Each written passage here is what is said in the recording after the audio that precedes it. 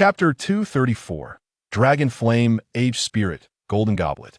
After finishing their ice cream, the two engaged in conversation for a while before returning to Hogwarts through the vanishing cabinet, finding themselves back in Riddle's chamber. Abraxas gazed at Riddle, who had just emerged from the cabinet, his dark robes stirring something within him. He had found Riddle's attire remarkably stylish during their last encounter, and today, young Tommy had demonstrated how effortlessly he dominated the entire scene. Abraxas suddenly comprehended why some individuals might develop an affection for characters in films. Moreover, he had previously promised himself that he could indulge in this outfit privately. "Tommy, pass me the mask." Abraxas intently observed Riddle's robe and uttered softly. Upon hearing this, Riddle halted his motion of opening the door. Riddle had begun to contemplate certain notions, yet he was uncertain if they aligned with his thoughts, and he turned around. Riddle met Abraxas's gaze, his mind still racing, and instinctively extended the mask towards him. After handing it over, Riddle cleared his throat and opened the door, suggesting they return to the bedroom for their amusement. Abraxas, clutching the mask, chuckled for a moment as he passed by Riddle, casually brushing his hand against his waist. Riddle had considered various clothing exchanges for their play, but delays had thwarted his intentions. He never anticipated that their first encounter would involve this ensemble. Closing the door, Riddle noticed Abraxas approaching the window, preparing to draw the curtains. With a flick of his finger, the gramophone in the room sprang to life. Listening to the music, Riddle approached Abraxas with lively steps and wrapped his arms around his waist. Slowly, Riddle pressed Abraxas against the window. Abraxas gripped the curtains tightly, observing their reflections in the glass, feeling Riddle's fervent breath brush against his ear. "Shall we play?" Abraxas felt a warmth enveloping his ears, yet he sensed it was not merely Riddle's sultry tone or the desire reflected in his eyes. It was the coolness of the floor-to-ceiling window and the dark lake outside that contrasted with Riddle's scorching breath. "Yes," Abraxas replied, and as he spoke, Riddle pried his hand from the curtain and drew him fully into his embrace.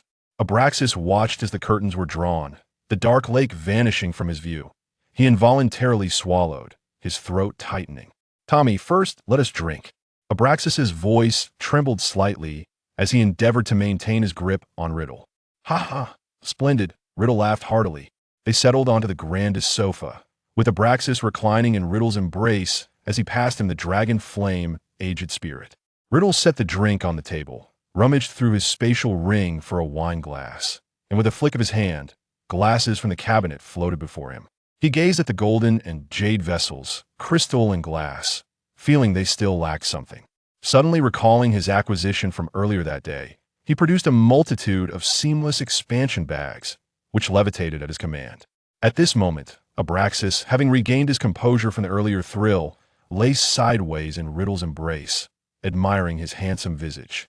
Abraxas encircled Riddle's waist with his arm, observing as he retrieved a collection of wine glasses, noting the bags floating between the living room and bedroom, accompanied by a gentle rustling sound. Countless gold coins cascaded from the bags, their crisp clinking echoing as they scattered across the floor. Abraxas watched in awe as crates of coins were hurled forth, forming a small mountain before them. Riddle emptied the crates of gold, dispelling the empty boxes, until he uncovered a treasure chest of the same size that remained locked. Noticing Abraxas's curious gaze, Riddle summoned 2 handfuls of gold coins, cleaned them, and presented them for him to play with. Abraxas squinted as he beheld the gold coins suspended above him, their enchanting glow shimmering under the light. He reached out and grasped them. Abraxas held the ancient coins forged from pure gold, scrutinizing the designs upon them to ascertain their era, Roman, Celtic motifs from the 1st century BC. Meanwhile, Riddle drew the chest closer, disinterested in deciphering the spell upon its lock. With a single motion of his hand, he crushed the chest effortlessly. Riddle extended his hand to shatter the magic contained within, obliterating the splintered wooden chest. The magical chalice revealed itself, crafted from pure gold, its elegantly rounded body adorned with 2 archaic handles. The raised relief depicted a Roman warrior driving a 4-horse chariot in pursuit of a dragon. The scene froze in time, the chariot's wheels lifted high, a spear thrusting forth from it, piercing the dragon's jaw. Above the chalice, a decorative band fashioned from oak leaves and acorns formed a crown of victory. The lower band was adorned with a flowing ribbon of victory entwined within a laurel wreath. After casting a spell to inspect it, Riddle lifted the chalice, playfully teasing Abraxas cradled in his arms. Abraxas had already noticed the mischievous grin on Riddle's face. He grasped at him a couple of times before seizing his arm, successfully acquiring the golden chalice. Lying in Riddle's embrace, Abraxas raised the chalice, examining it closely under the light. The upper rim was embellished with meander patterns and rope designs, while the edge of the base featured wave motifs, 5 layers of intricate reliefs and patterns. Abraxas squinted at the magical inscriptions above, recognizing that this was indeed the golden chalice, a symbol of victory and eternity, crafted during the zenith of the Roman Empire. Riddle gazed at the delighted Abraxas, who looked at the chalice with the innocence of a kitten, utterly adorable. Riddle chuckled softly, clearing the table of its contents in preparation to uncork the wine bottle. At that moment, Abraxas ceased his play with the chalice, contentedly gazing up at Riddle while cradling it. Those wretched, ancient purebloods, self-righteous in their superiority, had always attacked his family's lineage. Now, the very family that had once pranced about in arrogance lay extinguished, including that pompous cur a few years his senior. Before his graduation, he incessantly boasted of his father's prowess as a seasoned elder of the Wisengamot, yet his father had been reduced to a mere footnote beneath Riddle's heel. Abraxas felt a sense of release. That family had been shattered, and the chalice, emblematic of fate and legacy, now rested in his grasp. A fervent flame ignited in Abraxas's eyes. Perhaps it was not a matter of the future, for he was already there. At that moment, Riddle uncorked the bottle, a deep, resonant dragon's roar emanating from within, interrupting his thoughts, while a long, floral fragrance mingled with the scent of wine wafted to Abraxas's nostrils. Abraxas gazed eagerly at the wine bottle as Riddle smiled, retrieving the goblet from his embrace, conjuring a stream of clear water to cleanse the golden chalice. Riddle carefully poured the wine into the chalice, and as the dark red liquid flowed forth, he too detected the sharp scent of minerals, oak, and a medley of fruit aromas. Riddle also sensed the magical potency and the latent soul energy within the wine. He observed the golden chalice reacting as the liquid was poured, the patterns at its rim igniting, sealing the magic contained within the wine. Indeed, the use of the magical chalice is essential, Riddle remarked, lifting Abraxas slightly higher in his arms with one hand while extending the goblet toward him with the other. Chapter 235. Drinking. Abraxas reclined in Riddle's embrace, cradling the heavy golden chalice in his hands. He gazed into the cup, where the liquid shimmered like blood, and leaned down to inhale its aroma, which seemed to transform with every passing moment. "Tommy, may I drink?" Abraxas longed to indulge, yet he sensed the overwhelming magic contained within the vessel, recalling his father's admonition against drinking before reaching adulthood. "Go ahead, you may have nearly half." Riddle assessed with precision how much Abraxas could safely consume. "Fine," Abraxas conceded, understanding why his father had forbidden him from drinking. One bottle was merely enough for half a cup. Still somewhat anxious, he took a deep breath, lifted the cup to his lips, and touched the cool rim before taking a sip. The liquid had a solid-like quality, entering his mouth with a weightiness akin to tasting dragon's blood. As he savored the complex bouquet of flavors, he swallowed the ruby-red liquid. Instantly, a searing warmth radiated from his stomach, spreading throughout his body, causing Abraxas to widen his eyes in astonishment. He felt as though his very magic might erupt. One hand grasped the chalice while the other held onto Riddle's hand.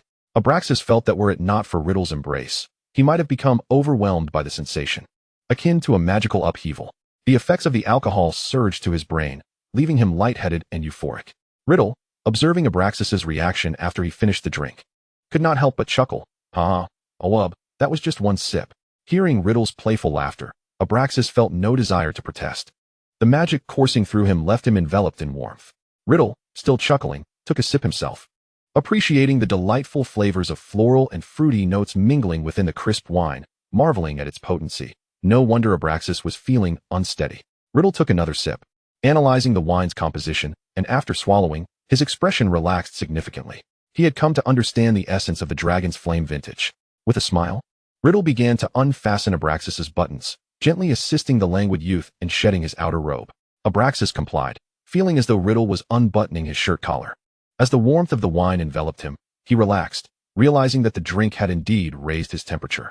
Although Riddle's actions grew bolder, even venturing beneath the fabric. Abraxas made no objections, merely reaching for the hand that held the chalice. Riddle, laughing, drew Abraxas closer, lifting the cup to tenderly feed him another sip.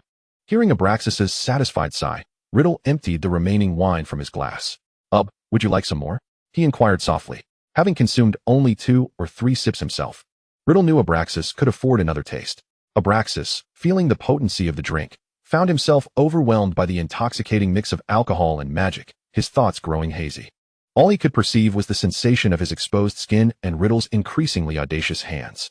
As Riddle continued to tease him, Abraxas's body tightened in response. Yet he remained silent. Riddle scooped Abraxas into his arms, rising to step atop a pile of gold coins, the sound of clinking echoing in the air. He carried Abraxas to the bed, and just as he began to remove his cloak, he heard Abraxas's faint protest. "No, keep it on. You're inebriated. And still wish to play?" Riddle replied, astonished. He felt compelled to commend Abraxas for his unwavering enthusiasm. "Play," Abraxas insisted, his gaze fixed on Riddle's waist as he lifted a hand. With a sigh, Riddle dragged Abraxas from the center of the bed to the edge, leaning down to allow him to explore. After a moment of touch, Abraxas felt slightly more composed, shifting to place his feet on the carpet. He intended to sit up, but instead tugged at Riddle's robe. Riddle, witnessing Abraxas's posture and perspective, decided against waiting for him to rise. Instead, he leaned down eagerly, grasping Abraxas's chin and indulging in a passionate kiss. As Riddle kissed him, his hands were relentless, swiftly exposing Abraxas's chest. Though the potent alcohol left Abraxas's senses in disarray, he still registered the sensations of their lips and bodies entwined, with Riddle's weight pressing down on his legs. He remembered his desire for wine amidst their intimacy. "In the middle, I want a drink," Abraxas murmured softly. At those words, Riddle momentarily froze, the implications of Abraxas's request swirling in his mind. The notion of keeping their garments intact while facing a pliable, more yielding Abraxas was tantalizing. Riddle rose, inhaling sharply, summoning the wine and chalice to him. He poured a fresh glass of the vibrant dragon's flame, raised it to his lips, and drank half before placing the cup on the bedside table. Should we wear the mask?" Riddle asked, clearing his throat, the movement of his Adam's apple betraying his excitement. "Put it on now, and take it off later," Abraxas replied. Recalling his earlier wish, he retrieved the mask from his space, realizing he had forgotten to remove his ring upon arriving at the bed. Yet, feeling too languid to bother, he glanced at Riddle, lifting his hand to slowly don the mask as Riddle leaned closer. The gramophone in the room had long since ceased its melody. Although Abraxas had witnessed Riddle put on the mask, he felt a rush of adrenaline as he took a deep breath, the familiar scent filling his nostrils as Riddle enveloped him completely. Abraxas gradually relaxed, gripping Riddle's cloak, his hands trembling but compliant. At that moment, Riddle, concealed behind the mask, was also breathing deeply, his heart racing at the sight of Abraxas, half-clad and seemingly apprehensive, only heightened his fervor. Riddle's chest heaved with anticipation. But he also allowed Abraxas to experience this intensity. Without hesitation, Riddle discarded the mask, letting it fall to the carpet as he lifted the hem of his cloak. Gazing down at the relaxed form of Abraxas on the bed, "Shall we drink now, or wait a moment?" Riddle asked in a low voice, inhaling deeply as silence blanketed the room. With a short, sharp breath, Abraxas formed the words silently, "Now." Riddle chuckled softly, skillfully lifting the glass to his lips to take a measured sip, then leaned down to feed Abraxas the wine. As Riddle observed Abraxas's eyes glaze over once more, he felt a thirst of his own, finishing the contents of his glass before tilting the bottle back, draining it entirely, then chuckling as he leaned closer. Chapter 236. They were like two wicked dragons. October 27th, Sunday. Riddle awoke in his quarters, the light dim yet sufficient to reveal the beauty nestled in his arms. Last night's memories flickered through Riddle's mind, and a subtle smile played at the corners of his lips. He took a deep breath and unconsciously caressed the smooth, delicate back of Abraxas. Turning his gaze to the living room, he noticed the towering piles of gold coins, reaching heights surpassing even the bed, while a fallen wine bottle and a golden goblet rested upon the nightstand. Riddle found himself in agreement with Genghis Khan's words. Indeed, the greatest joys in life stem from plunder. As he gazed at Abraxas in his arms, he recognized that the truest happiness lay in spending a wonderful night with his beloved. With tenderness, Riddle brushed through Abraxas's tousled golden locks, his eyes fixated on the exquisite profile before him.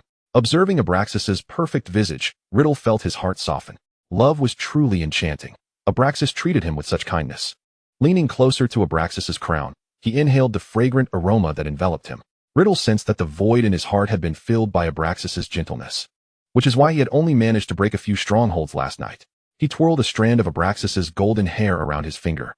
Relishing the previous night's events, he felt an overwhelming sense of power, a deep and profound pleasure in his ability to obliterate everything in his path. Without Abraxas, he might have continued on this path until the thrill waned and boredom set in. Taking another breath of Abraxas's scent, he resolved to attend to more pressing matters. Releasing the hair and lifting his fingers, Riddle retrieved his spatial ring and began to sort through its contents, considering what treasures he might present to Abraxas. He tidied up the gold coins in the bedroom, replacing the flowers on the nightstand with a bouquet of pink and white eustomas. As he admired the flowers, he felt Abraxas stir in his embrace, followed by a soft sound. He tossed the ring aside and cradled the gently moving Abraxas close. Riddle's fingers wove through Abraxas's hair, massaging his scalp while meticulously inspecting him. He noticed Abraxas nuzzling closer, perhaps with a hint of grievance. "What troubles you, my dear?" Riddle gently cooed. As he caressed Abraxas's back, he could find no apparent issue, yet he continued to cast healing spells upon him. Abraxas lay against Riddle's warm body, draping an arm over his shoulder. Although he was questioned, Abraxas was unsure of what ailed him. He simply desired to be close, like a child seeking comfort. As Abraxas prepared to speak ill of the wine from last night, he recalled that it was indeed something he had requested. He remembered the sensation of his bare skin against Riddle's robe, pleading for him not to wear the engagement ring at such a moment. That wine was far too potent. Abraxas exclaimed with laughter, collapsing against Riddle in delight. Hearing Abraxas's laughter brought Riddle a sense of relief, realizing it stemmed from fond memories of the previous night. "Is that so?" Riddle teased lightly. "Indeed," Abraxas affirmed with unwavering conviction, before playfully scratching Riddle's chest with his fingertips. "I pilfered 3 bottles last night," Abraxas interjected, planting a joyful kiss on Riddle before he could finish his thought. Riddle chuckled softly, tenderly caressing Abraxas's back and pulling the silk quilt over them. "Tommy, what splendid wines do we have?" Abraxas asked, a gleam of excitement illuminating his face. Take a look," Riddle replied, retrieving the ring and placing several bottles on the nightstand. Abraxas, intrigued by the sound, peered over and discerned that 2 of the bottles were fire dragon wine and 1 was black dragon wine. Wow. Abraxas's mind raced with plans for how to enjoy the 3 bottles, though he hesitated, not wanting to drink just yet. As he pondered which occasion would be fitting for such indulgence, he heard Riddle's voice. There's another delightful piece of news. After last night's drinking, I've managed to create something." Riddle leaned down to kiss Abraxas's forehead. "That truly is wonderful news," Abraxas said, reaching out to caress Riddle's cheek. However, his enthusiasm for the dragon flame wine had diminished. He felt that consuming it would somehow diminish its value. At that moment, Abraxas observed Riddle smile, and with a flick of his finger, the curtains parted, allowing the light reflecting off the lake to flood the bedroom. Abraxas beheld the golden glow within the room and turned to look. Wow! His eyes sparkled as he gazed at the sea of coins, their brilliant luster captivating him. He sat up, dragging the quilt with him, eager to descend and explore. "Tommy, what are you doing?" Abraxas called out, realizing he could not leave the bed as Riddle had caught hold of the corner of the blanket. He tugged again, but found himself unable to move. Riddle, amused by Abraxas's pouty expression, sat up and fetched a fresh set of pajamas, preparing to dress him. Abraxas willingly extended his arms, lying back down as Riddle helped him into his sleep pants. Once Riddle had successfully dressed him, he leaned down to kiss Abraxas's cheek. Abraxas returned the kiss. But just as he intended to step barefoot onto the carpet, Riddle scooped him up. "No going barefoot," Riddle declared, using his magic to slip shoes onto Abraxas's feet. Elated, Abraxas made his way to the pile of coins, each step producing delightful clinks as he began to play among the golden treasures. He reveled in the sound of coins colliding, watching as they rolled beneath his feet. After a while, he lay back, tossing handfuls of coins into the air, squinting his eyes to listen to the enchanting symphony of clinks. Riddle, now dressed in his pajamas and slippers, stood nearby, watching Abraxas play. He understood that Abraxas, much like a dragon, had an insatiable love for gold and jewels. Riddle crouched down, teasing Abraxas with a gem as he lay amidst the coins. Abraxas squinted, extending his fair, slender hand to seize a blue gemstone. He examined it in the light, recognizing it as lapis lazuli, a once highly prized gem of ancient Rome. Though its value had diminished over time, he set it atop a nearby pile of coins, and then picked up a fist-sized green gem, emerald, a color reminiscent of spring. He held it up, scrutinizing it under the light, as if it were the very stone of spring itself. Riddle watched as Abraxas became engrossed in the emerald, envisioning him as a playful kitten with a prize. Eventually, Abraxas unearthed a massive diamond, which sparkled brilliantly in the sunlight. Sitting atop the pile of coins, he clutched the gemstone, swaying it in the light. Tommy was indeed generous, the most generous person in the world. The 2 gems he held were worth at least 200,000 pounds. Yet, in his heart, he regarded them, much like the golden goblets, as mere toys for his amusement. Abraxas squinted with delight, feeling fortunate indeed. Riddle chuckled softly, lying back on the coins and wrapping his arms around Abraxas's waist. Gazing up at him, his platinum blonde hair glistened under the sunlight, but it was his striking gray-blue eyes that captivated the most, far surpassing the allure of any tattered sapphire. Riddle reclined comfortably against a pile of gold coins, listening to the clinking sounds, mesmerized by the fleeting glimmers of gemstones, while savoring the crisp metallic scent of gold mingled with the fragrance wafting from Abraxas. In Chapter 237, titled The Lawn, Rolling About, Riddle observed Abraxas, who, having seemingly exhausted his playtime, appeared eager to find a place to stow away the diamonds and gems. He meticulously organized the trinkets, preparing the clean and sorted items for Abraxas. Don't play for too long. Once I've washed up, it'll be your turn, and we need to have an early meal. Riddle gently reminded him. All right, Abraxas replied with apparent nonchalance, flipping through the documents in the small box before him. His commitment was fleeting. He had already planned to delve into the treasures once Tommy had departed, relishing the multitude of boxes he had amassed for his amusement. Riddle continued to observe, propped against the mound of gold, embracing the opulence radiating from Abraxas. After a moment, he admired Abraxas's perfect profile as he bowed his head, smiling at his beauty before rising to head to the washroom. Riddle mused that such activities should become a regular occurrence. It was entirely natural for Abraxas to play amidst gold coins, and indeed, it was quite enjoyable. Ultimately, after Riddle finished washing up, he found himself reluctant to leave Abraxas, who was so engrossed in his treasure. Riddle even assisted Abraxas with the buttons of his shirt. When Abraxas donned his morning robe, he made a beeline for the gold pile, decadently draping himself atop it. He patted the space beside him, beckoning Riddle to come closer. Riddle, having also donned a morning robe, joined him. Abraxas, you didn't play with the gold galleons I gave you last time, did you? Riddle mused, puzzled by Abraxas's behavior. It's different, Abraxas replied, pausing thoughtfully. It seems that galleons and coins are not quite the same. He had initially been unsure, yet upon reflection, he grasped why the treasures captivated him today. This was the wealth of their enemies. Abraxas realized that, much like Riddle that morning, the assets of foes held the most significance. Understanding this, Abraxas no longer wished to lounge atop the gold, and instead pulled Riddle toward the sofa. He deliberately chose the side of the sofa that afforded a view of the glittering treasure. Stripping off his robe, he casually brushed his fingers against Riddle's face. Riddle, slightly bemused by the gesture, smiled in response.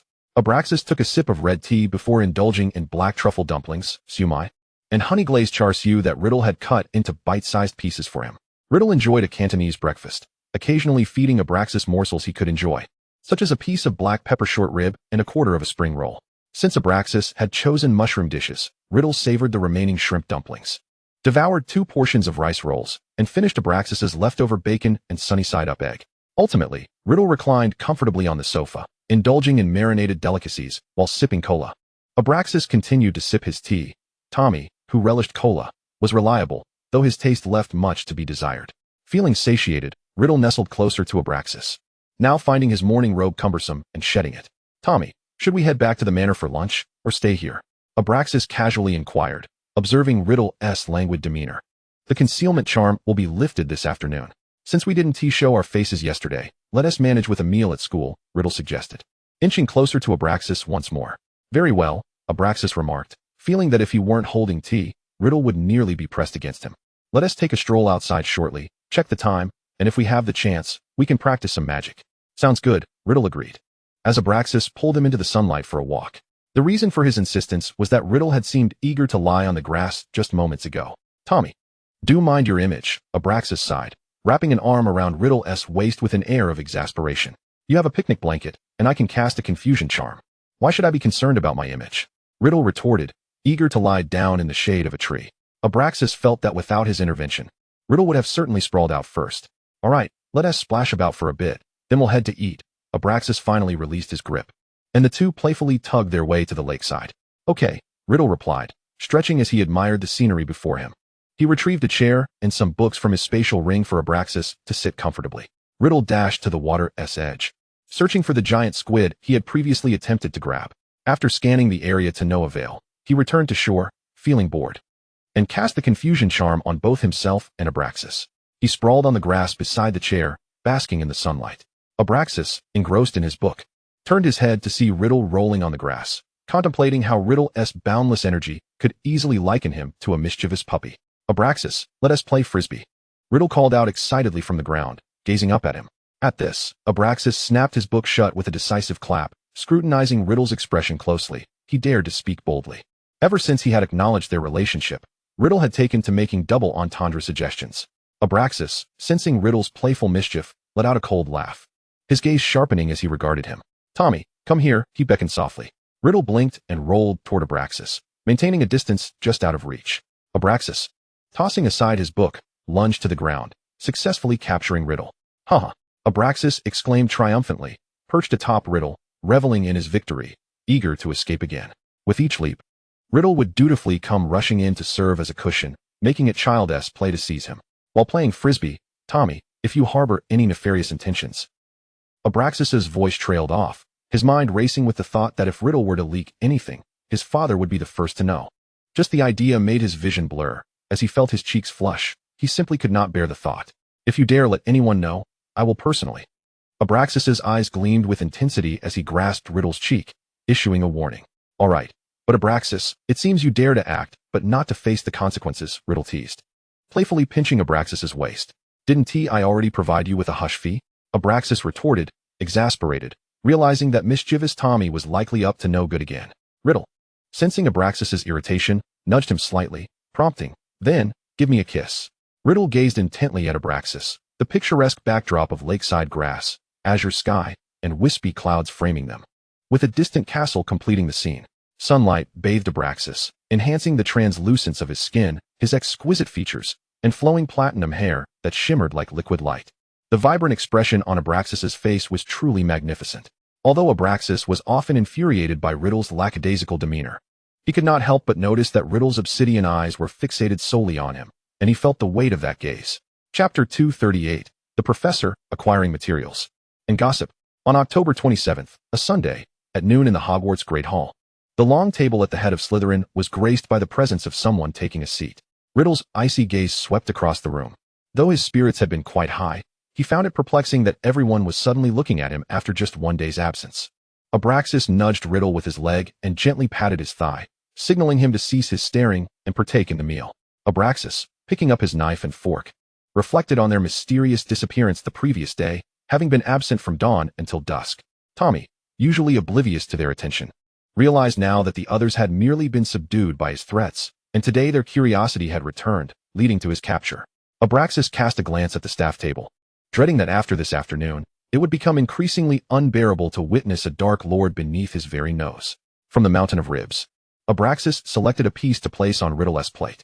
Riddle smiled at him before diving into the dish, which he had specifically ordered, spicy, fragrant, and perfectly tender.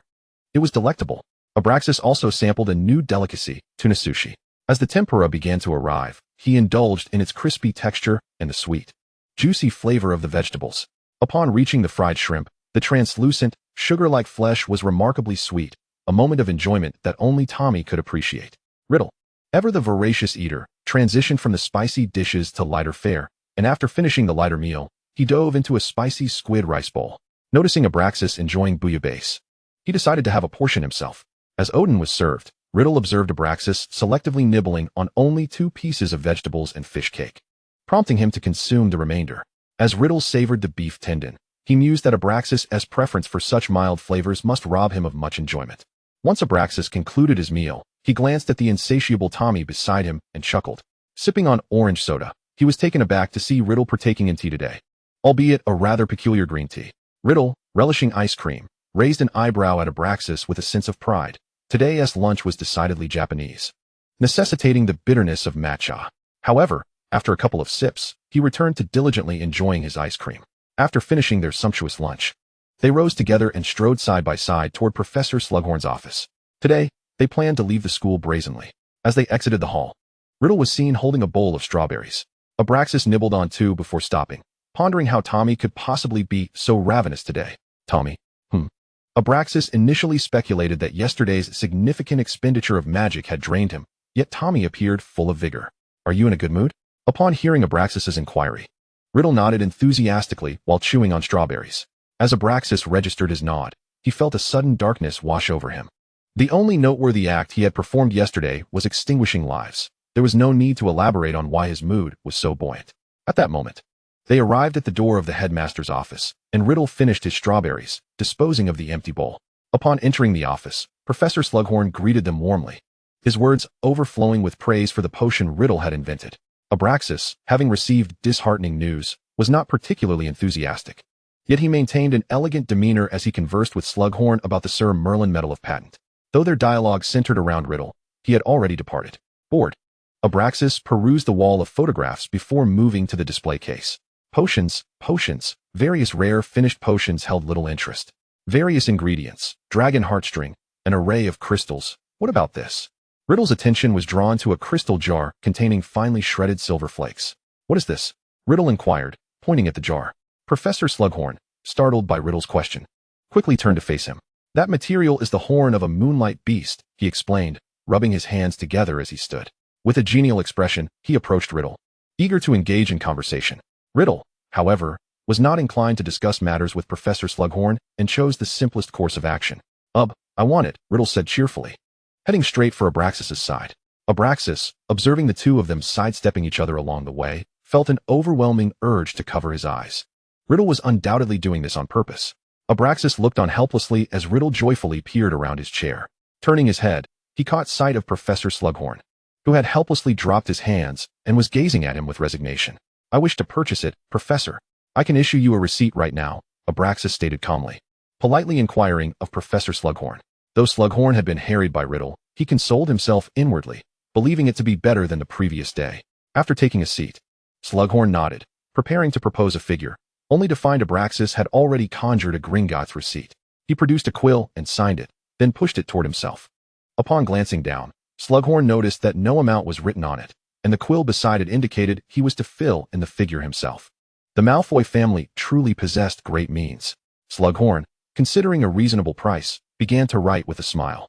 After completing the check, he shook it to check if the ink had dried and was suddenly struck by the realization that the vault number was incorrect. What vault is this? Slughorn inquired, looking at Abraxas with surprise. He was familiar with the Malfoy family S number, knowing that Abraxas had previously purchased a batch of materials for potions from him. Slughorn's eyes brightened. He had also heard rumors that Riddle gifted him a vault. Upon hearing this, Abraxas recalled that he was preparing to calculate profits by the year's end. Thus he had been using it recently. This is Tommy's vault, Abraxas clarified, observing Slughorn's expression shift to one of excitement. He issued me a certificate. We can use it together. Slughorn's eyes gleamed with intrigue, and the prospect of sharing a vault was alluring. But does he have a vault solely for you? Chapter 239. Abraxas's slip at his father's expense, reputation at stake. Professor Slughorn sensed that there was no smoke without fire and had asked a question. Riddle remained relaxed, resting his hand on Abraxas's chair back, his expression resembling that of a spectator enjoying the show. In Abraxas's mind, flashes of the substantial amount Riddle had gifted him crossed his thoughts. He had sent me a considerable sum a long time ago, Abraxas could only vaguely state. Professor Slughorn regarded Abraxas as someone who truly understood the art of conversation and social finesse. For the Malfoy family, what constitutes a substantial sum of money has been humorously trivialized by Riddle. Abraxas discerned the exasperated gaze of Professor Slughorn, who seemed to be at a loss. Little Tommy has been a benefactor to the family, and today he has bestowed yet another gift. Sighing inwardly as he realized he has accumulated assets equivalent to approximately 4 Malfoy family fortunes. He has graciously gifted me a communications patent, which can be considered a veritable vault. In light of Riddle's reputation, Abraxas felt compelled to elaborate. Professor Slughorn, squinting with amusement, seemed to be genuinely delighted by the gifts. Yet the patent? A potion patent, indeed, is akin to a treasure trove.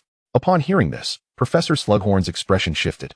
As if he found this generosity somewhat excessive. Was merely a patent all he had received? A potion shop, a veritable vault in its own right. Professor Slughorn regarded Riddle with a mixture of skepticism and pride. It was indeed true that no master potion maker had ever joined the Malfoy establishment, and the quality of potions there was undeniably high. Could Riddle truly be so reliable? Observing Professor Slughorn's dubious demeanor, Abraxas surmised that by tomorrow, this news would be common knowledge. Thus, he added, last night, he also gifted me a vault from the deepest recesses of Gringotts. Abraxas noted the director's expression turn into one of astonishment, and he felt a sense of satisfaction. This morning, he gifted me several 100,000 ancient gold coins. As Abraxas examined the coins, he realized they spanned various periods. Well, director, We have matters to attend to this afternoon, so we must take our leave. Abraxas felt it prudent to curtail Professor Slughorn's inquiries, for what he had just revealed was tantamount to an implicit admission of Riddle's actions the previous night, which was ample. Stunned into silence by the revelation, Professor Slughorn watched as the two of them vanished into the fireplace. He pondered how much wealth might lie within that deepest vault, and how it compared to the coins. What a fortune it must be. At that moment, he overheard Riddle's parting words. Director, if you cannot fathom it, just observe tomorrow's daily profit. I have been most generous. Professor Slughorn gazed at the fireplace, wondering what news could possibly reveal such an amount. He did not linger on this thought, nor heed the gleaming communications book on his desk. Settling at his desk, he munched on a piece of candied jackfruit and began to calculate, relying on his experience to tally the patent fees and the profits from the two potion shops. When he reached the mention of the deepest vault in Gringotts, he simply inscribed a question mark. Upon noting the several 100,000 gold coins, he similarly marked it with an imposing question mark. Contemplating the enormity of that sum, he again inscribed a question mark. These three figures had an excessively broad range, yet the total he had roughly estimated left him astounded. Riddle was indeed lavish. The two companions arrived in the parlor, and Abraxas awaited Riddle to tidy their garments before seizing his collar, contemplating whether he should divulge more information. Just as he was about to speak, he noticed a peculiar expression on Riddle's face, a hint of guilt in his eyes. Tommy, sighed Abraxas. Hearing Riddle's tone, Abraxas felt as though he had unwittingly confessed, igniting his ire, and he bit down in response. Ouch, Abraxas, I was wrong, Riddle exclaimed, complying readily with the playful reprimand. Even if Abraxas hesitated to be harsh, Riddle felt compelled to vocalize his discomfort to provide Abraxas with a means of retreat. Abraxas, father is coming, Riddle hastily announced upon hearing footsteps. Abraxas released his grip, observing the mark left on Riddle's face, and then seized the other side. You scoundrel, do you think I believe you? Abraxas shook his face, noticing the glance from little Tommy. Just then, Abraxas heard the approaching footsteps and dared not turn around. Yet he could not lower his hand, hoping to shield Riddle. Silently mouthing the words, tooth mark, Riddle promptly composed himself and gave a slight nod. Abraxas naturally withdrew his hand and strolled toward the sofa, feigning surprise at the sight of his father. Father, you have arrived. Abraxas greeted him with a smile. Yes, I have, Septimus noted, observing his son's domineering demeanor. He was astonished. While Abraxas was typically a bully, his behavior in private was markedly more brazen. Septimus glanced at Riddle, whose face bore a smile, and found it hard to reconcile this amiable demeanor with the events of the previous night. Taking a seat opposite them, Septimus regarded Abraxas, contemplating how appearances can be deceiving. Abraxas also caught his father's gaze and shifted his attention back to Riddle, prompting him to speak. Go on, tell us. Riddle understood the urgency to confess his misdeeds in order to extricate Abraxas from an awkward situation. Haha, last night, I simply helped that Alec manage the order. Riddle attempted to phrase it more delicately, but under the circumstances, this was the best he could muster. Abraxas observed the freshly brewed tea brought by the little house elf and took a sip, choosing not to inquire further, allowing his father to experience little Tommy's knack for annoyance. Helping manage order in Nocturne Alley? Septimus recalled reports he had received, noting that several family strongholds had been cleared from the black market, disrupting their business. What you did was commendable, Septimus nodded at Riddle. The families expelled from the black market were not of high repute, and their affiliations were historically antagonistic to the Malfoy family. Septimus recognized Riddle's cleverness. Openly supporting the black market while still feeling insufficient was quite audacious. Furthermore, eliminating an ancient and powerful pureblood family, and then having the capacity to dismantle so many other families' influence, was quite an achievement. After all, these families had always been enemies, and reconciliation was impossible. This precedent was indeed commendable. Should anyone delve deeper into Riddle's whereabouts from that night, the intimidation factor would be maximized. Abraxas, observing his father's approving nod, realized that they were indeed adversaries of their family. Little Tommy was undoubtedly acting out of personal vendetta, having just received the list. He was already up to no good, yet Abraxas could not voice his concerns. Sipping his tea, Abraxas silently watched Riddle put on a show before his father. Chapter 240, The Ministry of Magic Investigation. After exchanging a few pleasantries, Septimus ascended to his study, for the Ministry of Magic's efficiency would soon lead to inquiries, and the word would spread rapidly among the families. As soon as Septimus settled in his study, he noticed several communication tomes shimmering on his desk. Once his father departed, Abraxas immediately set down his teacup and playfully kicked Riddle, who clung to him obstinately. Abraxas regarded this charming figure, who had nestled into his embrace, and thought it harmless to indulge him a little. All right, let us proceed with our plan to act separately, Abraxas declared, affectionately ruffling Riddle's hair. Ouch, my face hurts. I don't want to do this anymore, Riddle muttered, nestled against Abraxas, taking deep breaths without raising his head, his tone utterly petulant. He had no intention of extricating himself from Abraxas's embrace. He sought to savor the moment. Amused by Riddle's antics, Abraxas found it hard to contain his laughter. The tooth mark was gone, yet Riddle continued to feign pain. Speak, what do you desire? I can't think of anything. I just want to lie down for a while. Riddle adjusted his posture and reclined directly upon Abraxas's lap. Abraxas understood that Riddle merely desired closeness, a gentle squeeze at the nape of his neck. He needed to manage time judiciously, ensuring everything was prepared before their arrival. Abraxas also relaxed against the sofa. The Ministry of Magic was sluggish, and he would soon have everything ready. Riddle believed that upgrading the manor's protective measures was a mere trifle. When the time came, he would retrieve the memories. And if anyone were to come, they were to summon him. Abraxas softly cautioned Riddle. So, shall we engage in a brawl? Riddle gazed up at Abraxas. He perceived that the Ministry's investigation team daring to approach was a provocation. It was not merely a matter of a scuffle. He intended to pay a visit to the Minister of Magic's residence that very night. There was little satisfaction in dealing with them. If they dared to come with such a poor attitude, they would meet their end tonight, Director.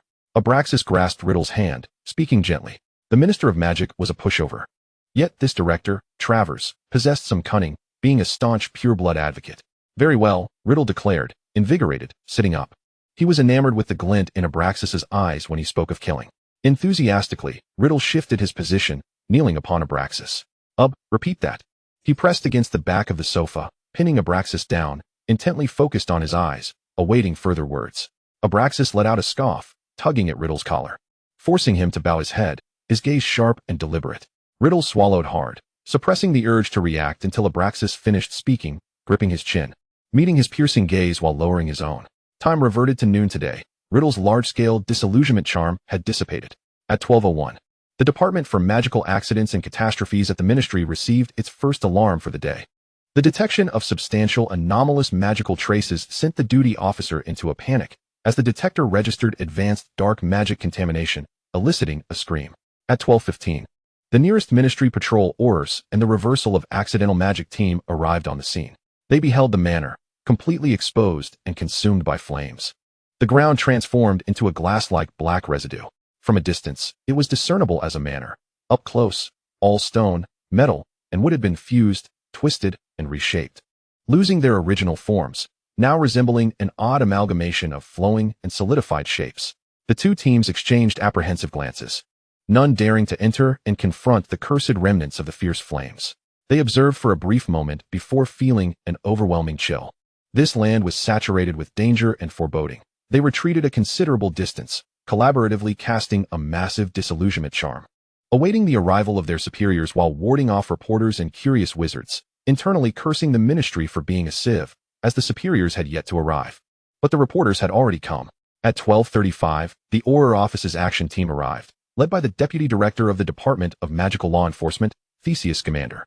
Theseus and his team crossed the barricade and ventured into the forest, where they could see a section missing from the landscape, revealing the manor that loomed like a hellish apparition.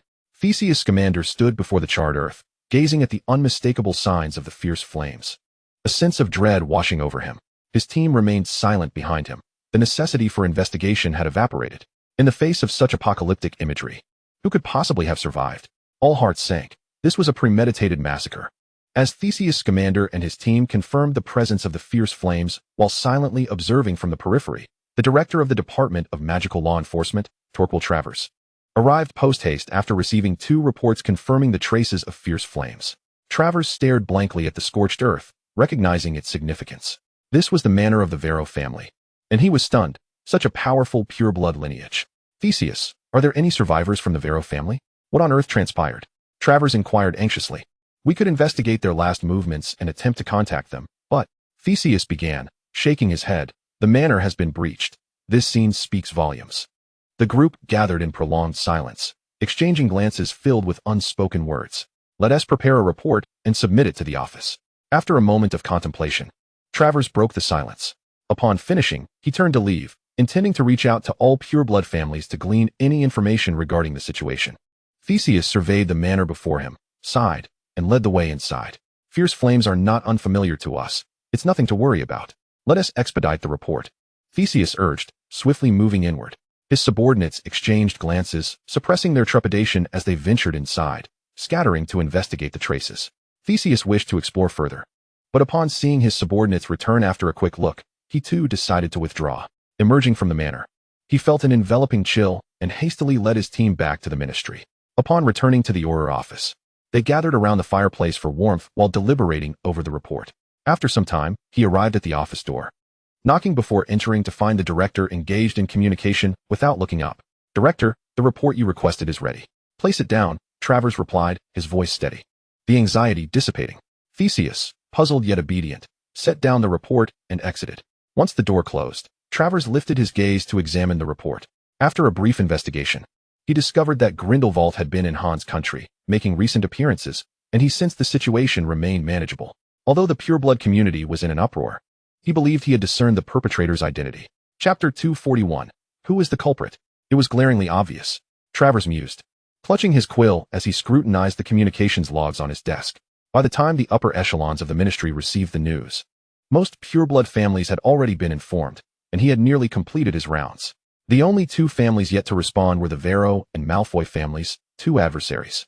One family had been entirely eradicated, while the other remained silent. Leaning back in his chair, one hand resting on his chin, Travers contemplated. Realizing that the culprit had not concealed themselves, they had already been identified. Travers picked up the report, reflecting on the Malfoy family's escalating frenzy. Upon reading that the manor had been forcibly breached, with the remaining traces of magic concentrated at the entrance and courtyard, his expression grew grave. The ashes of the bodies lay within the courtyard. Prior to the conflagration, the family's members had been purged. The fierce flames merely bore witness to the devastation. The perpetrator must have methodically plundered this once mighty pureblood lineage.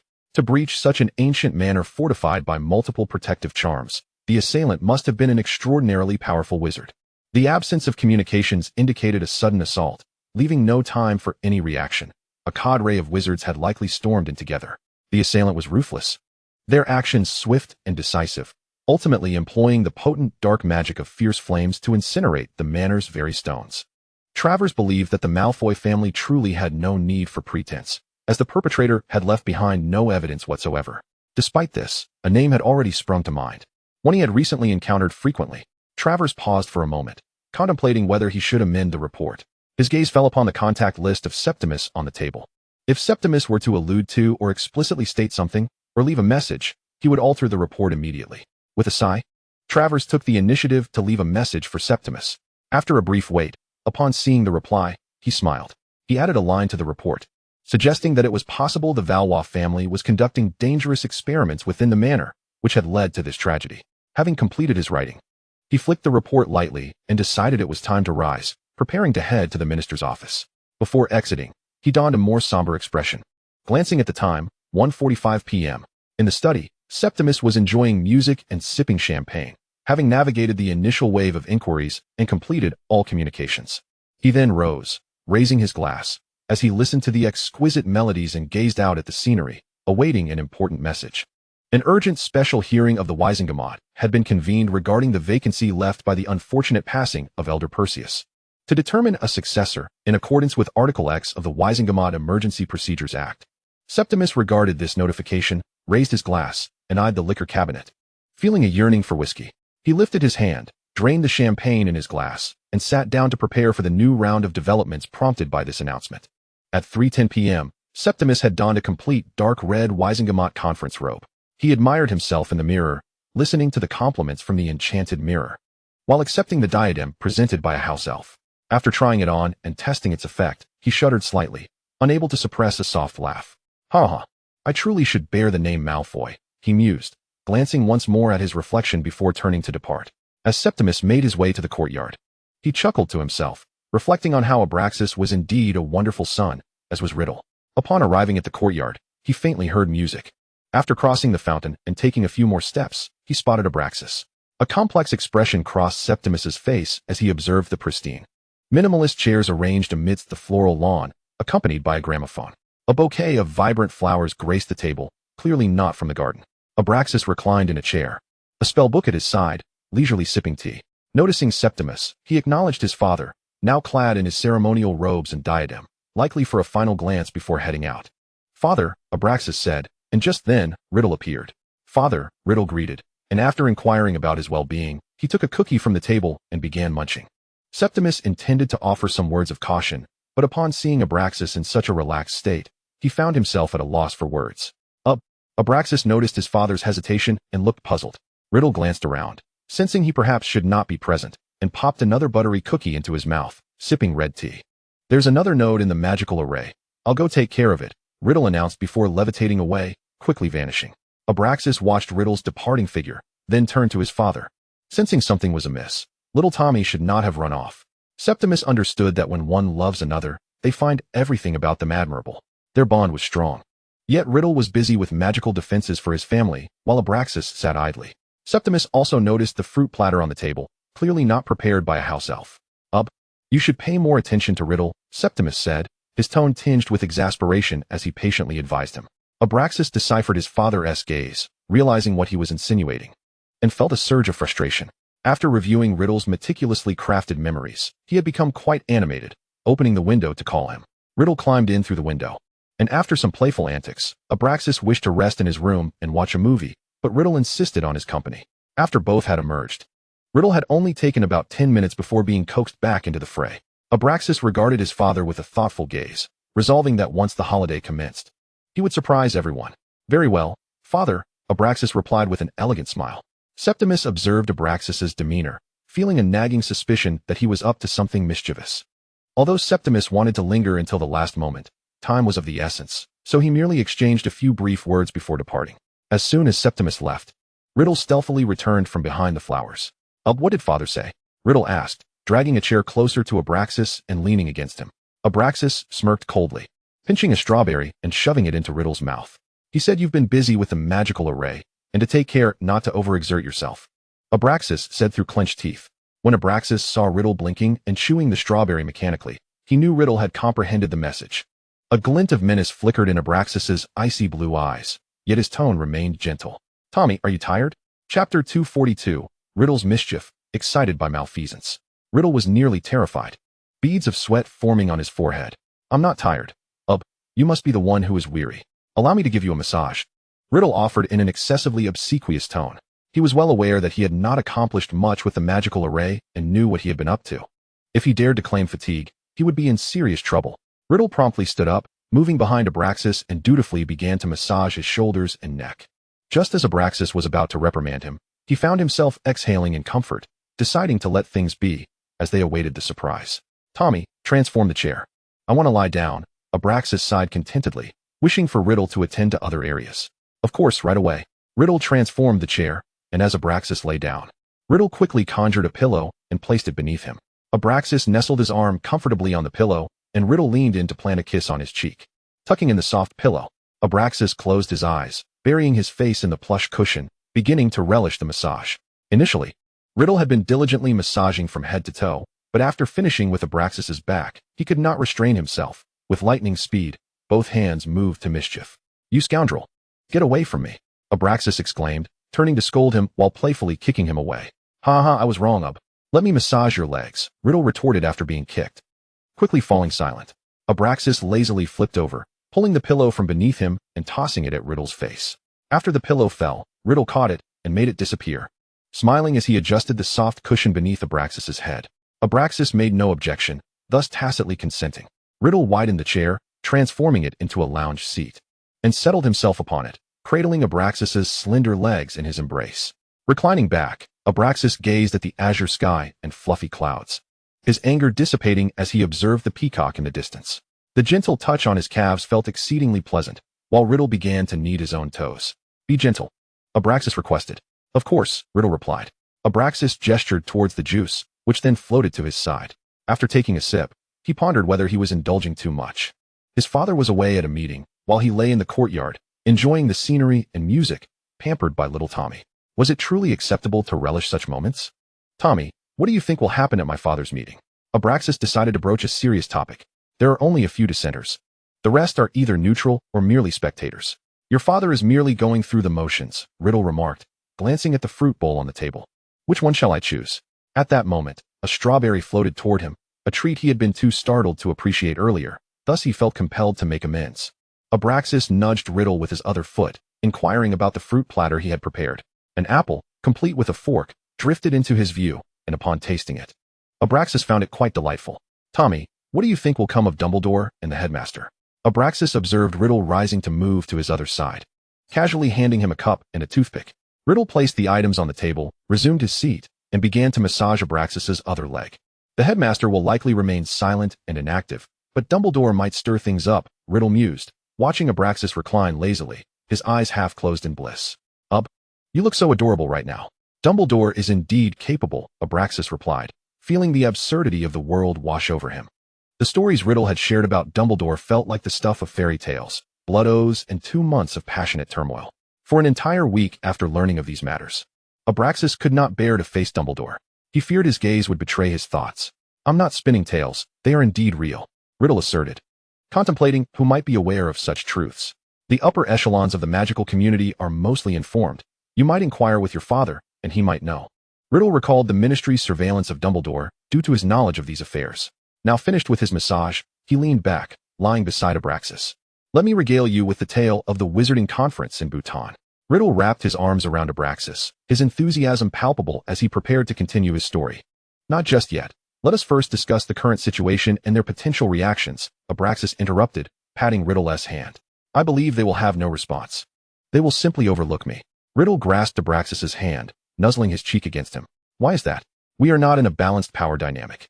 "I alone could eliminate both of them," Riddle whispered. He tightened his embrace around the curious Abraxas, who was now resting on him. "If we consider only the strength I exhibit, they cannot overpower me. I possess no vulnerabilities. Why introduce me as a variable?" Abraxas shifted positions, resting his head on Riddle's arm, gazing at the sky as he played with Riddle's fingers. You don't?" Abraxas chuckled, his tone teasing. "I only regard the Malfoy family. As long as I can protect you all, that is not a weakness." Riddle perceived both of them as astute individuals. This was a sensitive subject. Thus, they will weigh their options. The moment they threaten you, you will retaliate. Abraxas recalled Riddle's previously shared devious strategies. "Indeed, one harbors ideals, the other dreams. I seek nothing but to disrupt their plans." As Riddle contemplated his potential actions, his tone brightened. "Dumbledore is a given. He is overly cautious, a pacifist, a soft target ripe for manipulation. And then there's Grindelwald. While I do not harm the weak or the ill, my focus remains on ideals, aspirations, and propaganda. If I eliminate his subordinates and publicly humiliate him, that would suffice." Abraxas listened intently, contemplating Riddle's words, feeling a sense of foreboding at the mention of Tommy. He realized that Riddle, of his caliber, was truly not to be trifled with. Abraxas understood that neither Dumbledore nor Grindelwald would find a rationale to confront Tommy. Currently, Tommy held little power and no political stance. He merely aspired to rule. Engaging with him would yield no rewards and could lead to being targeted instead. Abraxas observed the excitement in Riddle's eyes as the topic of mischief arose. "All right, tell me about the Bhutan Conference and how Dumbledore triumphed." "Very well. This tale begins with Dumbledore allowing Newt to steal the blood oath. Chapter 243. Septimus had also learned a few things. The Malfoy family had begun to shift allegiances. As Riddle and Abraxas embraced in the garden, the atmosphere was delightful as they shared Dumbledore's dark history. When Riddle gossiped about why the blood oath had only targeted him, Dumbledore sat with a somewhat grave expression, surveying the expansive meeting hall, observing the elders seated regally in their tiered crimson chairs. Following a report from the ministry concerning the death of an elder, a secret meeting was convened within the Wisengamot.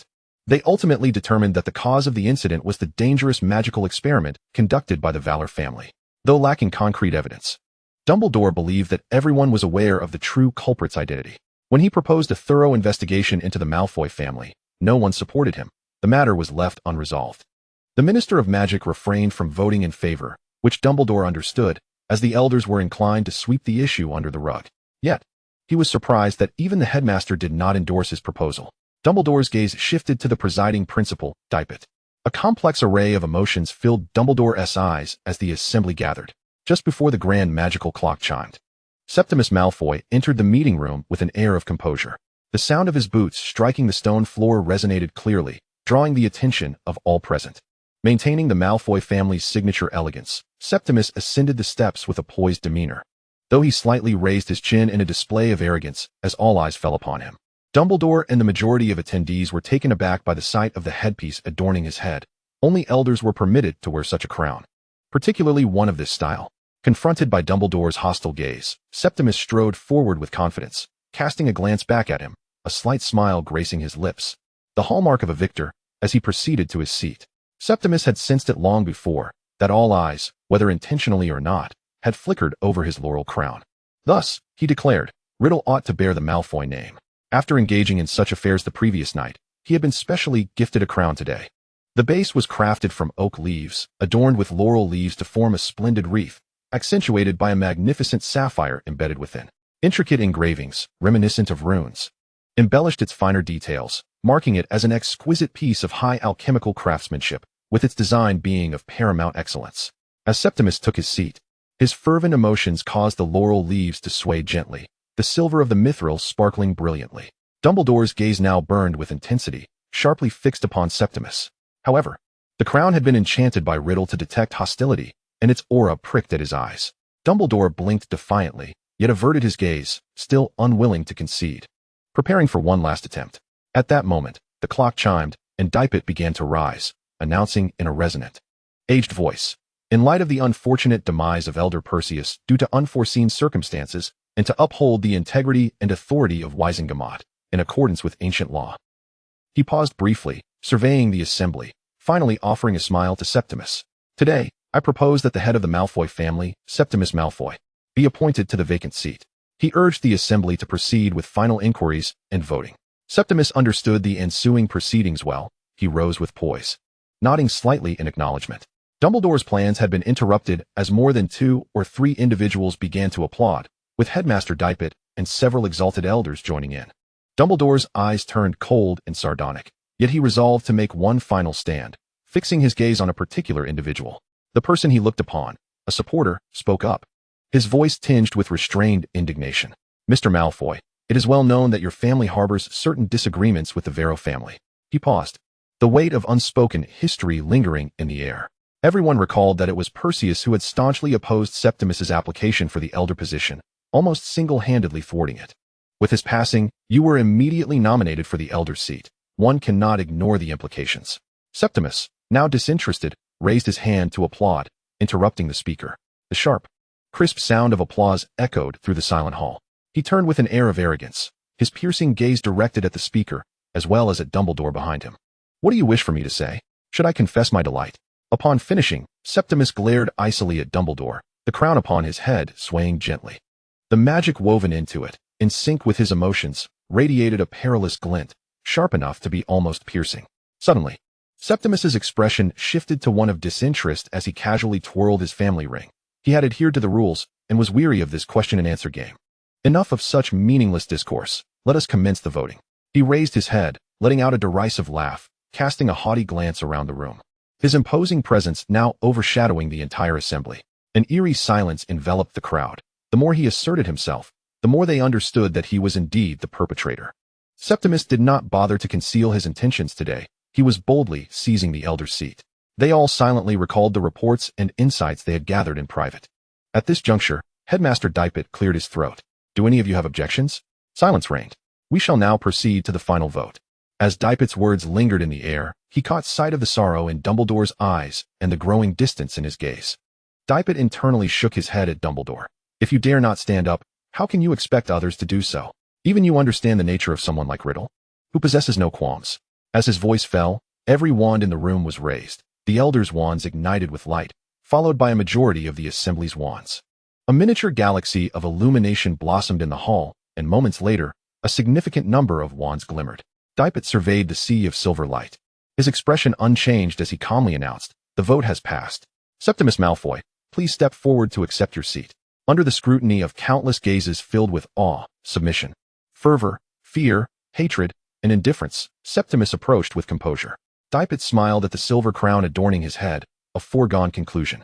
As the chief sorcerer, he draped a heavy silver magical sash over Septimus's shoulders. Septimus regarded the sash, which radiated a silvery glow, smiled, and gracefully turned to face the assembly. As everyone began to rise, Dumbledore remained seated, listening to the resounding applause echoing around him, watching as Septimus's lips curled into a proud smile, his demeanor vibrant and triumphant. A profound wave of despair surged within Dumbledore. Everyone knew him to be the murderer, yet he was crowned as an elder, bedecked in laurel and sash. What a wretched state of affairs. Chapter 244, The Viewing Platform. After completing his social engagements, Septimus was the first to exit the Grand Assembly Hall, adorned in his sash and crown, striding toward the Ministry of Magic amidst astonished gazes. His steps retained the characteristic elegance of the Malfoy lineage, as he nodded graciously to officials who approached to offer their congratulations. Finally, under the attentive farewells of the Minister of Magic and the head of the Department of Magical Law Enforcement, he arrived at the fireplace. Surveying the ministry, which appeared particularly transformed today, he chuckled and stepped into the hearth. Upon emerging from his own fireplace, the sounds of fireworks erupted in celebration. Just as the flue powder dust on his robes was brushed away, magical fireworks cascaded down upon him. Ha ha! Septimus laughed, gesturing towards the two. Riddle and Abraxas had set off more fireworks, reveling in the jubilant atmosphere. Abraxas, noticing the sash and crown adorning his father's figure, joyfully embraced Riddle, exclaiming, "This is your long-held ambition."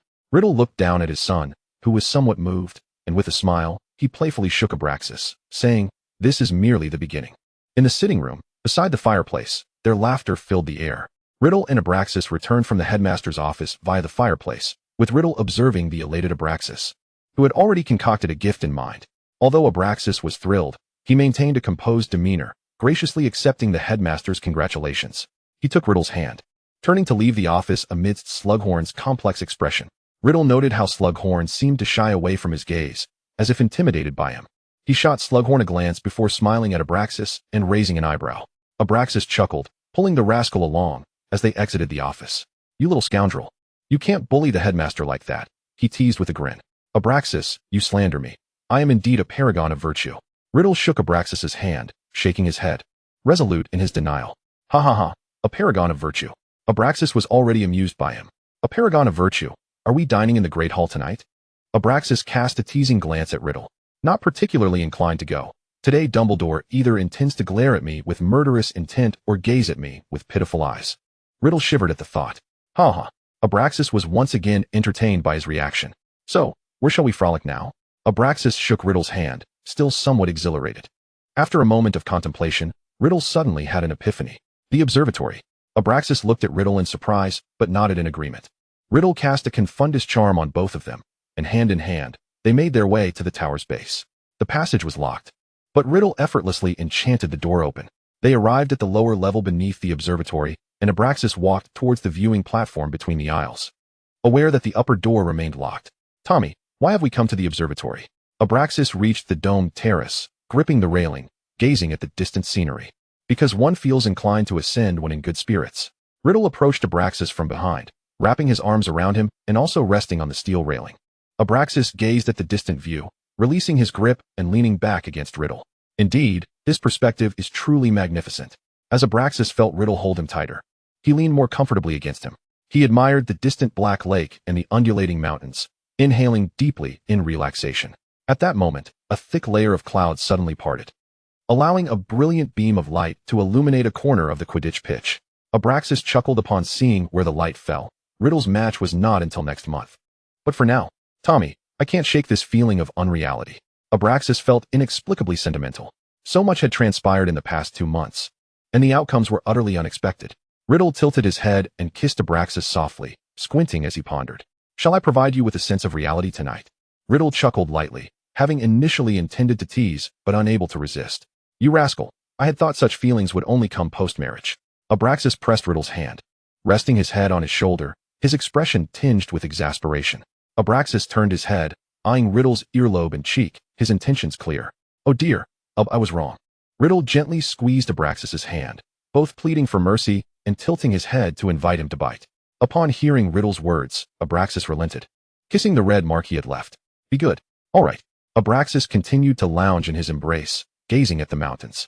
"I must say, our relationship is remarkably splendid. Few can achieve what you have done." Abraxas felt a twinge of guilt after speaking, as if he ought not to have bitten him. Yet he reconsidered, acknowledging that it was a matter of principle. Little Tommy deserved warnings every day, for we shall surely wed. Riddle spoke these words with utmost sincerity. He gazed into Abraxas's beautiful gray-blue eyes, observing the joy reflected within, and planted a gentle kiss on the corner of his eye. "We will be together forever. Marriage is merely a matter of time. We are already inseparable. It feels as if we are wed." Riddle looked towards the distant black lake and mountains. Holding his beloved tighter, he had begun to develop a fondness for Hogwarts. Riddle would forever remember September 1st, 1938, The day he first laid eyes on Abraxas during the feast in the Great Hall. Just a glance. And it seemed his heart and mind were utterly captivated by this enigmatic individual. Although Abraxas was betrothed to him, thus belonging to him, Riddle found himself growing fonder with each passing day, eagerly anticipating the future. Riddle gazed deeply at Abraxas, realizing that what they possessed was not mere desire, but profound love. Indeed, your straightforwardness leads me to feel as though we are already married.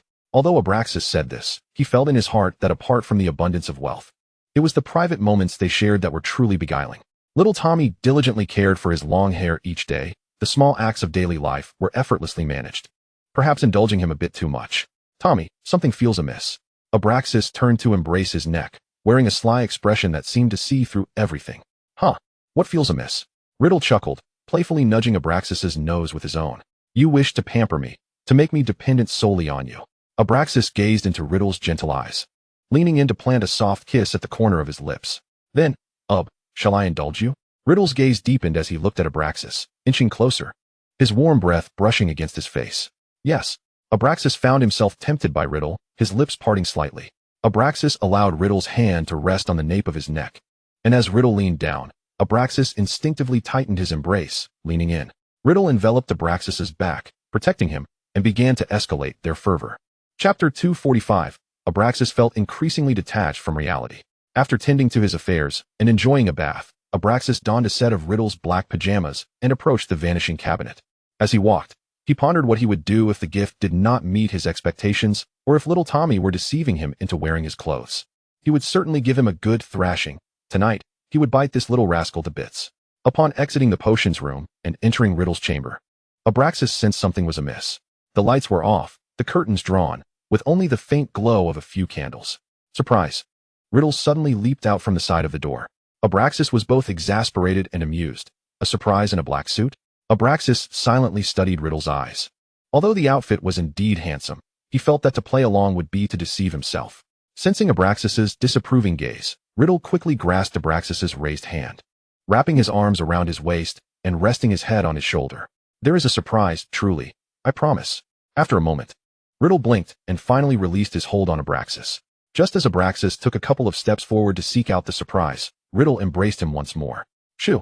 It's a secret, Riddle said, producing a black silk ribbon. Abraxas cast a dubious glance at Riddle. This was clearly no ordinary item, adorned with lace patterns. Abraxas narrowed his eyes. Observing Riddle for a moment, he seemed quite at ease. Come now. Abraxas sighed, feeling utterly resigned. Little Tommy was always full of surprises, leaving him utterly bewildered as to his intentions. All right away, Riddle replied, gently tying the ribbon around Abraxas. With narrowed eyes, Riddle shamelessly scrutinized him from head to toe before circling around Abraxas for a closer inspection. Abraxas, deprived of his sight, found his other senses remarkably heightened. He could distinctly sense the penetrating gaze of a wolf fixated upon him, a stare far too blatant for comfort. A subtle smile graced the corners of Abraxas' lips as he raised a hand, which Riddle, ever curious, took into his own. At that moment, Abraxas had already gauged Riddle's approximate location and launched a surprise attack. Smack! Oh dear! Enough with the pretense, hurry up. Abraxas, strung along, was becoming somewhat petulant. Here it comes, here it comes. Riddle chuckled as he lifted Abraxas and placed him before a meticulously rearranged sofa. All right, you may unveil now. Abraxas tugged at the ribbon, which slipped away from his eyes, revealing the scene before him. Riddle stood before him, cradling a shimmering silver sash, surrounded by a cascade of golden magical light. As music began to play, Riddle adorned the bewildered Abraxas with the sash. Pleased, Riddle admired Abraxas in his black silk pajamas, platinum hair cascading around his chest, adorned with the silver sash. It finally dawned upon Abraxas what had transpired, and he found himself laughing in disbelief. Ha ha, this is quite the surprise. You truly have a knack for surprises, he exclaimed, laughter bubbling forth as he navigated around the coffee table to settle onto the sofa. Before him lay only a coffee table, and across from it, an expanse of empty space. After chuckling for a moment, Abraxas gazed at the array of delicacies before him, raising a glass of red wine to his lips for a sip. Tommy, come sit down. Abraxas deemed the gift, while absurd, to be heartfelt enough. Sit. Who said the gift was merely that sash? Riddle retorted, also taking a sip of wine to soothe his throat. Huh. At that moment, Abraxas sensed something amiss, his hand holding the glass suddenly stiffening. The script for tonight involves an elder ordering late-night entertainment, Riddle said, a hint of amusement lacing his words as he finished his drink and set the glass down. He then activated the magic mirror, unleashing a dance, synchronizing the music within the room, illuminating it all to focus on him. After absorbing everything, Abraxas placed his glass down and covered his face with a hand, utterly at a loss for words. Yet beneath his palm, a smile had already formed on Abraxas's lips as he cleared his throat. "Are we truly dancing?" he inquired of Riddle, his tone tinged with uncertainty. According to their wager, he was supposed to initiate. "Little Tommy, what do you wish to do tonight?" "Really? Was it not said that tonight would offer you a sense of reality?" Riddle had begun to sway in time with the music. Abraxas found himself leaning forward involuntarily, his tailored black suit accentuating his form, broad shoulders tapering to a narrow waist, his legs clad entirely in black, drawing the gaze to the paler aspects of his physique, especially his striking features and beautiful eyes. Watching Riddle sway his waist, Abraxas took a sip from his wine glass, reclining against the sofa and crossing his legs to conceal his growing interest. "Ha ha, Tommy, you." Riddle remained silent, focused on his dance, aware of Abraxas' gaze traversing his entire being.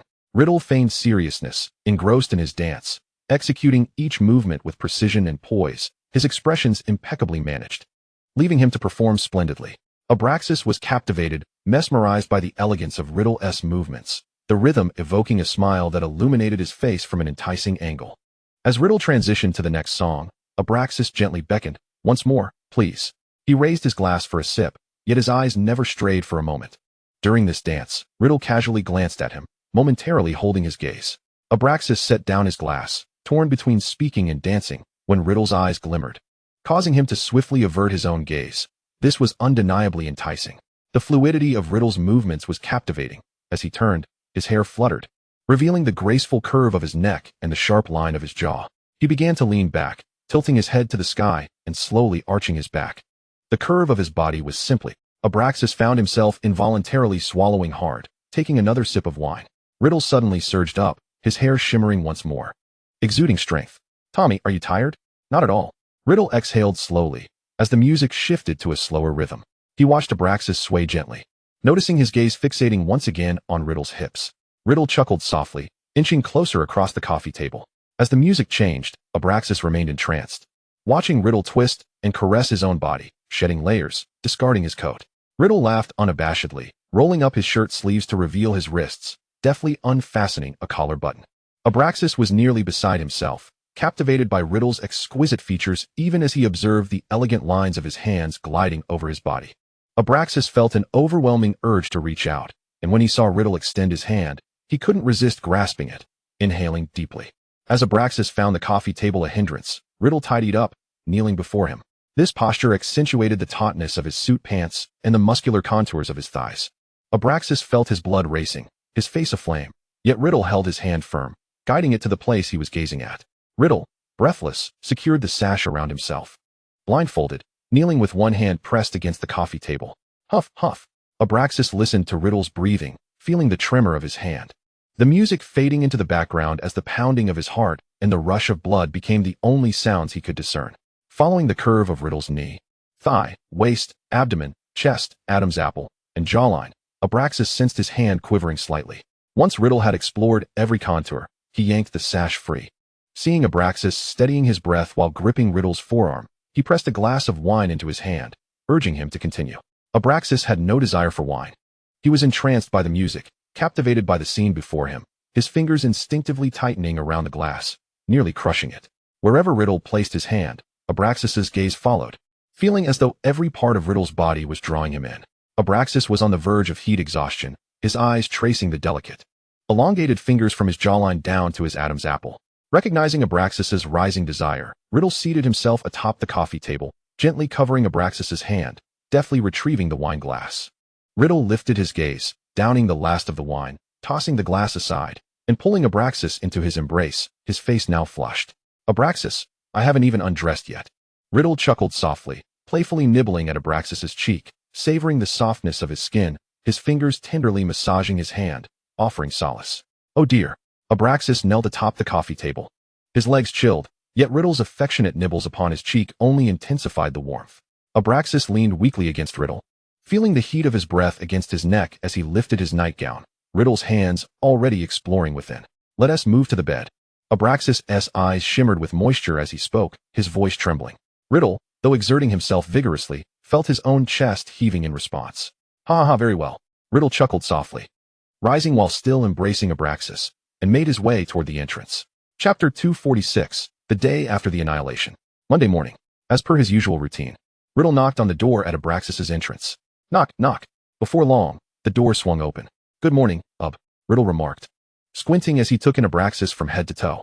His strikingly clear gray-blue eyes, skin as white as snow, and flawless features complemented by meticulously styled platinum locks. However, the robe he wore seemed a tad cumbersome, though the attire beneath was indeed exquisitely tailored.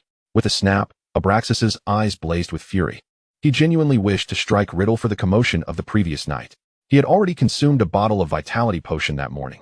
Riddle's gaze just then was undoubtedly laden with the intention to undress him, and he had certainly taken advantage of the situation that morning, their reunion being merely a pretext. Oh dear, you're abusive. Riddle feigned indignation, dramatically clutching his chin and raising his voice in accusation. Abraxas, listening to his incessant whining, wore an expression of utter exasperation. He hadn't exerted himself at all, and Riddle was merely acting once again. You should tone it down a bit, Abraxas replied, casting a weary glance at Riddle. Oh, Riddle, feeling a twinge of guilt, lowered his hand and looked up at the ceiling of the corridor. The weather is quite lovely today. Get lost, ha ha. Abraxas found himself amused by Riddle's antics, and the two began walking side by side. As they approached the lounge, Abraxas glanced at Riddle once more. Be serious for a moment, he gently admonished. All right, Riddle replied, his demeanor turning slightly more earnest as his steps became steadier. Their conversation continued without interruption as they entered the lounge. Headmaster. Good morning, greeted Riddle. Chairman. Good morning, echoed Abraxas. Amidst the continuous greetings, everyone straightened their backs and lowered their heads slightly, parting like the Red Sea in reverence. Riddle maintained an indifferent expression, while Abraxas acknowledged the greetings from the members with a slight nod, offering a composed smile as he scanned the crowd. Abraxas preserved his graceful stride and impeccable demeanor, quietly savoring the extraordinary sense of distinction that today bestowed upon him. As they ascended the stairs side by side and exited the lounge, Abraxas turned to Riddle. Well done, he said softly, a smile gracing his lips. Riddle's mood lifted slightly, his eyes sparkling with delight as he glanced at Abraxas. Throughout their journey, several Slytherins made way for them, exchanging greetings, leaving little room for conversation between the two. Upon entering the great hall, the cacophony of voices and the aroma of food enveloped them. The pair walked unperturbed past the staff table and the scrutinizing gazes of purebloods, calmly taking their seats at the head of the Slytherin long table. Just as Riddle settled down, he began surveying the room, his expression tinged with impatience. Meanwhile, Abraxas elegantly sipped a cup of moderately warm red tea, relishing the moment. Perceptive of Riddle's restlessness, Abraxas shook his head with a smile, gently blowing on the steam rising from his tea. Riddle's gaze shifted to the staff table, where most professors feigned calmness as they began to focus on their plates. He nodded amicably at Headmaster Dippet, his demeanor relatively cordial. After acknowledging the head table, Riddle turned his attention to Dumbledore, who had been observing him intently. At that moment, Riddle's piercing gaze was laced with an almost palpable hostility. Dumbledore smiled helplessly, gesturing with open hands to signal his lack of animosity. With a frigid stare, Riddle summoned his magical energy, directing it solely at Dumbledore.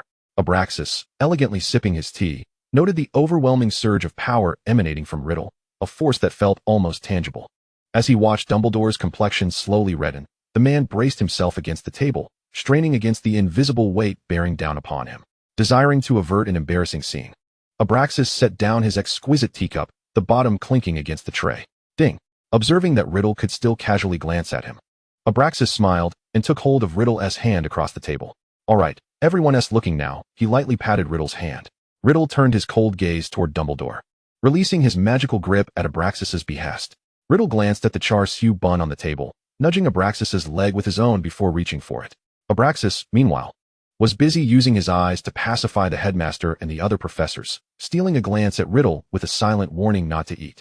Riddle surveyed the room once more, ensuring no one disturbed Abraxas's breakfast, then began to indulge, exclaiming how delightful the red rice sausage was and how exquisite the steamed pork ribs tasted. When he reached the pineapple sweet and sour pork, its flavor being mediocre, he hadn't planned to share with Abraxas, yet the pineapple intrigued him. Nudging Abraxas's leg again, he signaled him to look at his plate. Upon seeing Abraxas nod slightly, Riddle pushed the untouched plate toward him. Abraxas frowned slightly, spearing a piece of pineapple with his fork, preparing himself for potential disappointment should the flavor be sour. Vowing to confront Tommy if deceived, Once ready, he took a bite, and to his surprise, the taste was indeed delightful. Blinking in astonishment, he took another piece. Nodding in approval. After finishing his breakfast, Abraxas observed Riddle indulging in a hefty beef brisket sandwich, while he himself took a bite of apple cotton candy. Pairing it with red tea, he relished 2 pieces of cotton candy, finding their flavor delightful. As Riddle noticed Abraxas enjoying the cotton candy, he began to boast about the fries. Once he had nearly finished, he, like Abraxas, sipped red tea while munching on cotton candy. Riddle then cast a spell into the air above them, and suddenly, a flurry of sounds erupted. Whoosh! A flock of owls swooped in, feathers swirling in the air. Yet the enchantment spared them from falling. Abraxas accepted the newspaper Riddle handed him, unfolding it to examine the front page. Riddle held up his own, where an image of Septimus's coronation in Parliament graced the headline. Wow, can I say I have a senatorial father in the future? Riddle teased, nudging the engrossed Abraxas with his shoulder. Abraxas, who had been internally praising Riddle's colorful potion, was momentarily taken aback by his cheeky tone. You truly dare to say such things, he replied, each word deliberate, casting an unfriendly glance at Riddle. Ha ha, I'm sorry, Riddle chuckled in submission, having already received a gentle kick. Although Abraxas had warned him, Riddle felt a surge of joy. Indulging in playful mischief first thing in the morning was liberating. Noticing Riddle's demeanor and the smile curling his lips, Abraxas confirmed that Riddle was indeed being intentionally provocative. Gripping his knife, Abraxas narrowed his eyes, sizing him up as if preparing to strike. Chapter 247, Riddle and Abraxas's first second-level Merlin medal. Seeing Abraxas in this state, Riddle felt a twinge of apprehension. Though he knew Abraxas wouldn't resort to violence, he was aware he might face retribution later. Take a look at the news below. As Riddle spoke, he noticed that Abraxas continued to gaze at him in silence, rendering his attempts to divert attention futile. I shall surprise you shortly, he said, inching closer to Abraxas and beginning to plead with his eyes. Abraxas regarded Riddle's handsome visage, his eyes sparkling as they met Riddle's, glancing back and forth once more. He cleared his throat softly, set down his knife, and nudged Riddle with his leg, lowering his gaze to the newspaper. The article detailed the Valro family, who had tragically perished within their estate due to the uncontrollable fallout of hazardous dark magic experiments. Abraxas had initially intended to mock the Valro family, but his attention was caught by the subsequent news. According to reliable sources, a violent clash had erupted between the goblins of Gringotts and the Ministry of Magic. The goblins claimed that the Valro family's vault had been emptied, while the ministry asserted that Gringotts had engaged in self-theft. Abraxas swiftly turned the page, unwilling to delve into the matter further. Seeing Abraxas's reaction, Riddle chuckled and leaned in closer, eager to share in the reading. Abraxas protested with his leg, pushing against Riddle and nudging him with his shoulder, not wishing to let him come nearer, aware that young Tommy was simply seeking excitement. The two lingered longer than intended, as they had already received the news prior. Unbeknownst to them, a procession of officials clad in formal wizarding robes, adorned with ministry badges, entered the hall one after another. The jubilant sounds of first-year students and the clatter of cutlery abruptly ceased as they advanced, drawing the attention of many until a hush fell over the entire hall.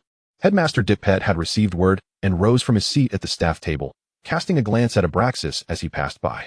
He welcomed this illustrious delegation, musing that the ministry had indeed mobilized in full force. Dippet engaged in brief conversation with Minister Hector Flitwick, and together they arranged a small ceremonial area at one side of the hall. The attendees were left in stunned silence, seated together and whispering amongst themselves about the leading figure of the gathering. Dumbledore observed the scene, swirling his cup and bowing his head, while Professor Slughorn's expression shifted from shock to overwhelming excitement. Abraxas observed the reactions of the Slytherin table as they regarded Riddle, their faces alight with admiration. He maintained a composed smile, yet discreetly kicked Riddle beneath the table. Receiving the signal, Riddle rose with an air of feigned seriousness, surveying each person at the long table and smiling gently after meeting their gazes. The Slytherins, thrilled by their esteemed leader's rare acknowledgement, could contain their eagerness no longer, and began to applaud with pride. The clapping echoed, clap, clap, clap. The remaining 3 houses were bewildered, casting curious glances at the Slytherins, pondering their usual elegance. Meanwhile, the ceremonial area had been set up, and the ministry officials also beheld this spectacle. A shared glance passed between the minister, the director of the ministry, and Headmaster Dippet, inquiring who would take the lead. Ultimately, Hector Flitwick stepped forward, amplifying his voice with magic, though it reverberated a bit hollowly in the vast hall. We apologize for the abrupt visit from the ministry. Please welcome Mr. Riddle to the forefront. Flitwick intended to continue speaking, but faltered at the icy demeanor of Riddle. Abraxas stood and nudged Riddle, signaling him to behave. Riddle's mood lifted slightly as he glanced at Abraxas, who signaled for him to proceed. They approached the podium. And disregarding the three officials, Riddle, under Abraxas's bemused gaze, bounded up the 3 steps to stand atop. Riddle hoped to coax Abraxas to join him, but Abraxas, smiling yet gesturing dismissively, opted to remain below. As they engaged in this banter, the minister finally relaxed and began to speak. On this fine morning, Director Travers and I have come in person because we have just concluded an urgent meeting under the highest authority of the ministry and Wisengamot. Travers mechanically stepped forward, unfurling a parchment, his voice stiff. By unanimous approval of the emergency special session of the Wisengamot, the highest committee of the Order of Merlin has resolved, in light of Tom Riddle's groundbreaking and epic-making contributions to the field of potion-making, which have nearly redefined the very essence of the revealing potion. Travers shivered inwardly as he spoke. Riddle's earlier icy glance lingered in his mind, reminding him that today must be flawless. For the invention of the colored revealing potion, we hereby make an exception and bestow upon him the second-class Order of Merlin. Several officials from the ministry presented a black velvet box to Headmaster Diphead with both hands. He opened the box, gazing at the gleaming second-class medal within, before looking back up at Riddle. Normally, the recipient would don the medal themselves or bow to allow it to be placed upon them. Yet who could compel him to bow? With a broad smile, Headmaster Diphead handed the box to Abraxas, adhering to the process and protocol. Yet all present understood that survival was paramount. Abraxas received the box with a bemused expression, as a collective sigh of relief swept through the room. "Ah, here we go," Riddle chuckled, descending the steps. Had he known Abraxas would be the one to adorn it upon him, he would have ceased his antics sooner. Riddle stood before Abraxas, holding the box, and bent down to earnestly pin the medal onto his own chest, just above the school crest. The minister and director perceived Riddle's mood brighten, their shoulders relaxing slightly as they began to harmonize in their concluding remarks. Mr. Riddle's talent and future accomplishments are boundless. After donning the medal, Riddle returned to the podium. Abraxas gazed up at him, pride swelling within as he began to applaud, joined swiftly by the headmaster and all members of the ministry, until the hall resonated with applause. Once the ceremony concluded, the ministry officials departed swiftly, having received word that Riddle had declined an interview with the Daily Prophet. As the ministry personnel exited, the hall erupted once more into a cacophony of applause, gasps, cheers, and the murmur of excited conversations. Riddle gripped Abraxas' hand and ascended the stage, stepping down to remove the medal and personally place it upon him. Abraxas glanced around the hall, met with the astonished and reverent gazes of the crowd, and smiled proudly at Riddle. Riddle's eyes narrowed in delight. He adored seeing Abraxas adorned with his medal. "Zachary, come take our picture." "Certainly, head boy." Zachary stood at the foot of the stage, capturing the moment of the two standing side by side. Amidst the flurry of clicks, Zachary added, "Head boy, President." When I arrived, the Slytherins expressed an eagerness for a group photo. He looked to Abraxas for assistance. "Tommy, let us go take a picture by the Black Lake." "We can take a picture," but Riddle was not fond of others possessing photos of the two of them together. "Fear not. The photos will remain within our circle. Let us proceed." Abraxas, pleased with the medal, smiled at Riddle. "Very well." The three made their way out of the hall, with Zachary nodding to the members at the long table. The members of Slytherin rose in unison. The long table instantly vacated, and they followed the trio in an orderly fashion, departing the great hall. The other 3 houses watched this scene, their expressions shifting dramatically. What were they up to? The unexpected visit from the Ministry of Magic had already left them on edge, and the minister's obsequious demeanor had made them somewhat uncomfortable. As Slytherin, impeccably attired and poised, passed by them, an indescribable sense of alienation enveloped the atmosphere. The aura surrounding Slytherin now mirrored that of the ministry officials they had just encountered. The professors also cast their gazes towards this silver-green tide. Although it was a realm ruled by a tyrant, the presence of a king had undeniably transformed their demeanor. Chapter 248, Halloween. On the evening of October 31st, the Great Hall of Hogwarts was adorned with an enchanting festive spirit. Hundreds of jack-o'-lanterns floated above the hall, their warm candlelight spilling forth from their grinning mouths, casting a shimmering golden glow throughout the chamber. Everywhere one looked, various Halloween decorations abounded, and the air was filled with the sweet aroma of roasted pumpkin. All the long tables were laden with an array of delectable dishes, golden, roasted whole chickens, towering mountains of meat, and vibrant puddings and cakes adorned each table. The festive atmosphere enveloped them, with magical bats floating above the tables, occasionally swooping down towards the students, eliciting excited shrieks from the crowd. Abraxas observed the several jack-o'-lanterns on the long table with keen interest. However, after a while, he noticed Riddle staring at him intently, neglecting his meal, and nudged him with his leg. Riddle reciprocated, squinting his eyes as he appraised Abraxas, who looked particularly handsome in his tailored black suit and crisp white shirt. Yet, he mused that a vampire might appear even more striking. "Tommy, don't think about it," Abraxas sighed, affectionately ruffling Riddle's knee. Riddle's thoughts were evident on his face. Despite lacking fangs, wasn't he adorned in a suit? All right, Riddle acquiesced, all the while contemplating how he would have Abraxas don the golden chain rose brooch, leather gloves, and carry a cane when they returned home. He pondered whether to wear a red shirt or a red suit. And he certainly wanted to procure some red wine to simulate bloodstains for the evening's escapades. Abraxas took a deep breath, attempting to calm himself, yet couldn't help but lightly punch Riddle's thigh in frustration. His eyes nearly sparked with fire. Did Riddle truly believe that squinting would conceal the mischievous intentions behind his gaze? Riddle merely shook his leg, grinning as he pointed to his own tie. "Abrax, look," Riddle feigned innocence, meeting Abraxas's gaze. Abraxas withdrew his hand, offering Riddle a cup of pumpkin juice, hoping to silence him. Though he himself had not donned a bow tie, he took the time to tie Riddle's tie with care. He also insisted that Riddle style his hair, revealing his sharp features and strikingly defined brows, a high nose, and vivid red lips. Clad in a black suit, white shirt, fitted waistcoat, and dapper coat, Riddle truly looked splendid tonight, a paragon of elegance. Seeing the appreciative glint in Abraxas's eyes, Riddle tempered his smile and focused intently on the gilded plate before him. He knew from glancing in the mirror that looking down would cause his brows to shadow his eyes, a look that Abraxas favored. Abraxas reached out, tugging at Riddle's suit trousers, wishing for him to loosen up. Riddle's already elongated, sharp eyes appeared even deeper now, half-lidded, his long black lashes cast shadows under the lights. Abraxas, already enamored with Riddle, felt that the latter was deliberately tempting him with his demeanor. Abraxas sensed he could scarcely bear it. The attire Riddle wore was reminiscent of the outfit he donned while dancing, and that slight flutter of his lashes was utterly beguiling. As Abraxas's gaze remained fixed upon Riddle's face, he noticed Riddle slowly turning to look at him, raising his eyes languidly, a glimmer of mischief dancing within them. Abraxas felt as though Riddle were a pure temptress tonight, wickedness practically sprouting horns atop his head. "Tommy," Abraxas breathed, his voice tinged with desperation. He grasped Riddle's trousers, shaking them with fervor, nearly wrinkling the fabric. Riddle feigned composure, his voice laced with a chill. Abraxas mused that while they could indulge in playful antics in their dormitory, this was decidedly not the time or place. "I've prepared some fake blood," Abraxas finally revealed, taking a deep breath as he unveiled the surprise he had prepared. "All right," Riddle replied, his lips curving into a perfect smile, his tone turning refreshingly bright. Abraxas withdrew his hand, though his fist remained clenched. Did little Tommy still wish to tease him? At that moment, Riddle surveyed the scattered pumpkin delicacies and beverages on his table, feeling little interest in them. He noted that half of what lay before him was Hogwarts' fare, while the other half had been prepared by his family's chefs and house elves. He decisively opted for the latter, starting with an apple-cucumber salad, then moving on to the wasabi shrimp. Abraxas savored a similar refreshing salad, realizing that little Tommy had yet to fully immerse himself in the evening's theme.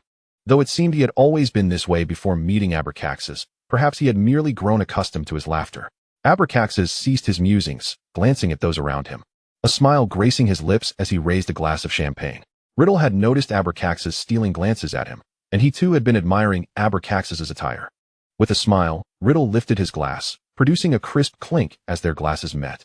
As Abraxas lowered his head to continue slicing foie gras, Riddle began to revel in the evening's festivities. Although it wasn't part of his original plans, Halloween certainly warranted some playful indulgence.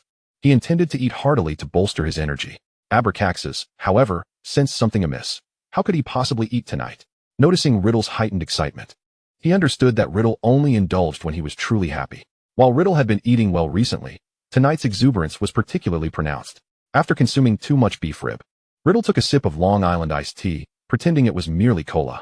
Abraxas squinted at him for a moment, convinced that Riddle was suppressing something. When Riddle caught Abraxas's gaze, he smiled and began peeling shrimp for him, quickly preparing a plate of drunken shrimp. Riddle had eaten quite a bit himself, along with some crab legs, salmon, and a glass of white wine, before indulging in pizza. He continued to savor the meal with crispy onion rings, finally delighting in a slice of pumpkin pie to suit the occasion. The two then rose in unison, making their way toward the common room, with Riddle paying no heed to the faculty's watchful eyes. He had conjured a spell the day after receiving his award, capable of casting a private enchantment upon someone. Abraxas nodded at the headmaster, catching a glimpse of Dumbledore's indistinct figure. Maintaining his composure, Abraxas exited the great hall with grace, rounding the next corner. where he observed Riddle munching on potato chips, just as he was about to speak. "Abrax, you should have some too." Riddle unwrapped a bag of tomato-flavored chips and held it up before him. Abraxas hesitated for a moment, observing little Tommy, whose mismatched attire did little to deter him from munching on chips as he walked. However, Riddle noticed Abraxas's uncertainty and cast a confundus charm upon the two of them. "Go on, eat," he urged. The sound of crunching echoed as they stood by the corridor window, leisurely leaning against each other, admiring the Halloween decorations adorning the courtyard. Eventually, Abraxas sipped his orange juice while Riddle enjoyed his soda, and together they strolled towards the common room. "Tommy, I was just about to say it's a festive day," Abraxas remarked, taking another sip of his drink. "The chips are delightful, though they do leave one rather parched. And what are the festivities? You even cast a spell on Dumbledore," Riddle teased. Abraxas, having finished his juice, noticed Riddle had also finished his soda. With a flick of his wrist, he banished their empty bottles. "Well, it can't be helped. We aren't exactly on good terms. Besides, that spell only looks fuzzy from our perspective. It's harmless," Riddle said. Stretching leisurely, Abraxas glanced at Riddle, admiring his handsome appearance, yet privately noting his childishness. Seeing the look in Abraxas's eyes, Riddle wrapped an arm around his waist, leaning comfortably against him. "What do you intend to do with all this food today?" he inquired. Abraxas reciprocated the gesture, wrapping his arm around Riddle's broad shoulders. With a soft hum, Abraxas recognized Riddle's intent, realizing he had ulterior motives for the evening. Stealing a covert glance at Abraxas, Riddle noted that his expression appeared untroubled. As they continued to meander, Abraxas spotted the common room ahead and playfully patted Riddle on the waist. "I've arranged a surprise for you today," Abraxas announced, releasing his hold and signaling Riddle to lift the charm. "You'll find out once you step inside." He spoke a command to the stone wall and entered ahead of Riddle. Riddle sighed in exasperation. Abraxas had abandoned him to enter first. What awaited him inside? With a resigned breath, he followed suit, and upon entering the common room, he looked up to see Abraxas being greeted by the crowd as he made his way to the sofa by the fireplace. Settling down, he crossed his long legs, his gaze beckoning Riddle to join him. Riddle, feigning calmness, approached the velvet sofa, though his spirit soared with anticipation. Surrounded by several members, he wondered what their intentions were. As he greeted them warmly, he silently cursed, realizing he wouldn't be returning to his dormitory anytime soon. Taking a seat beside Abraxas, Riddle looked up at the eager faces surrounding them. "So, is this a special Halloween event?" he asked Abraxas, his tone gentle. Abraxas barely contained a laugh, recognizing the tumult of emotions in little Tommy's eyes. Maintaining a composed facade, he spoke with an even tone, his acting prowess almost prompting Riddle's admiration. "Indeed, a festival where we can play chess and mingle with everyone," he replied, his elegance intact yet a deeper smile graced his lips. Riddle surveyed the expectant gazes of the onlookers, then turning to Abraxas, who remained silent, he declared, "Zach, you may go first." Zach took a seat opposite them, setting up the chessboard, his focus unwavering. He was elated to be the first to play, thrilled by the strength of their leader. Having recently vanquished an ancient pureblood and subsequently earned a second-level Merlin's medal, the entire ministry had come to bestow the honor upon him. Although Riddle's gameplay was ruthless, he kept a watchful eye on Abraxas, who seemed to be enjoying himself more than ever. Abraxas noticed the melancholy in Riddle's gaze, but was determined to tease him for that expression during their dinner. Feeling a playful tension, Abraxas initiated a conversation about their recent business dealings, drawing Riddle's attention back to him. Riddle's mood visibly lightened as he engaged in soft dialogue with Abraxas, while the surrounding members felt increasingly unsettled by the distraction. Zach, ever perceptive, refrained from interrupting, quickly conceding after a few words and vacating his spot. Abraxas, observing Riddle fiddling with his chess pieces, seemed to comprehend something significant, awaiting his turn to speak. "Next, let us have Colin," Abraxas said, sharing a knowing smile with Riddle, who had guessed correctly. Colin, bearing the weight of the crowd's scrutinizing stares, approached and sat down. As Riddle played, he casually asked Abraxas if they should take a vacation during the break. With Abraxas's approving gaze upon him, Riddle swiftly dispatched Colin. "Abraxas, who should play next?" Riddle inquired, casually glancing at the assembled onlookers. "Let us have Goyle and Crabbe join in," Abraxas replied with a hint of amusement, prompting a sudden shift in the crowd's demeanor. Riddle chuckled softly, nodding in agreement. "All right, you both may join us." Goyle and Crabbe, initially tense, relaxed at Abraxas's nod of acknowledgement. Their camaraderie made the game more entertaining, leading Riddle and Abraxas to exchange whispers. Lucius and Sophia exchanged glances, their smiles faltering as they realized the order was not by year, but by intrigue. At that moment, Zach caught Colin's eye, who gestured for him to come over. "Is there something you wish to discuss?" Zach, surprised by Colin's rapid approach to Abraxas, remained cautious. "I thought you might," Colin remarked, seeking to forge a connection, albeit opportunistically. Is your attitude less than amiable? Zach raised his drink, downing it swiftly. The chess game was indeed exhausting. Do you wish to know? Colin asked, raising his glass in a toast. Ah, could you enlighten me? Zach replied, intrigued. Knowing Abraxas was not easily swayed. In a secluded corner, they carefully exchanged thoughts, casting glances at the center of the gathering, their shared laughter suggesting mutual understanding. As 3 games concluded, Riddle looked at Abraxas, his eyes inquiring if it was time to depart. Speaking of the potion shop, a thought has just crossed my mind. Riddle remarked, feigning discomfort with the public setting, searching for an excuse. Continue your game. We have a few matters to discuss. Abraxas stated elegantly as he rose to his feet. Walking gracefully beside Riddle, under his instinctive protection, they navigated through the crowd, bearing the envious, admiring, and awestruck gazes of onlookers, departing amidst a myriad of complex expressions. As the duo reached the corridor, Abraxas noticed the area was deserted. Tommy, your excuse is rather flimsy, he remarked. Then, why don't you come up with one? After a moment of contemplation, Abraxas reached out to caress Riddle's chin, observing him halt in compliance. Because I wish to play, Abraxas silently mouthed, his eyes glinting with mischief. Riddle, having deciphered the gesture, widened his eyes in shock. Instinctively holding his breath, was it truly permissible to speak so provocatively in the corridor? In Chapter 250, Riddle had no intentions beyond Halloween festivities. Seeing Riddle's bewildered expression, Abraxas affectionately stroked his cheek before withdrawing his hand. Is that for real? Riddle rushed to catch up, his smile widening. It's a jest, ha ha ha. Riddle hastily stepped in front of Abraxas, blocking his path, pointing emphatically at the ground. I intend to roll around here, he declared with a serious expression, threatening Abraxas. Perhaps roll back to the dormitory instead, Abraxas suggested, contemplating the sight of Riddle before him. I wish to step on you a couple of times. Riddle gazed at Abraxas with a mix of indignation and disbelief, though the words escaped his lips in a whisper. You've gone awry. Could it be that I learned this from you? Abraxas teased, lightly tapping Riddle's chest. Watching Riddle become momentarily stunned, he maneuvered around the stationary Tommy, reveling in his triumph. Then, I shall accompany you in your play tonight, Riddle said, his tone wavering, recalling how Abraxas had enjoyed sitting atop his waist while he rolled around, making the prospect of actual stepping seem daunting. Please, tonight's antics are far too serious, Abraxas replied, not glancing back. He relished the elevated perspective but merely intended to frighten Tommy, feeling somewhat guilty about it. Upon entering the dormitory and shutting the door, Riddle began to remove his outer coat. Don't take it off. I wish to admire it a moment longer. Although Abraxas was not clad in the matching trench coat Riddle had prepared for him, the lengthy black coat with its dark red lining was undeniably intriguing. Understanding Abraxas's gaze, Riddle nodded and approached. As he stood before Abraxas, he opened the coat wide, and in an instant, Abraxas was enveloped in his embrace. Ha ha ha, you scoundrel, Riddle chuckled, leaning his head to nuzzle affectionately, contentedly holding Abraxas close. Abraxas felt Riddle's hands wander with a mischievous intent, allowing him to caress and nuzzle his cheek. Abraxas began to loosen Riddle's tie, as Riddle leaned down, planting kisses. I adore how you manage your tie. You look splendid. Feeling overwhelmed by Riddle's affections, Abraxas finally unfastened the tie and, after a moment of hesitation, captured Riddle's lips. Ouch! Riddle tilted his head back, succumbing to the nibbling, though his hands grew increasingly restless. Behave yourself, Abraxas chided, sensing his shirt nearing disarray. Remove the coat. Let us converse on the sofa for a while, Abraxas suggested softly, but couldn't resist another playful bite and lick. Riddle, noting Abraxas's departure, furrowed his brow as he shed his clothing and flopped onto the sofa. Abraxas recognized he had instigated the playful banter, yet Riddle's eagerness to engage had become rather excessive. I'm conversing with you. Be gentler, he protested. What is there to discuss today? Let us consider our evening's entertainment. As Riddle spoke, he playfully nibbled on Abraxas's earlobe.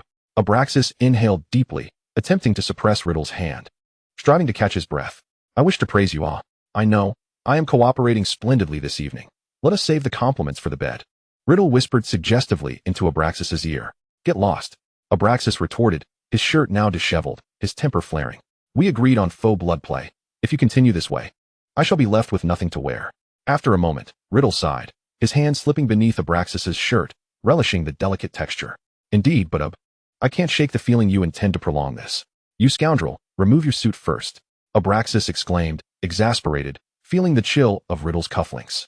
All right, Riddle acquiesced, swiftly shedding his clothing and inspecting his shirt. His suit remained intact, but his shirt was not. Shall I remove the waistcoat? He asked, knowing Abraxas found it appealing. Not a chance. Without hesitation, Riddle embraced Abraxas again, slipping his hand inside to caress him, sighing contentedly. I have something to discuss. Abraxas squirmed, evading Riddle's touch. You see, I was correct. There's nothing to discuss. Go ahead and speak your mind. Riddle reclined slightly, pulling Abraxas closer to him once more. I no longer wish to praise you.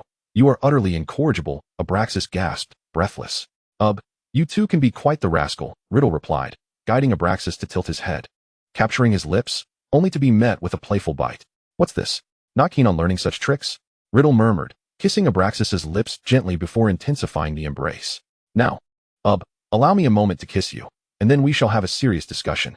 Riddle's laughter bubbled forth uncontrollably. Absolutely not. Abraxas dodged him, turning his head away. Then produced the faux blood. Let us proceed to the next task. Riddle, taking a deep breath, began to explore further down. Wait, I wish to talk, Abraxas interjected, halting Riddle's hand, deciding to delay further. Indeed, the hour was far too early. Riddle squinted, contemplating Abraxas's evident effort to stall, and sighed. Oh, I'm parched. Leaning back against the sofa, Riddle playfully bounced slightly, causing Abraxas, seated on his lap, to chuckle. I shall strangle you, Abraxas retorted, nearly exasperated. Clearly perceiving Riddle's attempts at manipulation, Abraxas turned, grasping Riddle's neck, attempting to startle him. But upon noticing Riddle's unyielding, impish expression, he sighed and retrieved a bottle of wine. I desire something sweet. I brought precisely that, Abraxas replied nonchalantly, settling back into Riddle's embrace as he uncorked a bottle of white wine. With a pop, he poured 2 glasses, and feeling irked, raised one to his lips for a quick sip. Just as he caught his breath, Riddle leaned in closer. Tommy, I've already agreed. Let us converse for a bit, Abraxas said, resting against Riddle's shoulder while offering a glass of wine. Riddle accepted it, contemplating the drink. He had initially wished for Abraxas to feed him straight from the bottle, a notion that might incur punishment. However, sharing the wine this way felt inadequate, leaving him at a loss. Riddle lamented inwardly as he tilted his head back to take a gulp, realizing that no matter how sweet the wine, it could never compare to the sweetness of Abraxas feeding him directly. Riddle tilted his head, fixating on the slightly reddened lips of Abraxas, which could certainly benefit from a deeper hue. Abraxas contemplated splashing wine across his face. That gaze, that look, as if he feared Riddle might remain oblivious to his desires. Tommy. Riddle leaned against Abraxas's shoulder, unable to resist planting another kiss upon him. Chapter 251, The First Halloween Night. Why do you always look as though you haven't had your fill? Abraxas, caught in Riddle's kiss, found himself at a loss for words. The fervor each day left him wishing to devour Riddle the moment they returned to their quarters. Is it possible that having tasted it, you now crave it? Riddle chuckled, pulling Abraxas closer. Abraxas, amused, found wisdom in Riddle's words. He casually draped his arm around Riddle's neck, leaning down to admire his exquisite features. Riddle caressed Abraxas's back, eyes closed in bliss, savoring the moment until he was reluctantly pushed away. What do you wish to say? I shall grant you 10 minutes. Riddle listened to Abraxas's breath, sensing his patience was waning. Abraxas took his time, exhaling softly before pinching Riddle's cheek. If I don't strike you for a day, do you not feel a bit restless? As he spoke, he playfully tugged at Riddle. Not at all. Riddle, noticing the glint of menace in Abraxas's eyes, quickly complied. Abraxas picked up an empty glass, glancing at Riddle, and with a flick of his wrist, summoned the wine bottle to pour himself a drink. Still embracing Riddle, he tilted his head back to take a sip. Riddle's gaze was fixed on the button before him, contemplating whether to unfasten it with his fingers or his lips, captivated by Abraxas's fair skin and alluring curves.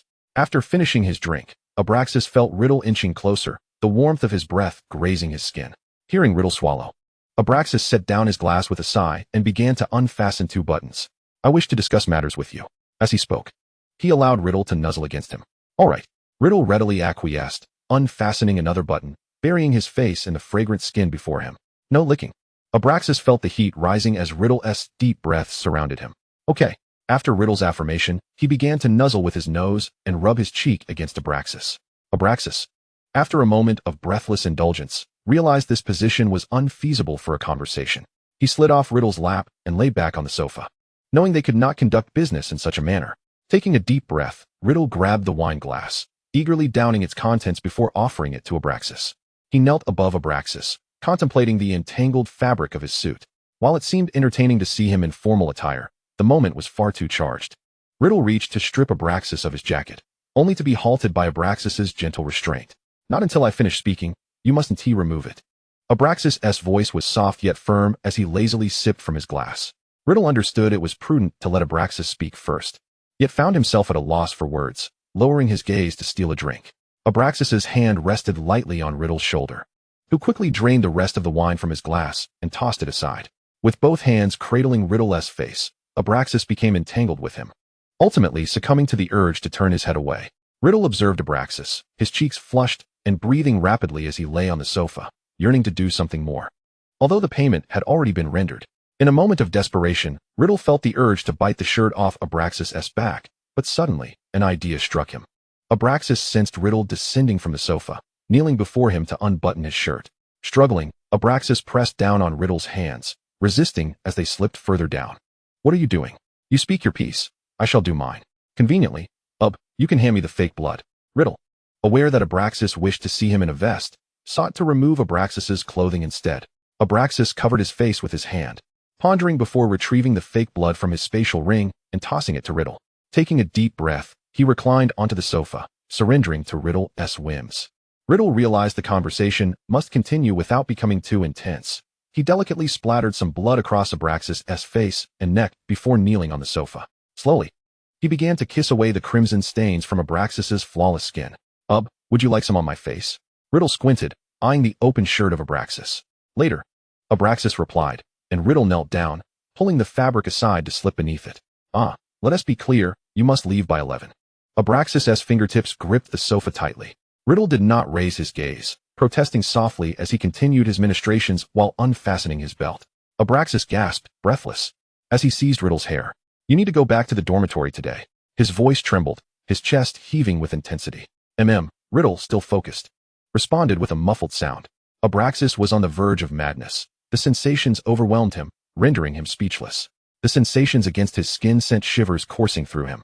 With his last ounce of will, he attempted to resist, knowing there was no need to articulate further. "Tommy, allow me to speak briefly about how we should treat our subordinates." Abraxas's hand was wrested from Riddle's grasp, only for him to struggle and press it back down. Riddle lifted his head, taking several deep breaths before sitting on the coffee table behind them, pouring himself another glass of wine. He gazed at the disheveled Abraxas, traces of red visible beneath his shirt, and chuckled as he downed the contents of his glass. Do you not wish to praise me for my generosity in distributing rewards to subordinates after completing tasks?" He had received a bounty sufficient for even the most ordinary subordinate to enjoy 4 or 5 years' worth of salary. Should I commend you for your clear rewards and punishments tonight, as well as your superb handling of matters?" Riddle poured a glass for Abraxas, raising the bottle to drink deeply. Abraxas, holding his glass, watched Riddle, his throat bobbing as he downed an entire bottle. "You scoundrel, you know everything yet refuse to act." Abraxas felt less angry, but he glanced down at his transparent drink. "My dear, according to our division of labor, I am responsible for force and deterrence. These tasks fall squarely upon your shoulders." Riddle wore a cheeky grin as he raised an eyebrow at Abraxas, fully aware that Abraxas intended to teach him how to balance his subordinates. "Care to play up? Go ahead." Riddle noted the glint in Abraxas's eyes, gesturing toward the glass in his hand. Abraxas observed as Riddle knelt again, signaling that he was ready. Raising his glass, Abraxas elegantly sipped before lifting his hand to splash the remaining wine across Riddle's face. "Ha, is this amusing?" Riddle leaned forward, pressing his hands against the sides of Abraxas's legs, letting the wine cascade down his cheeks. Abraxas, unable to look away from the trails of liquid on Riddle's face, became entranced as the wine dripped from his chin onto his trousers. The chill finally jolted him into awareness. Abraxas discerned the wicked smirk at the corner of Riddle's lips, coupled with the mischievous glint in his eyes. This evening's antics by Tommy would ultimately lead to his own demise. "Tommy, Abraxas stammered, desperately cupping Riddle's face, pleading for mercy. Riddle had already summoned his detached tie to his hand, swiftly wrapping it around. It was somewhat too late. After the drink had been spilled, your fate was sealed. Riddle forcefully pushed Abraxas onto the sofa, unbuttoning 2 of his own buttons, and flicking some fake blood onto his face. Abraxas, with his hands clasped together, reclined on the sofa, gazing intently at Riddle. His handsome visage smeared with blood, his sharp features were strikingly dangerous, and his grin was wickedly charming. Casting a sidelong glance filled with seduction, Abraxas's gaze lingered on Riddle's lips, the exquisite collarbone, and the scattered droplets of blood, his shirt a pristine white, yet his skin even more so. He surveyed Riddle from head to toe, from shoulders to waist, from the fitted vest to the impeccably tailored trousers. Riddle locked eyes with Abraxas, a smirk curling at his lips as he slowly knelt. Abraxas stifled a sound, tilting his head to bite down on the tie in his hands. Chapter 252, The First Quidditch Match. Sunday, November 4th. The crisp autumn air was invigorating, the weather clear. As sunlight poured down upon the Quidditch pitch, Abraxas, entangled by Riddle, arrived rather tardily, as nearly everyone had already gathered. Upon stepping through the entrance of the stands, Slytherin erupted in a wave of silver and green. Abraxas acknowledged the standing crowd with a slight nod, his steps unwavering as he approached an isolated, luxurious seat at the front. He regarded this incongruous seat, casting a glance at the people surrounding him. Abraxas gestured for Goyle and Crabbe to take their seats, simultaneously uttering, "Please, everyone, take a seat."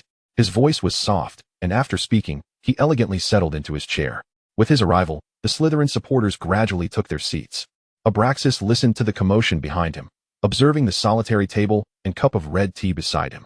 He lifted the warm cup, silently sighing within. The recent rumors had indeed escalated too far. Jersey began orchestrating the cheers, flags unfurling, and magical silver serpents spiraling through the air as he nervously surveyed the pitch. Preparing to launch magical fireworks at the moment the captain made his entrance, Jersey felt that the captain seldom had the opportunity to shine. And today he was determined to make a grand impression. Goyle and Crabbe, clutching their scarves, were grinning foolishly, reveling in their recent good fortune. They exchanged glances, recognizing how splendid it was to be with the right people. Lucille sat beside her sister on the left and Sophia on the right. Spotting the two chubby figures in the front row, they exchanged worried looks, their concern palpable. Everyone understood the implications of Abraxas's actions, yet they could only acquiesce. "Can you believe Goyle and Crabbe are ahead of us?" Sophia murmured through gritted teeth, casting a glance at Lucille. "Hush. Did you ever think a third-year Malfoy could sit at the front?" Lucille replied, her gaze fixed on the pitch, not sparing a look at Sophia. Yet, both inwardly cursed their fate. Such was their lot. At that moment, the fireworks erupted, dazzling silver-green light engulfing the stands as magical fireworks cascaded down. Riddle emerged on his alchemical broomstick, flanked by his teammates in perfect formation as they began their aerial tour to the sound of cheers. Abraxas watched Riddle, fully illuminated by the sunlight, a silent smile gracing his lips. Clad in protective gear, he appeared even more striking, his beauty almost breathtaking. Riddle steadied himself on the broom, arriving at the designated pre-match area, lifting his gaze to meet Abraxas seated at the front. As he awaited the whistle, he pondered how much he had come to enjoy the competition. He cherished the moments when Abraxas helped him don the protective gear and the embrace that followed. As the captains shook hands, Madame Hooch blew the whistle, and Riddle's demeanor shifted instantaneously. He soared through the air, his dark green robes billowing, executing a swift maneuver to evade a Gryffindor player. Riddle's eyes sparkled with excitement. Gryffindor proved to be a formidable opponent, rendering the match increasingly thrilling. The Slytherin players, witnessing Gryffindor's daring charge against their captain, erupted in fury. The match had become secondary. Their attitude was paramount, and they retaliated against Gryffindor with fervor, elevating the intensity of the game dramatically. The cheers from Slytherin grew louder, and Jersey was nearly beside himself with worry. Their captain's recklessness could lead to disaster. Jersey approached Abraxas, who had just witnessed two players plummet from their brooms onto the pitch. "President, look," Jersey exclaimed, his anxiety palpable. "It's fine. He's enjoying himself," Abraxas replied. Having long since put down his tea, his focus entirely on the game, he now found Quidditch genuinely entertaining, able to appreciate the nuances unfolding. As Abraxas noticed Jersey still standing beside him, visibly tense, he realized he truly underestimated Tommy's physical prowess. In Riddle's words, this match was akin to blasting fish, such exhilarating fun. Abraxas glanced at Jersey, then stood, waving the Slytherin scarf in his hand. He felt Riddle's gaze shift towards him as he rose, silently mouthing the word collide. Abraxas never doubted Riddle's perception. He believed he would indeed take notice. Under Abraxas's eager gaze, Riddle analyzed the flight patterns of those around him, suddenly veering sharply amidst the Slytherin stands. Bang! Ha! Abraxas could no longer contain his laughter as he witnessed a figure tumble from the sky. Tommy had purposefully knocked someone down in front of him, and as Abraxas heard the short, exhilarating roars around him, he found the sight of the falling figure utterly thrilling. Prepared for the moment, Abraxas perceived the collision as if time had slowed, witnessing the dramatic impact in slow motion. Riddle was truly formidable. Abraxas watched with exhilaration as the figure descended, hearing the dull thud reverberate below. As he began to applaud, Riddle gestured to all the players in midair, signaling them not to concern themselves with the score. He would secure the golden snitch. Abraxas could no longer remain seated. The match was simply too electrifying. Madame Hooch had already called for several penalties. Yet both teams were ablaze with competitive spirit, and Riddle adeptly navigated the rules to deal with two players charging at him. Stealing a glance at the scoreboard, Riddle noted the score was stagnant. It was time to seize the golden snitch. He shot upwards, spiraling through the sky, while Gryffindor's seeker caught wind of his movements and began to pursue him closely. However, this was precisely Riddle's intention, as the opposing seeker surged forward. Riddle initiated his own retreat. He resembled a flash of silver-green lightning, reaching out to seize the golden snitch from the air just as it was about to elude him. Raising his fist triumphantly, a piercing whistle echoed across the entire field. The stands of Slytherin erupted in jubilant cheers as silver-green fireworks burst forth in the sky, painting a picture of victory. Logically, Riddle should have descended onto the pitch to bask in the adulation of his teammates. Yet he pivoted on his broom and soared towards the Slytherin stands. Chapter 253, The Golden Snitch, The Rumors of Abraxas. Riddle glided to the front of the stands, where all the Slytherin students held their breath in tense anticipation. Slowly, he unfurled his fingers, the golden snitch trembling in his palm. Riddle's gaze fell upon Abraxas, who stood just beyond a railing, their eyes locked.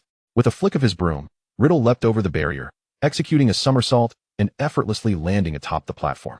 He raised his head, and amidst the gasps of Goyle and Crabbe, casually tossed the broom to them. Holding the golden snitch aloft, Riddle took 2 steps forward, winking playfully at Abraxas. However, as the distance closed, standing face to face with him, Riddle found himself at a loss for words. Abraxas stood impeccably straight, his scarf elegantly draped, exuding an air of refinement that spoke of noble lineage. Typically so proud and aloof, yet whenever he looked Riddle's way, his slate-blue eyes sparkled with warmth, melting like a serene lake under the sun. Riddle's heart softened. The sunlight was divine, each strand of Abraxas's hair shimmering in the breeze. Having cast an amplification charm, Riddle felt as if he radiated light, gazing hopefully at Abraxas, who should not be so easily reached. I shall dedicate this victory to you forever. Riddle's voice resonated clearly throughout the stadium. In the hushed silence, he knelt before Abraxas, all eyes upon him. Straightening his back, one hand resting on his knee while the other turned palm upward, he gazed silently at Abraxas, awaiting his acceptance of this love. Abraxas, taken by surprise at Riddle's public display of affection, pondered for a moment amidst the rising murmurs and gasps. Tommy, you look radiant today, he thought. His skin glowing under the sun, his dark hair appearing even darker, his eyes sparkling. Dressed so formally, Riddle's serious demeanor only heightened his unparalleled beauty. Abraxas recalled the exquisite rose Riddle had gifted him that morning, equally beautiful. Raising his arm slowly, Abraxas extended his hand, grasping the snitch and Riddle's hand together. Pulling with fervor, the intensity of Riddle's gaze ignited a fire within Abraxas, clouding his judgment. Riddle embraced Abraxas, a broad smile breaking across his face, while the Slytherin crowd began to rise, applauding. Riddle sensed Abraxas losing his composure as he took his hand, guiding him through the waves of sound. Abraxas clutched the golden snitch, his wrist held tightly by Riddle, moving mechanically, feeling as though he were separated from the surrounding noise by a thick pane of glass.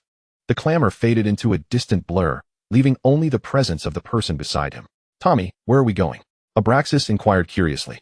Well, you have the snitch, so we need to go down and show it to the referee, Riddle replied softly, casting a warning glance at those around them. Is that so? Indeed. As they passed by, Riddle's gentle words and striking visage captivated the onlookers, though they were merely conversing. The complex emotions swirling in the eyes of every girl were nearly overwhelming. Once they descended the stand's passage and Abraxas stepped out of the public eye, he finally regained his senses in the somewhat secluded space. Suddenly, Abraxas halted, contemplating the implications of that moment, sensing the rumors that would surely follow. He released Riddle's hand, delivering a playful slap to his shoulder. Smack. Ouch. Ouch. You're being abusive, Riddle exclaimed, but his words were quickly muffled as Abraxas covered his mouth.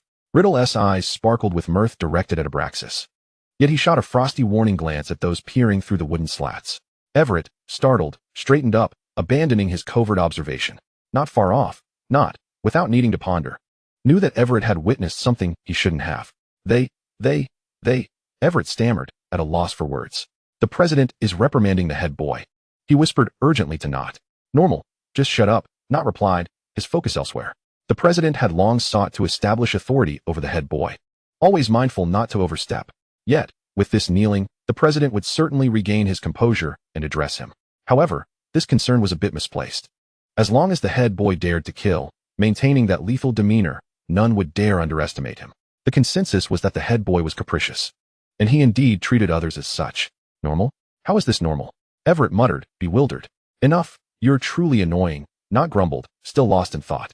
not wishing to entertain Everett's ramblings. Not turned to Everett, quietly recounting how well they supported one another, their bond not a mere alliance, but something more profound. As Abraxas perceived Riddle's warning gaze directed at others, his cheeks flushed with indignation. Riddle quickly wrapped his arms around Abraxas, gently patting his back in an attempt to comfort him. Ouch! Riddle elongated the sound, only to be bitten by Abraxas once more. This one do. Let us bite our tongues instead. Ha ha ha, Riddle chuckled uncontrollably. Aside from taking advantage, you truly have no interest in serious matters, Abraxas retorted, already scratching Riddle's back in frustration. You said it. Come on then. Abraxas stepped back, his gaze sharp as he focused on Riddle, ready to be stern today. Ouch! Ouch! I was just teasing, I wouldn't dare. Riddle clung to Abraxas, nuzzling his cheek and wrapping his arms around his waist in a playful manner. What you just did, kneeling in those words, I'm finished. Abraxas held Riddle tightly, nuzzling him as he spoke. Finished? This only proves your elevated status, Riddle countered, placing a kiss on Abraxas' cheek, noting how rare this state was for him. After a moment of shared affection, Abraxas, realizing they had lingered too long, gently pushed Riddle away. Why do you feel finished? Rumors will spread about how you're utterly captivated by me. Indeed. Shut your mouth. Riddle laughed, wrapping his arms around Abraxas' waist, swiftly carrying him downward. And remember, the moment I suggest someone, you'll be ready to act. Abraxas clutched Riddle's neck, feeling their rapid descent, no longer anxious. That's incorrect. You mean incite anything. Just say whom to kill, and I shall oblige. Get lost. Abraxas discerned that Riddle was still reveling in his mischief, inciting an urge within him to retaliate. Ha ha ha. After Riddle set Abraxas down in the dimly lit stone corridor, he found himself pursued and playfully battered. Their roughhousing subsided when they caught sight of the sunlight spilling onto the ground, and they made their way toward it, walking leisurely into the heart of the Slytherin team. Under the watchful eyes of the players, Abraxas unveiled his gift. As the referee declared victory, Abraxas stood shoulder to shoulder with Riddle, both of them lifting their heads to absorb the overwhelming roar of the crowd. A smile involuntarily crept upon Abraxas's lips. Quidditch was indeed exhilarating. Riddle had arranged for house elves to capture photographs, and he, observing the joyous expression on Abraxas's face, clasped his wrist, raising his hand in pride. At that moment, the camera immortalized the scene of the two exchanging smiles, hands intertwined, triumphantly raising the golden snitch, reveling in their shared victory. Chapter 254. Riddle initially intended to take Abraxas hunting at the estate. On Sunday, November 11th, 1938, an unexpected sound of footsteps echoed within the serene confines of Riddle Manor. Riddle emerged, cradling Abraxas with exuberance. I can wait for you in the parlor with tea, Abraxas protested loudly, shaking Riddle's neck. No way, once engaged. We must do everything together. Riddle, unfazed, continued on without a pause. You little rascal. Abraxas ceased his antics, lying in Riddle's embrace and tugging at a lock of his hair. Didn't you say you wanted to ride and hunt with me? Riddle teased, leaning down to kiss Abraxas's cheek before lifting him once more, making their way toward the two horses in the backyard. Oh dear, I don't want to compete. Abraxas weakly clutched Riddle's collar and buried his head against his chest. Ha ha ha. I never said we were competing, Riddle chuckled, his chest vibrating with laughter. Ever since Abraxas had witnessed his own dance, he had refrained from gambling, fearful of being drawn into the merriment. Tommy, you choose one. Abraxas sighed, realizing that his stubbornness was becoming tiresome. Riddle halted, gazing meaningfully at Abraxas in his arms. Really? Abraxas, sensing the shadow of mischief in Riddle's eyes, felt a twinge of fear. Just kidding. Hurry along, he said, lightly patting Riddle's arm to encourage him to move on. You. Riddle began to tease again, but was silenced by Abraxas's hand covering his mouth. Let us not talk. Let us go play. I'll ride one horse with you. Abraxas exclaimed quickly. After saying this, he felt a gentle kiss on his palm, and, feeling a tad guilty, playfully pinched Riddle's nose before letting him go. All right. Shall we hunt by the lake or in the woods? Riddle was already overjoyed at the prospect of them riding together. Let us not venture into the woods. Let us play around the fields and meadows, Abraxas replied, disinterested in challenging endeavors. Good. Riddle cheerfully set Abraxas down, carefully ensuring he was stable. Riddle entered the woods, leading his majestic black stallion, securing his firearm, and releasing the chestnut horse. He adjusted the saddle slightly and approached Abraxas with a smile. Shall you mount first? Or shall I? You go ahead, Abraxas replied, lazily standing still, watching as Riddle gracefully mounted the horse before bending down to scoop him up onto the saddle. Make sure to ride well, Abraxas admonished softly, feeling Riddle's hand wander too close. Oh, even if this horse misbehaves, I can protect you, Riddle sighed, grasping the reins.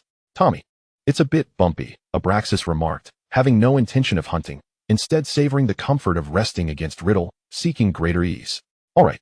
Riddle not only adjusted the horse's pace, but also embraced Abraxas, launching into unrestrained enjoyment. Is it comfortable?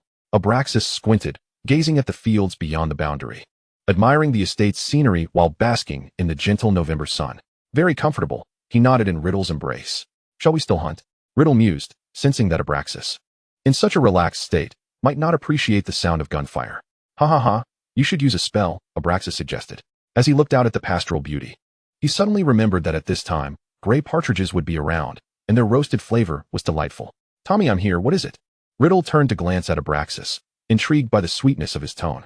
Abraxas planted a kiss on Riddle's cheek, eliciting an uncontrollable smile from him. Whatever you desire. I shall procure for you today, Riddle declared, his gaze fixed on Abraxas's smiling visage.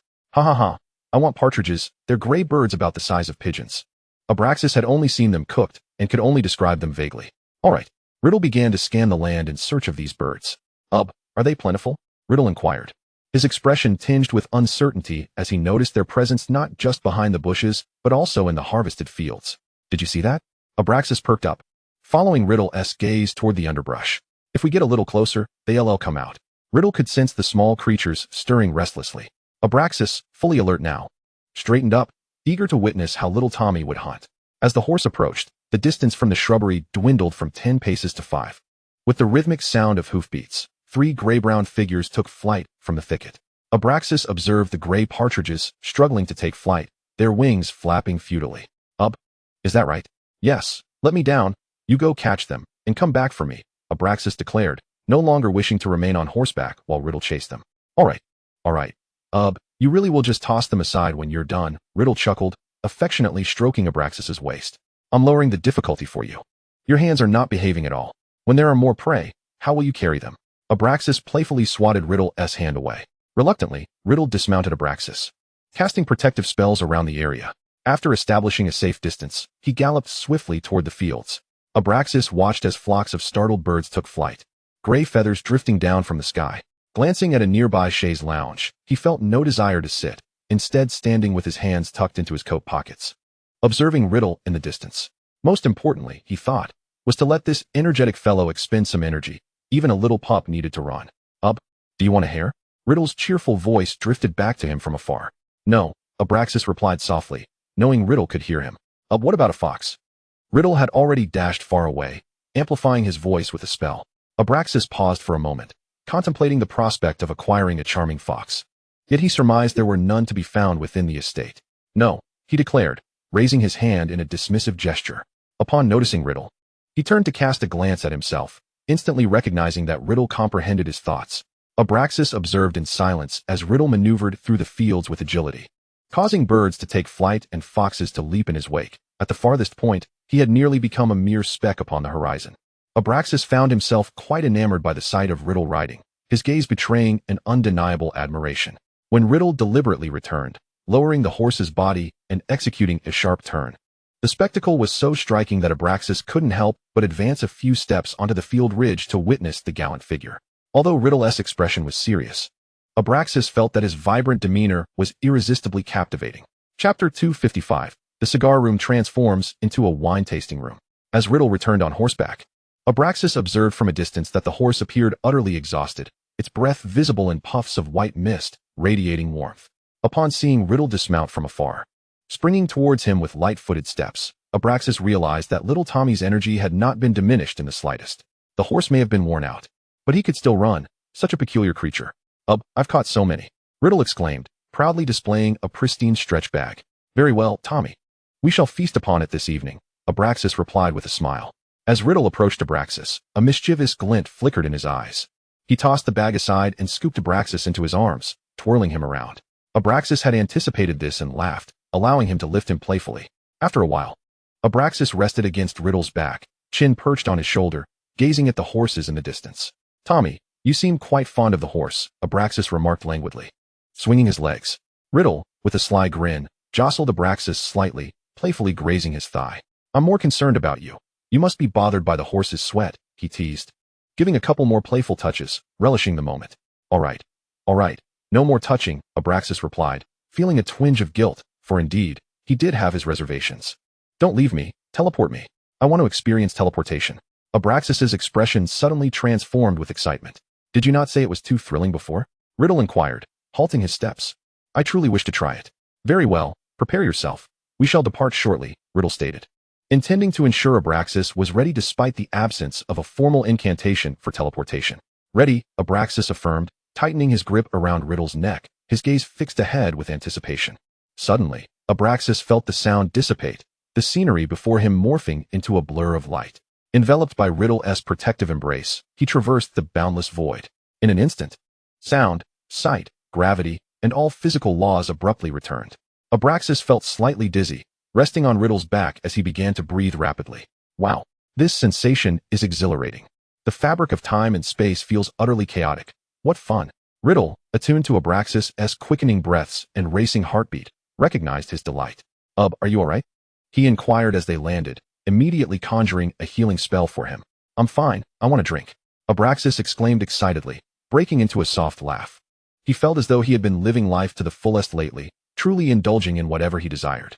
Alright, Riddle said as he carried Abraxas to the second-floor cigar room, now transformed into a wine-tasting room. Riddle opened the heavy wooden door, and the rich aromas of aged oak, leather, and fine spirits enveloped them. The walls were adorned with solid wood paneling, and one wall featured a cabinet filled with an array of exquisite bottles. Riddle kicked the door shut with his foot and, stepping onto the carpet, approached a spacious black leather armchair, gently setting Abraxas down. Extend your arms, he instructed. As Abraxas complied, he admired the room's decor, the liquor cabinet, and the immense armchair that promised great comfort. Riddle chuckled as he hung their coats, and then approached the liquor cabinet, opening the glass doors. Which one would you like to drink? Riddle inquired, his gaze sweeping past the whiskey to the remaining bottles, only able to distinguish between wine and spirits. Abraxas reclined comfortably on the high-backed leather chair, letting out a contented sigh. He took his time before responding, surveying the cabinet filled with vintage port, golden champagne, and dusty bottles of cognac. Tommy, please fetch that deep green sherry for me, Abraxas selected, resting against the chair's back. The green one. Got it, Riddle replied, locating the simple bottle based on its hue. He examined it closely, noting that the vintage was indecipherable, the label yellowed and handwritten. Is this safe to drink? Riddle asked, casting a detection spell to confirm its non-toxic nature, though he felt a bit apprehensive. Hurry and open it. All right, Riddle responded, completely forgetting his own reservations as Abraxas urged him on. The cork was pulled from the bottle with a muffled pop. Riddle placed the bottle on the table between them to allow it to breathe. He then inspected the cabinet below, retrieving two slender, delicate crystal glasses. He poured the amber liquid into the glasses, filling them 1/3 full before sliding one over to Abraxas. Abraxas did not immediately drink, but instead gazed at the elegantly crafted cedar wood cigar cabinet that stood empty.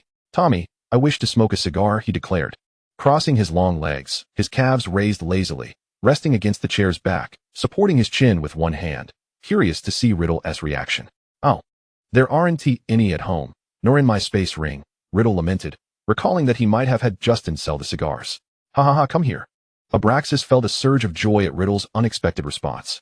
Riddle quickly rose and approached Abraxas's chair, leaning over him, dressed in a black suit. Abraxas reclined with his legs crossed, exuding a captivating elegance, his black suit, white shirt, and black tie complemented by accessories and rings he had gifted himself. Along with that charming sidelong glance he cast at Riddle. After sharing a kiss, Abraxas gently pushed Riddle away, breathlessly murmuring as he casually tugged at his tie, indicating that another kiss would be pushing boundaries. Riddle felt a pang of urgency. The sofa truly had no room for both of them. Let us sit together. Abraxas laughed softly, sensing Riddle's eagerness. All right, Riddle exclaimed, marveling at the delightful turn of events as he embraced Abraxas and sat down. As Abraxas settled in, he felt Riddle's playful hand pinching his side, his nose teasingly brushing against his neck, preparing for a more intimate advance. Abraxas arched his brows and reached for the crystal goblet, inhaling the intricate bouquet of the vintage before taking a delicate sip. He drew in a deep breath. Not solely due to the wine, but also because of Riddle's gradually ascending hand. We need to discuss something. Didn't we agree that such matters shouldn't be entertained in this setting? Abraxas found himself somewhat perplexed. Riddle, fully aware of the impropriety, still insisted on pushing boundaries. He was always on the verge of losing his composure, yet he never seemed to learn. Upon realizing the situation, Riddle was nearly incensed, recalling their pact to refrain from such activities outside the bedroom. Tell me, if I were to place a bed here and transform this space into a bedroom, Would that be acceptable? Chapter 256. Once Riddle had given his assent, it was deemed valid. Then your estate shall henceforth be composed entirely of bedrooms. Abraxas retorted with a sardonic smile.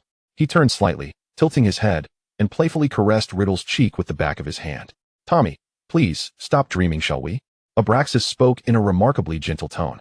Yet Riddle, in his vexation, began to mutter in frustration, his teeth grinding in irritation. Observing Riddle's distress, Abraxas swiftly handed him a glass of wine. Here, if you must, bite the glass instead. He wrapped an arm around Riddle's neck and planted a kiss on his cheek. I need to discuss serious matters, the cigars. Once seated again, Abraxas patted Riddle's hand resting at his waist. Let us get married. I want to, Riddle declared, his voice trailing off into silence. Get lost, you scoundrel. Abraxas chuckled in playful reproach. He remained unfazed by the remark, while Tommy, visibly irritated yet obedient, continued to press his luck verbally. On to serious matters. Haven't you been experimenting with magical tea lately? Abraxas nestled against Riddle, holding his hand tightly. Indeed, everyone seems to enjoy magical products, Riddle replied. Having noticed Abraxas' fondness for tea, hence his desire to explore further. I've seen my father secretly smoking cigars, yet I find the scent unappealing. So Abraxas shifted onto Riddle's lap, wrapping his arms around Riddle's neck, gazing intently at him. Riddle, with a smile lighting up his face, leaned in to peck Abraxas softly. All right, tomorrow I shall begin my research and cultivation, Riddle affirmed eagerly, wrapping his arms around Abraxas' waist. Tommy, I truly must commend you, Abraxas remarked while adjusting his tie, signaling Riddle to loosen it for him. Riddle's eyes sparkled as he swiftly untied the tie, carefully folding it and placing it aside. Some might object if they heard their partner express a desire to smoke cigars, but you're quite the exception. Abraxas' collar button was deftly undone by Riddle's nimble fingers. What is wrong with me? Riddle asked nonchalantly, his gaze fixated on Abraxas' alabaster skin. You show me such profound respect, Abraxas replied, inhaling deeply before raising his glass, tilting his head back, and then lowering it to savor the wine. Riddle, lost in bliss, closed his eyes, reveling in the abundance of comfort this moment provided. Abraxas looked up, breathing rapidly, then pushed against Riddle, sinking into his embrace. Tommy, why don't you ever manage me? Abraxas, feeling the heat, unfastened yet another button. He was merely curious about Riddle's preferences, but it turned into indulgent affection. Riddle's gaze fixated on the slightly wider collar, his fingers unconsciously tightening around the hem of Abraxas' suit. I can create a remedy akin to drinking without harm. And your happiness is paramount. Riddle displayed remarkable empathy, believing that since he disliked being controlled, Abraxas would share the same sentiment. However, upon reflection, he realized the potential folly of such a notion. But, perhaps you should wait a couple of years before indulging. It might not be wise to appear too indulgent. Riddle tightened his hold on Abraxas, his expression conflicted, yet he began to offer gentle counsel. Ha, I was jesting. I detest that scent. If I forbade you from smoking, how would you feel? Abraxas reclined comfortably in Riddle's embrace, playfully swinging his legs. I'll have to ponder that. Even if you forbid me, I might still rebel. Riddle replied, intertwining his fingers with Abraxas'. If you persuade me, I might just acquiesce. As he spoke, he recalled how he had been swayed by Abraxas before. The memory of being outwitted by Abraxas faded, leaving only his agreement with Abraxas' reasoning. Abraxas, holding Riddle's hand, felt a twinge of guilt. Tommy's expression mirrored the time he had been easily convinced. Though Abraxas felt justified in his arguments, an unsettling sense lingered, leading to a prolonged period of placation afterward. He quickly turned to embrace Riddle, initiating a kiss. As Abraxas found himself overwhelmed, he tilted his head back to breathe, while Riddle nestled into his collar. Thus, a kiss each day, and you'll behave, Abraxas breathed in short gasps. Riddle, fully enveloped, rubbed his nose against Abraxas' skin, inhaling the familiar fragrance as the surroundings faded into darkness. One is insufficient. Riddle's voice was muffled by fabric. Ha, how many do you desire? Abraxas tugged at Riddle's dark hair, attempting to extract him from his embrace, feeling Riddle's fervent breath. You decide, Riddle replied, raising his head with a joyous expression. Abraxas had been jesting earlier, but this felt like a delightful indulgence. Two then. Abraxas leaned down, resting his forehead against Riddle's, gazing into his eyes. Very well, ha. Riddle agreed, his delight evident. Abraxas, captivated by the mirth in Riddle's eyes, struggled to suppress his laughter, finding him utterly endearing. Abraxas settled back into Riddle's lap, reclining comfortably against him as he gazed at the bottles of wine on the table. Tommy, I desire a light white wine. Abraxas softly articulated his request. Riddle retrieved a bottle from his spatial ring, employing magic to uncork it. With a pop, Riddle glanced at their glasses, then turned to the wine cabinet, using a levitation spell to summon 2 slender crystal goblets. Tommy, if anyone were to discover your private side, you would indeed become quite the sought-after individual, Abraxas mused. Watching the bottle float and the wine swirl in the goblets, his amusement palpable. Truly, so easy to tease and so effortlessly placate, Abraxas chuckled quietly against Riddle, his shoulders trembling with laughter. They remain oblivious, fret not, for I am yours and yours alone. Riddle caressed Abraxas' thigh, leaning in to kiss his cheek. Once Abraxas had finished laughing, Riddle gently smoothed down his chest, observing Abraxas with his eyes blissfully closed. After a moment, once Abraxas's breathing had steadied, Riddle placed the glass before him. How do you know? What if others are unaware? Abraxas casually picked up the goblet, swirling the liquid within. Chapter 257. Abraxas relished this moment. Huh, Riddle replied, his face a picture of confusion, believing he had maintained a commendable facade, especially in public. Abraxas raised his hand and took a small sip, affirming that Tommy's wine was indeed delightful. Abraxas felt that, considering all that Riddle had done, it was fortunate they had managed to keep it under wraps until now. Stop thinking about it. You've gone too far, he remarked, shifting his wine glass to his left hand and playfully pinching the perplexed face of little Tommy. Riddle, compliant yet increasingly bewildered, furrowed his brows. What had he done? Observing the confusion in Riddle's eyes, Abraxas found himself at a loss, pondering where to begin. Tommy, there have been rumors about you, ha ha ha. Abraxas began, but then faltered. He took a deep breath, firmly grasping Riddle's hand. You've been rumored to be capricious, with whispers suggesting you might torment me in private. Abraxas was nearly breathless with laughter. Huh, who the hell said that? That's utterly absurd. Riddle felt as if he had been unjustly accused. Ha ha ha. Although you indulge me in everything, no one believes you, especially since you knelt on the pitch. Abraxas chuckled, patting Riddle's hand affectionately. After hearing the rumor, Abraxas had quietly observed the spectacle, eager to see how others from different houses would react. Absurd, truly absurd. I endure beatings daily, and they sigh. Riddle began to sigh in frustration. Abraxas, smiling, gently rubbed Riddle's chest, feeling sympathy for little Tommy. So why did they start believing it after I knelt? Riddle exclaimed, angrily downing a glass of wine in one go. Perhaps it was your radiant appearance that day, Abraxas suggested, realizing the truth in his own words. Usually, everyone endured Riddle's cold disdain or was too intimidated to meet his gaze. Yet, on the day of the Quidditch match, he had appeared remarkably handsome in the sunlight, competing with utmost seriousness, delivering a tender yet resolute confession, and ultimately celebrating joyfully with himself. Throughout the match, Riddle had, for once, refrained from displaying that inhuman indifference. Abraxas mused that Riddle's formidable presence might have obscured his true face in the eyes of others. Playfully, Abraxas cupped Riddle's face in his hands, enjoying the noble yet aloof visage that was still quite appealing. Enough of this. It's just a few words they can't concoct. You have no idea the torment I endure. Riddle nodded but contemplated why no one ever guessed that he was constantly subjected to Abraxas's whims. I want to make a public announcement that you bully me. Riddle felt it was profoundly unfair. You shameless wretch, Abraxas exclaimed, his eyes wide with astonishment at Riddle's boldness. Which of these incidents do you think you can bring up? Abraxas questioned, genuinely perplexed. Are you accusing me of face rubbing? A fleeting memory of his past mischief flashed through Abraxas's mind, realizing that was the only incident he could possibly defend. After recalling it, he felt somewhat guilty and tenderly stroked Riddle's cheek. Dear, Abraxas clasped Riddle's hand, slipping it beneath his suit, then sighed deeply. He understood Riddle was merely venting, but also wished to comfort him. Darling, our affairs must remain confidential, Abraxas said, allowing his hand to slide down Riddle's thigh. Riddle, successfully swayed, felt his emotions dissipate, wholly engrossed in the sensations of their bodies. Thus, we shall don this attire tonight. Abraxas leaned in, whispering sweet nothings into Riddle's ear, kissing his earlobe softly.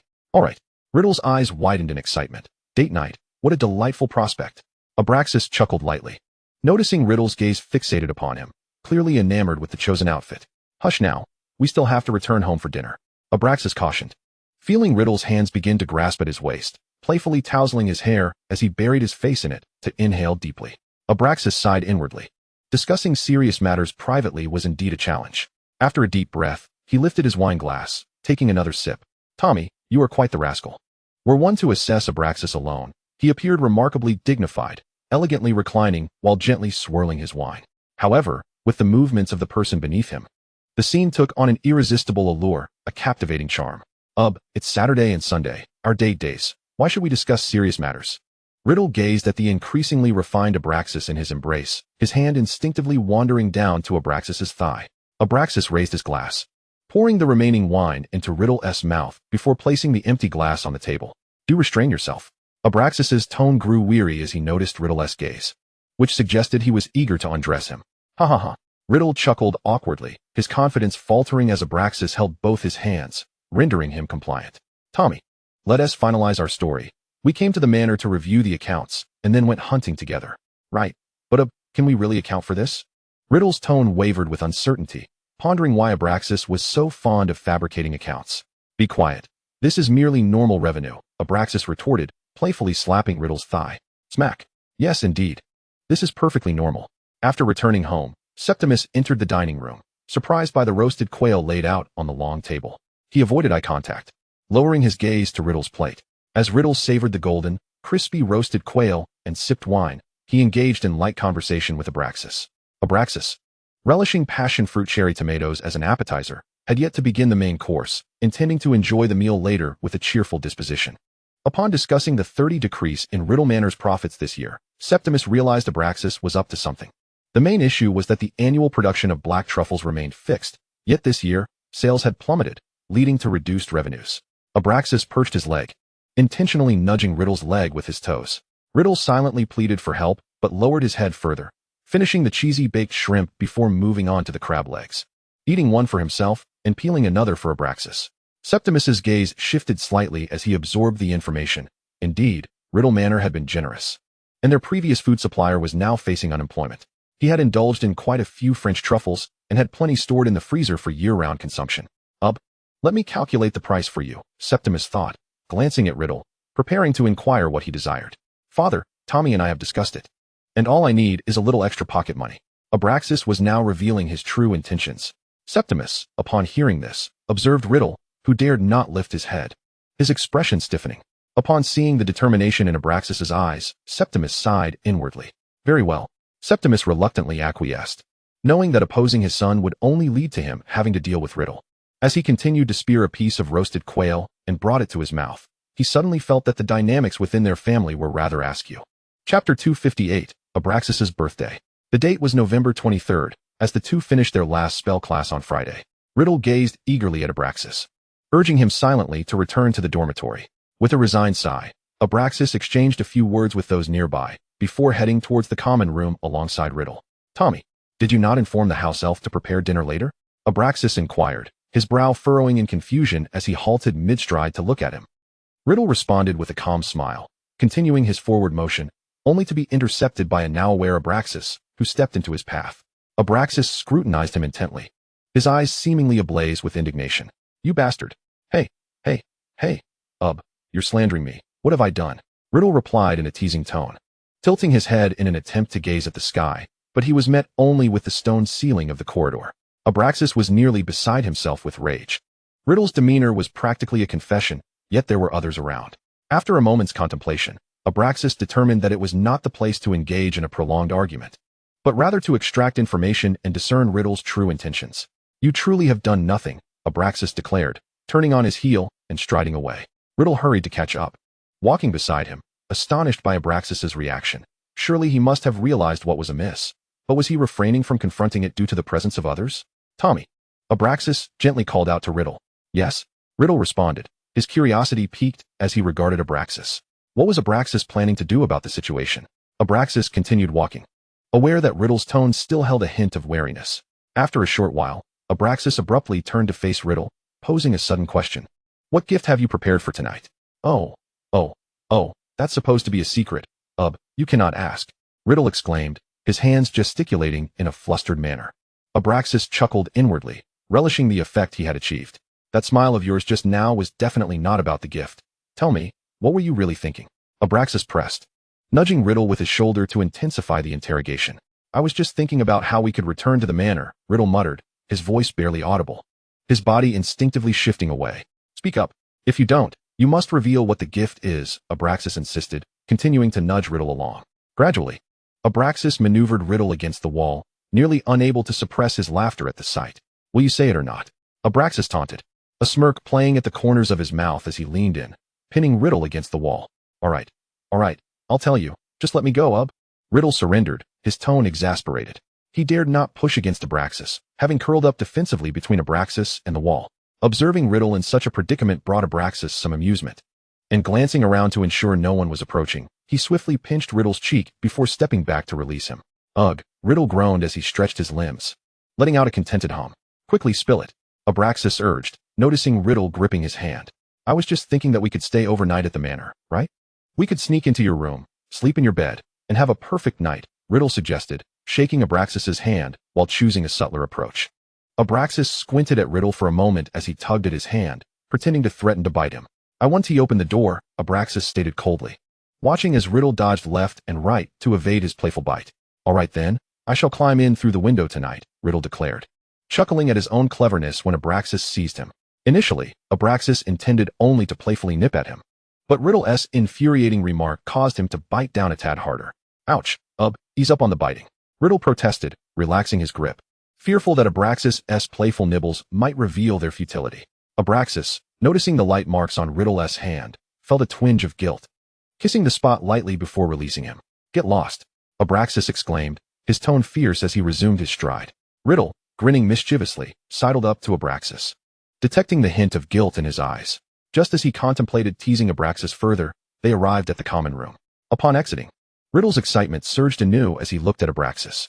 If you keep this up, I'll block the cupboard door, Abraxas warned, his expression tinged with annoyance. He found the idea amusing. Despite having voiced it, he could still execute it. I was wrong, Riddle interjected loudly, interrupting Abraxas's thoughts. I'll be good. Please let me off the hook. Riddle sensed that Abraxas's expression had shifted, a foreboding feeling settling in. All right, Abraxas replied cheerfully. Here we are, Tommy. Quickly return to your own room. Abraxas beamed at his own door as he watched Riddle depart, who seemed to hesitate with words unspoken.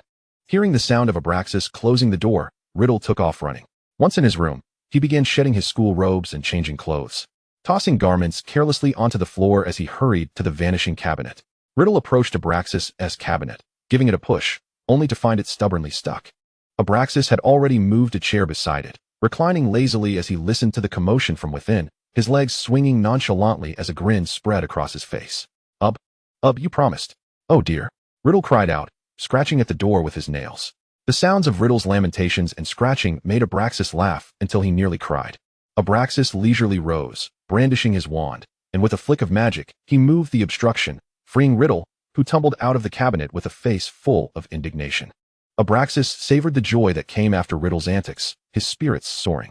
He chuckled softly as he wiped away the tears of laughter, eager to make his next move until Riddle, sprawled on the floor, grasped at his pants leg. Is this right? Riddle lamented, lying on the ground and looking up at Abraxas with pitiful eyes.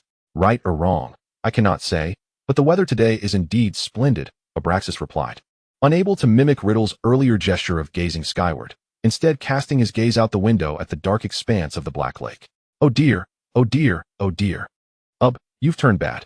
Riddle clung to Abraxas's pant leg, wishing he could roll on the ground in despair. Abraxas merely smiled, looking down at Riddle. Despite his position on the floor, he remained quite charming, but they could not linger any longer. Abraxas extended his hand, clasping Riddle's outstretched one, effortlessly pulling him to his feet. My dear, we mustn't Tari, it's time to go. Chapter 259. Abraxas is delightfully wicked yet undeniably charming. Emerging from the guest room where the vanishing cabinet was housed at Malfoy Manor, Abraxas watched as Riddle approached, placing a lingering kiss on his lips before darting off to attend to his tasks. Abraxas smiled softly, making his way towards his own chamber, knowing that Riddle was the easiest to placate. As he walked down the corridor, he greeted the family portraits, feeling that it was better to have closed the cabinet earlier rather than later. If given a choice, Riddle would undoubtedly prefer the earlier closure. At that moment, with a sudden pop, a house elf materialized before him. Young master, your father has left a document for you in the study, requesting that you peruse it upon your return. Abraxas's smile faded, his demeanor becoming notably more composed. Very well, you may leave now. As you command, young master. Miller respectfully bowed before vanishing with a snap. Abraxas altered his course, making his way toward the study. By the time Abraxas finished reviewing the intelligence within the study, Riddle had already completed his endeavors in the kitchen. Riddle, exercising utmost caution, stealthily approached Abraxas's chamber. When Septimus returned, the two were engaged in discussion in the study, while Riddle had already adorned the courtyard. As Abraxas and his father approached the banquet hall, they spotted Riddle peering curiously from outside. What are you up to? Abraxas inquired, observing Riddle's suspicious behavior. A mischievous urge to pinch his cheek rising within him. Welcome, welcome, Malfoy, Riddle exclaimed, his eyes darting about, as if plotting something, but before he could utter it, a hand swiftly covered his mouth. Abraxas, disregarding the presence of his father, began to playfully tussle with Riddle, though Riddle refrained from using much force.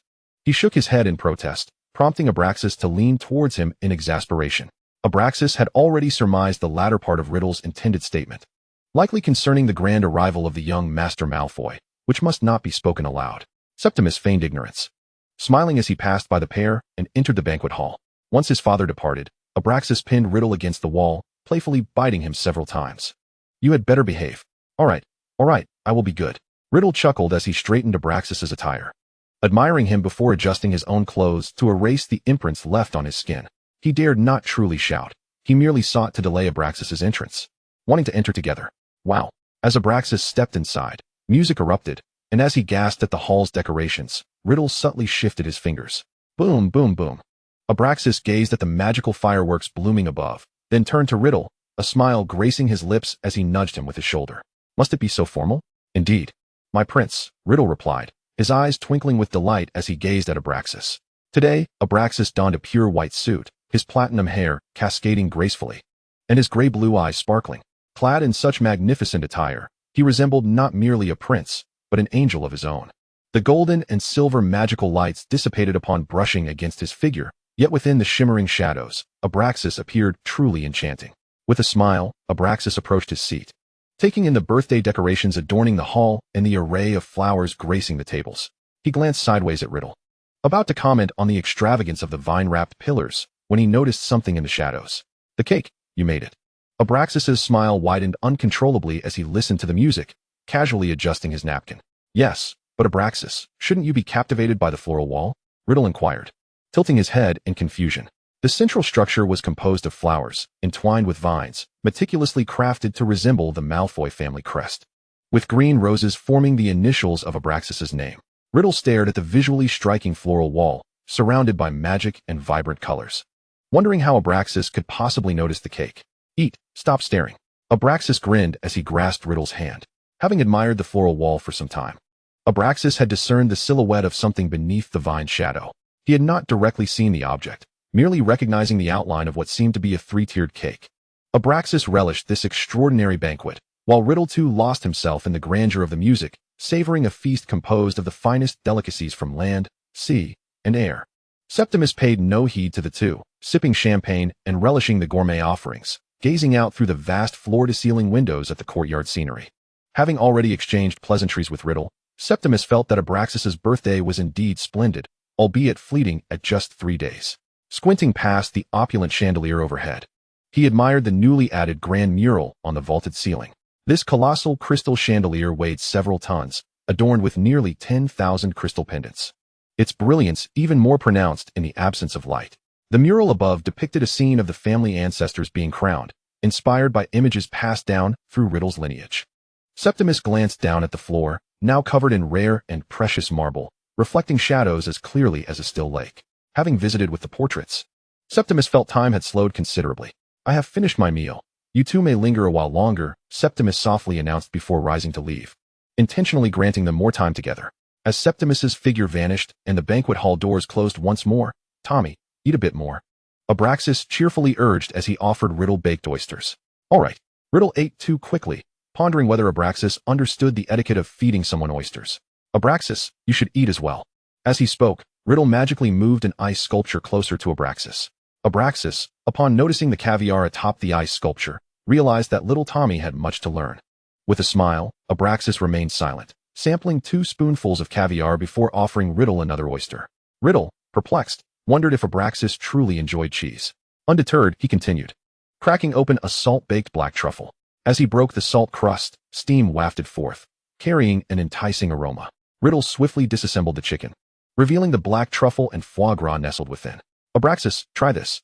Abraxas took a couple of bites before offering Riddle a champagne oyster, eager to see when he would catch on. Upon swallowing, Riddle finally sensed something was amiss, as did Abraxas. You. Abraxas chuckled at Riddle's stammering, his amusement deepening. Following Abraxas's gaze, Riddle cautiously picked up a champagne oyster and offered it to his mouth. watching as Abraxas slightly opened to accept it. Riddle then eagerly grabbed a glass of chilled cola, downing it in one go. Abraxas, is it as I imagined? Riddle's voice trembled slightly. Abraxas smiled elegantly. Leaning back in his chair, deliberately extending his foot to slide into Riddle's pant leg, the coolness of his boot pressing against Riddle's skin. Like this? Wow. Chapter 260, The Birthday Cake. Riddle was jolted by the chill, feeling every vein in his body ignite with heat, and he hastily drank a glass of champagne. Tommy, come a little closer, Abraxas gently beckoned. Riddle, now devoid of reason, complied, pulling his chair closer until, once together, Abraxas found the armrest somewhat obstructive and glanced at Riddle. Riddle held onto his chair, transforming it into a luxurious two-seater. Tommy, whom Riddle's eyes sparkled with an intensity that was almost ethereal, fixated upon the divine beauty of Abraxas, who stood before him. Abraxas leaned down to plant a gentle kiss on his cheek before settling comfortably beside him, casually crossing one leg over Riddle's. Surprised by this intimate warmth, Riddle instinctively wrapped his arms around Abraxas's waist, drawing him close into his embrace. Abraxas had not intended to perch upon Riddle's lap. He merely wished to playfully rest his leg upon him. However, once seated, he found the position quite comfortable and leaned back in relaxation. What is the tradition behind eating oysters? Riddle mused, momentarily losing his appetite as he tightened his hold on Abraxas, burying his face in the crook of his neck, inhaling deeply the enticing scent that wafted from him. What do you think? Abraxas replied with a soft chuckle, continuing to dine in Riddle's embrace. I only know that they are said to be an aphrodisiac, Riddle remarked, just as Abraxas fed him a mouthful of foie gras, which he dutifully savored. And what else? Abraxas inquired, his fork and knife remaining in motion. That's all I know. I'm not certain, but there must be more to it, Riddle responded, sensing something unusual in Abraxas's earlier gaze, hinting at deeper meanings. Abraxas took another bite of foie gras, aware that Riddle would eventually uncover the truth. It symbolizes vitality and vigor, Abraxas explained, gesturing towards the oysters. Riddle, cradling Abraxas, offered him one as well, and he too indulged in one. Abraxas observed Riddle as he consumed the oyster, noting his sudden flustered demeanor as he began to eat in a somewhat frantic manner. Reproduction, Riddle stammered. Caught off guard by the term, choking slightly. Abraxas, watching the bewildered Riddle, playfully patted his cheek. Now, continue your meal. Riddle mechanically resumed eating, his mind racing with thoughts of birthdays, pure-blood lineage, and promises made. Internally lamenting that Abraxas was teasing him, he felt overwhelmed. It was too soon. After a moment of silent reflection, Riddle consoled himself, reminding that Abraxas's birthday was paramount. He retrieved Abraxas's steak, expertly slicing it before burying his face in his meal. Abraxas chuckled softly at Riddle's focused demeanor, noting that he had only consumed half of his steak. Ultimately, they indulged in champagne and oysters, a blend of flavors that he relished, devoid of any particular birthday significance. Riddle, in a fit of exasperation, watched as Abraxas continued to enjoy oysters, feeling a rising sense of urgency, yet resorted to showcasing other dishes. Amused, Abraxas fed him 2 more oysters, relishing the sight of Riddle's anxious expression, desperately trying to restrain himself. Noticing Riddle neglecting even the ice cream dessert, Abraxas carefully extricated himself from Riddle's lap and headed toward the floral wall. As the lights dimmed and the music softened, Riddle approached with a cake, and Abraxas stood to meet him, adorned with a crown placed upon his head. He tilted his head, raising an eyebrow at Riddle. You may make a wish, but do not utter it aloud, Riddle urged gently, his gaze filled with anticipation. Oh, you wish for me to hear it, only to fulfill it in secret? Abraxas teased, tugging playfully at Riddle's collar, their eyes locking in a flirtatious dance. Riddle found himself momentarily speechless, captivated by Abraxas's increasingly enchanting visage illuminated by the soft candlelight. Observing Riddle's adoring gaze, Abraxas felt a sudden reluctance to make a wish, dismissing the significance of the cake altogether. Their eyes intertwined in a fervent gaze. Abraxas tugged at Riddle's collar, erasing the distance between them. As the melody resumed once more, Abraxas regained his composure, chuckling softly as he pushed Riddle away. After sharing a smile with Riddle, he wrapped his arms around his waist again, leaning against his shoulder. Tommy, I must commend you, Abraxas remarked, glancing at the piano that sat silent. What exactly do you wish to commend? My decorations? Riddle grinned, affectionately stroking Abraxas's back, a hint of pride in his expression. The decorations are splendid. However, the gramophone you arranged is even more delightful. Were there little fairies present? We could not indulge in such behavior, Abraxas whispered, burying his head against Riddle's neck, inhaling his fragrant scent. Unable to resist, he planted a tender kiss on Riddle's beautifully contoured neck. Indeed, I share your trepidation, Riddle replied, only to be met with a playful nibble from Abraxas. Ouch, do you intend to leave a mark? Riddle sighed, feeling overwhelmed by the sensations of being kissed and nibbled. Abraxas gazed at the blossoming red mark, exploring further with his lips. Listening to Riddle's breathy gasps, he diligently crafted his masterpiece. The hall is adorned with flowers. You should have a trace of them upon you as well, Abraxas commented, assessing the vivid marks he had left on Riddle's skin. Feeling a twinge of mischief, yet resolved to continue the night's revelries. Riddle regarded Abraxas with a blend of exasperation and affection, recognizing the mischievous glint in his eyes. You mustn't hit me in the morning, Riddle warned, resting his forehead against Abraxas's. Should you provoke me, I shall retaliate, Abraxas replied, unexpectedly biting down on Riddle's chin. Oh, go on, strike me if you must, but we ought to eat the cake now, Riddle said, pressing his lips shut, eager to divert Abraxas's attention. Observing Riddle's compliance, Abraxas mused inwardly, acknowledging that while Riddle was obedient, his energy was quite exuberant that evening. Abraxas released Riddle, turning his gaze back to the cake adorned with red roses, a striking contrast of colors that reminded him of Riddle's marked skin. He shook his head, chastising himself for such thoughts, and quietly contemplated the cake. The only wish that came to mind was for Riddle to endure his playful teasing without becoming overly agitated. What are you doing? Riddle inquired, chuckling lightly as he stood beside him. Riddle found Abraxas's adorably bemused expression while contemplating his wish utterly endearing.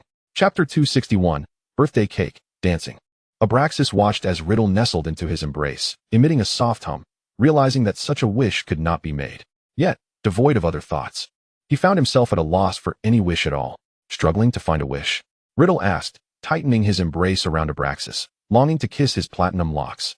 Yet the crown proved an obstruction. As Abraxas emerged from Riddle's arms, he continued to gaze at him, prompting Riddle to adjust the crown and smooth the stray strands of hair. Abraxas beheld Riddle's tender and focused expression, feeling the gentle caress of his fingertips against his skin. And suddenly, a wish materialized in his mind. With unwavering reverence, Abraxas turned his gaze to the flickering candlelight, closed his eyes, and made his wish, softly extinguishing the flames. Riddle illuminated the room once more, observing Abraxas with curiosity. Did we not agree that you would share your wish with me? Abraxas circled the cake, scrutinizing it carefully. Hearing Riddle's bewildered inquiry, you shall deduce it. Abraxas found himself somewhat hesitant to meet Riddle's gaze, opting instead to nonchalantly circumvent him and retrieve a knife from the dining cart. Oh, Riddle intoned, his voice imbued with a suggestive undertone. He observed Abraxas as he attempted to avoid him while reaching for the cake, then deliberately positioned himself in Abraxas's way. If you don't behave, I might just have to poke you, he teased. Abraxas held the knife at a distance, gesturing with it as a warning.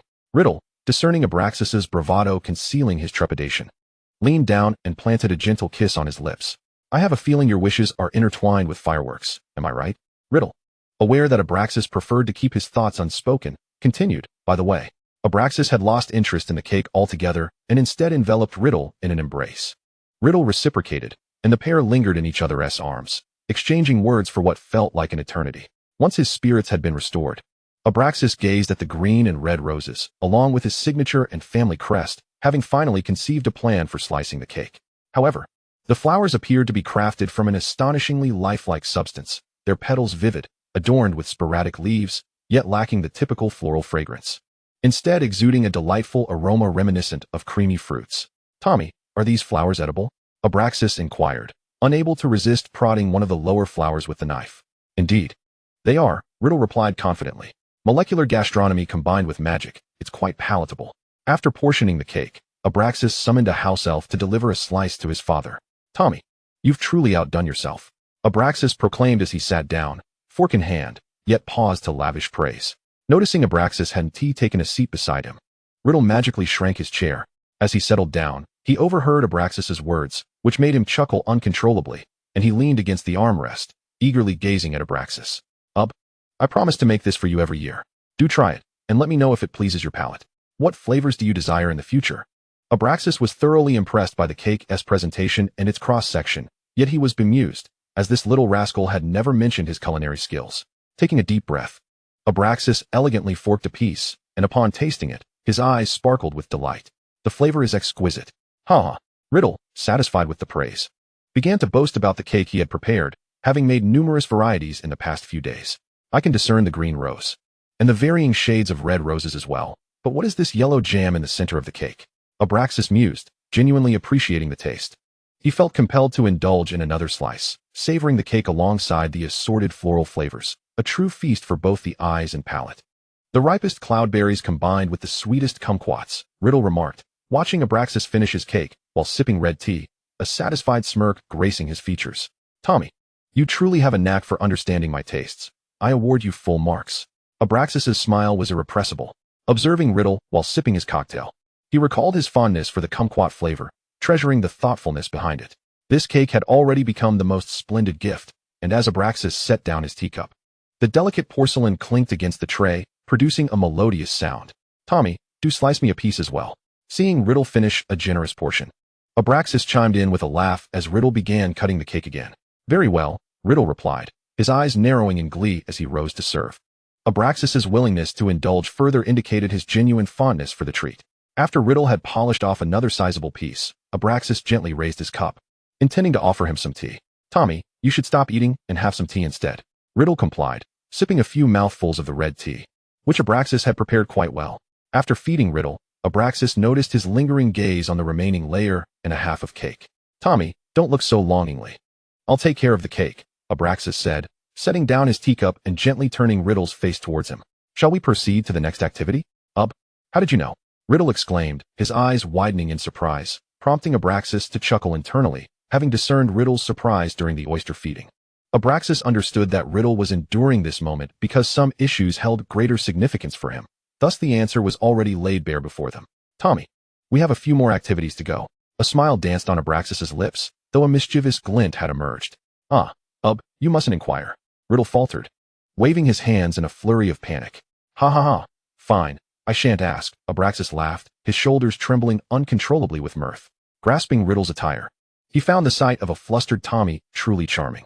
Leaning against Riddle's embrace, Abraxas took a deep breath, finally having had his fill of laughter. As the music shifted, Abraxas glanced up at the resplendent hall, noticing subtle changes that had occurred, not merely due to the flowers and decorations, but rather, the very hues of the space had transformed. Tommy, did you design this after the French royal palace? Abraxas reclined leisurely against his chair, elegantly crossing his legs.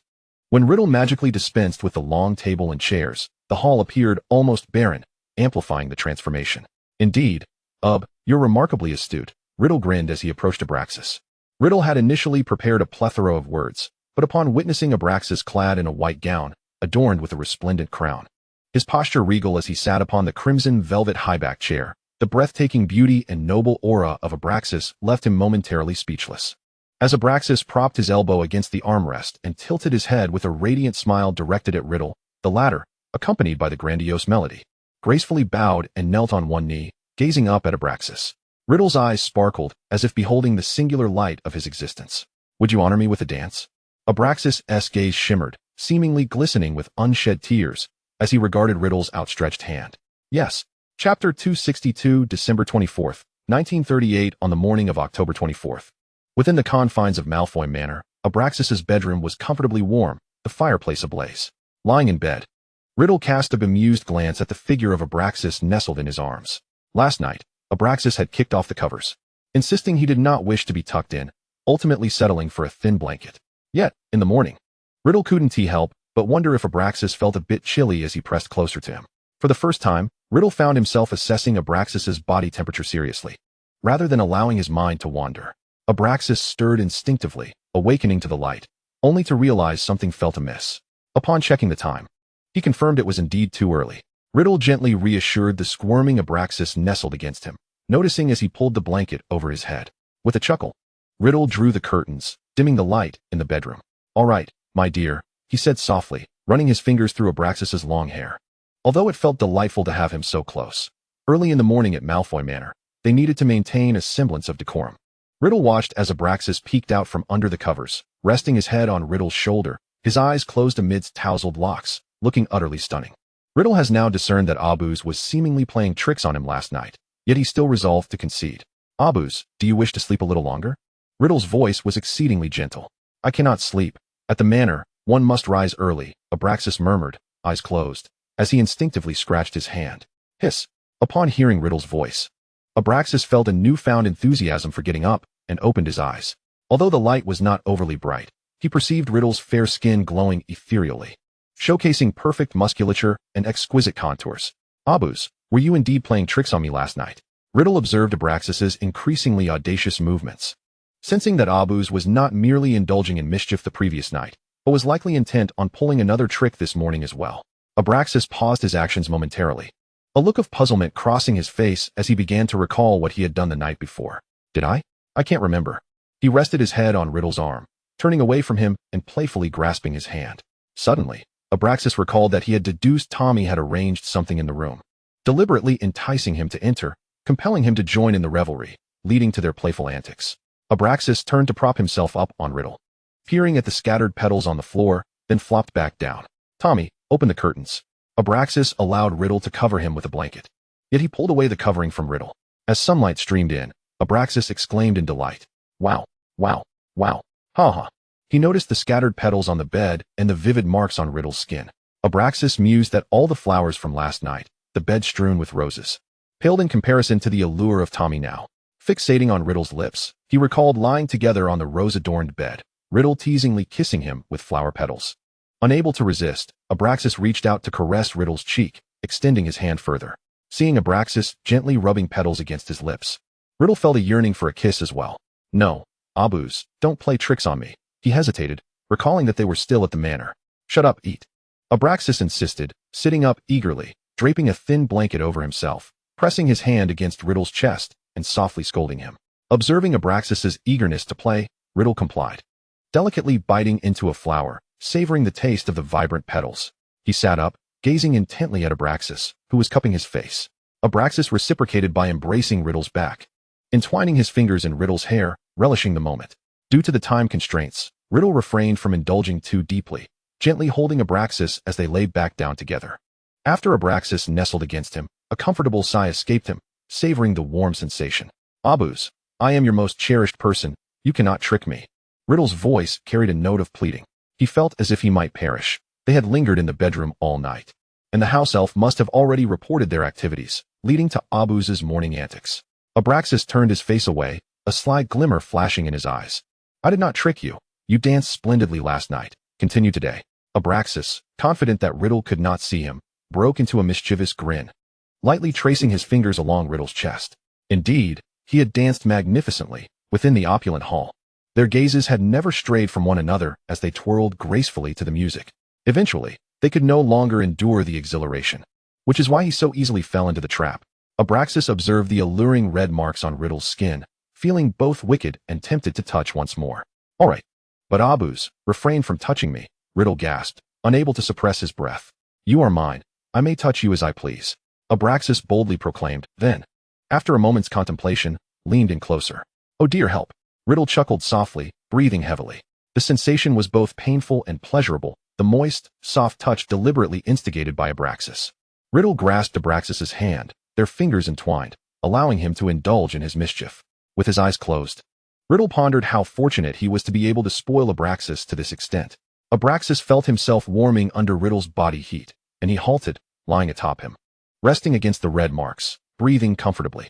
Abraxas tugged at the plush blanket, draping his arm across Riddle's shoulder, deliberately settling down further, playfully rubbing his legs against him. Oh, Abus, just say it. What kind of demise do you have planned for me today? Riddle sighed, tightening his grip on the bed sheets. Abraxas wrapped his arms around Riddle's neck, pulling himself closer. Am I that sort of person? Haven't you always wanted to reside in my room? Abraxas felt Riddle's deep breaths beneath him, the rise and fall of his chest almost causing him to burst into laughter. Am I good to you? Abraxas leaned up to plant a soft kiss on Riddle's cheek, then let his hand slide down to explore his taut abdominal muscles. Feeling that any interaction with him was a delight, Abraxas gazed at Riddle's clenched jaw, listening to the deep breaths beside him, admiring his striking features and perfect physique. Tommy, quickly tell me I treat you well. I have not forced you to climb through windows. Abraxas could not resist showering him with kisses. All right, Riddle's voice trembled. He was on the verge of tearing the bed sheets apart.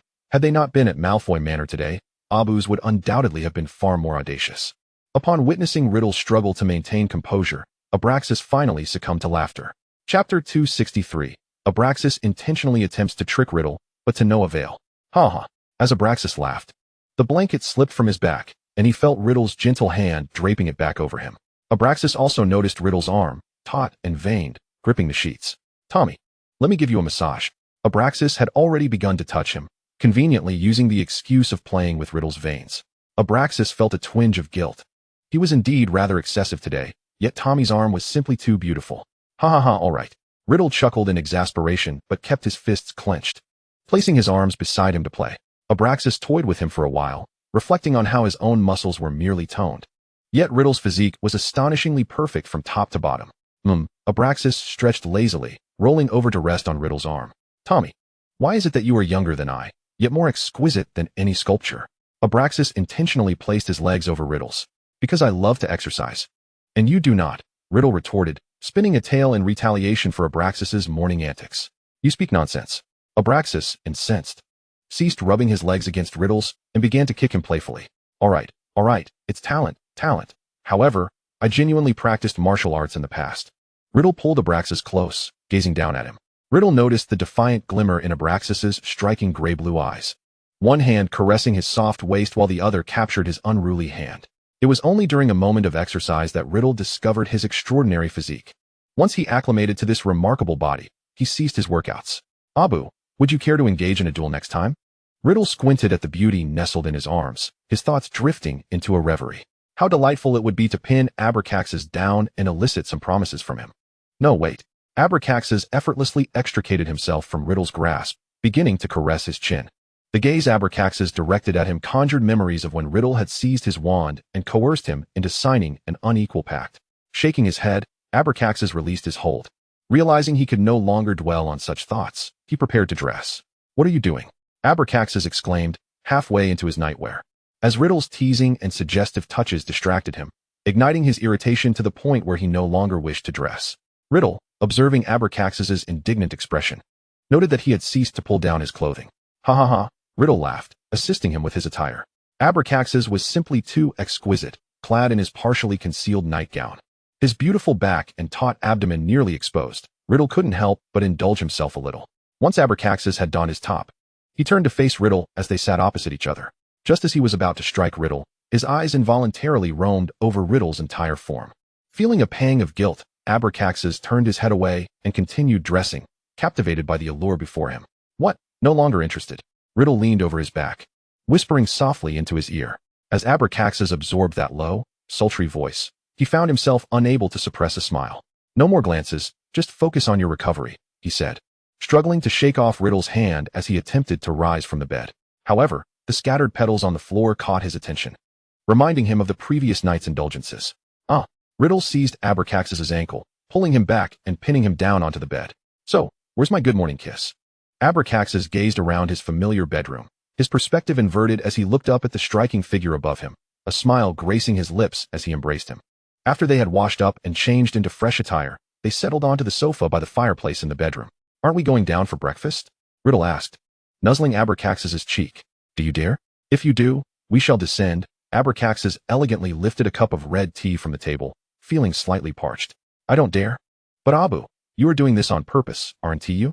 You want me to be discovered, Riddle remarked, his curiosity piqued as he gazed at Abraxas. With a playful smile, Abraxas lifted the teacup, gently feeding Riddle red tea, intending to silence him.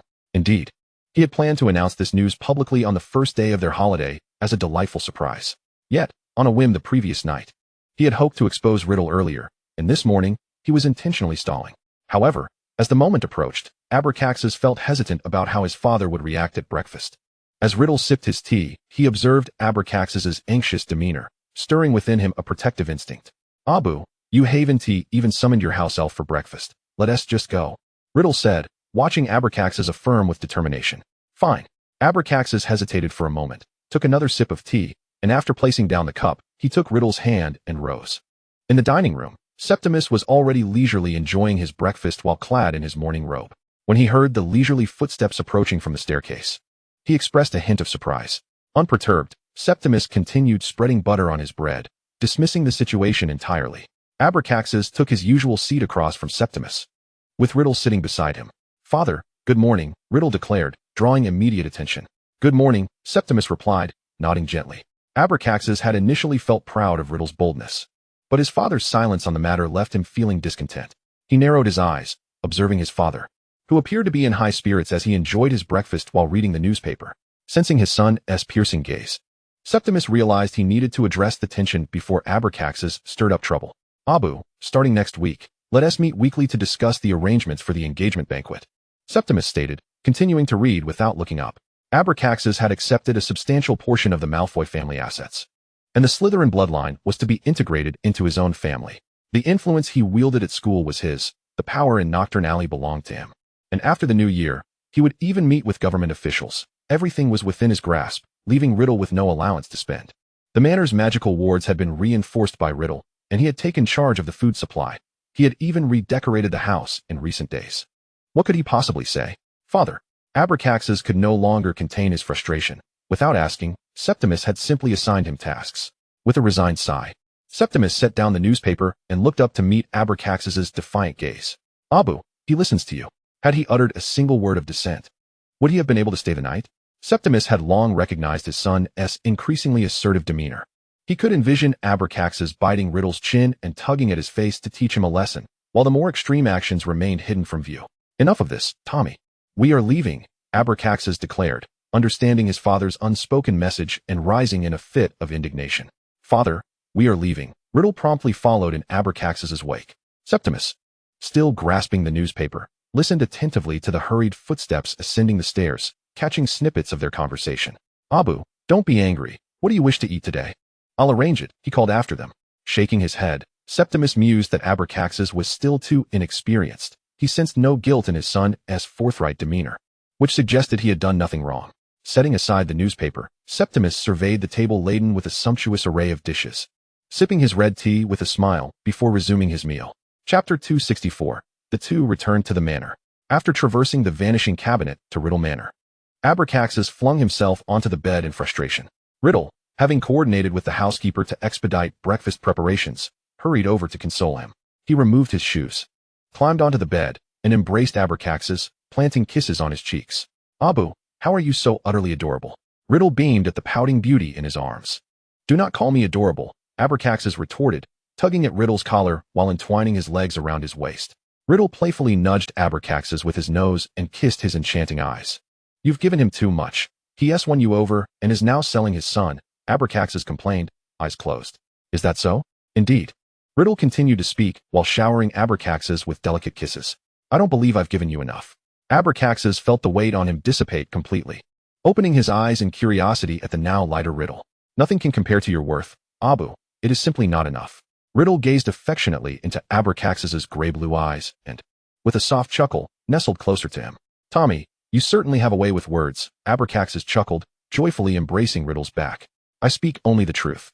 In Riddle's eyes, all he could see was the exquisite Abraxas beneath him. Indeed, Abraxas was truly beautiful. Isn't? Abraxas smiled, playfully toying with his earlobe. Yes, Riddle replied, his hands caressing Abraxas's face in a flirtatious manner, longing for a kiss. Let us change positions. Abraxas, not wishing to be pinned down by Riddle, felt that such a situation would be too intense and offered no means of escape. Just as Abraxas leaned onto Riddle, propping himself up and tracing his fingers along Riddle's neck, a knock resounded at the door. Tap, tap, tap. The two exchanged glances. Breakfast had arrived. Riddle sat up, embraced Abraxas, and helped him off the bed. He quickly set Abraxas down on the sofa, placed slippers at his feet, donned his own shoes, and went to open the door. Abraxas chose a scrambled egg sandwich, while Riddle indulged in shrimp noodles. Justin returned twice more with additional dishes until everything was delivered. Once Riddle closed the door, the two relaxed and continued their meal. After finishing his noodles, Riddle prepared a cup of red tea for Abraxas, glancing at the green vegetable juice on the table, marveling at the culinary skills of the chef. Would you like some? Following Riddle's gaze, Abraxas spotted the 2 cups of juice and furrowed his brows. What is this? Riddle, also unsure, brought the cup closer to his face and sniffed. Cucumber, apple, ginger, lemon. No, I want tea, drink it. Riddle observed Abraxas shaking his head vehemently and set the cup down. He might have taken a sip had it not contained ginger. He placed a freshly brewed cup of red tea in front of Abraxas and took a sip from his own. Once their appetites were satisfied, they leisurely sipped tea, enjoying their breakfast. When the butler returned to clear the table and wheeled the trolley away, the two settled onto the sofa by the fireplace. Abraxas had been watching the flames dance in the hearth when he suddenly noticed the bright light streaming in from outside, lying in Riddle's embrace. He turned to gaze out the window and was greeted by a flurry of snowflakes.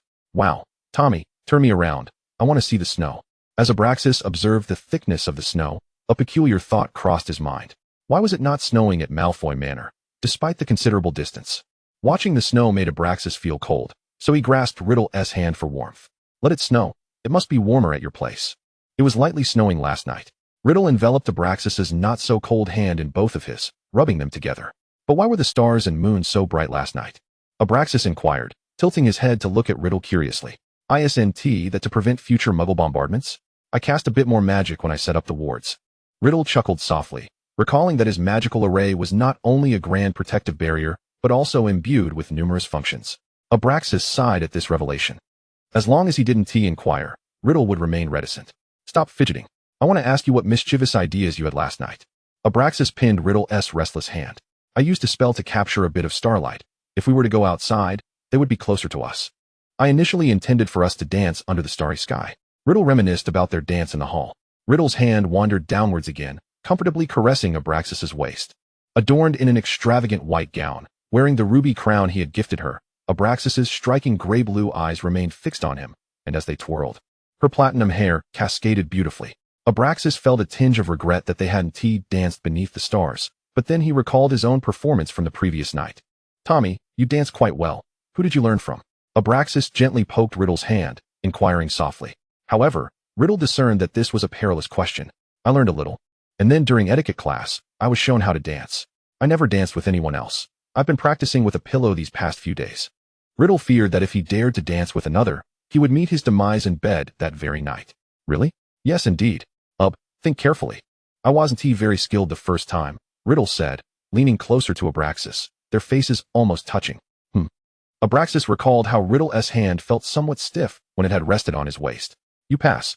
Riddle, upon hearing this, rested his head on Abraxas's shoulder, exhaling deeply before planting a kiss on him. Who did you dance with before? Riddle tightened his embrace around Abraxas, eager to pry for answers. You rogue. I dance with whoever I wish, Abraxas retorted, feeling the urge to swat him away while struggling to hold onto him with one hand. Ouch, ouch. You are being unfair. Riddle sighed contentedly, reclining further into the sofa.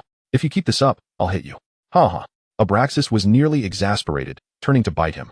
But Riddle stretched his neck to evade her, only to be bitten on the collarbone. Ouch, ouch. Just as I healed from last night. You are so ruthless, Riddle lamented, feigning distress. Abraxas felt a twinge of guilt from Riddle's dramatics and relented, easing his grip on him and returning to a relaxed position.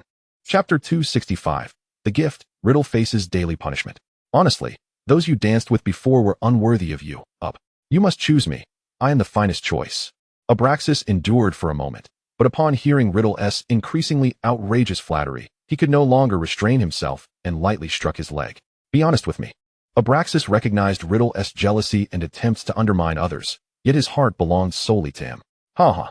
Although Abraxas had smacked him, Riddle felt an even greater sense of joy. Indulging in a bit of mischief early in the morning was indeed pleasurable. Abraxas glanced outside at the swirling snow and nestled closer into Riddle's embrace, then produced his gift. Tommy, do you have a secret stash of money?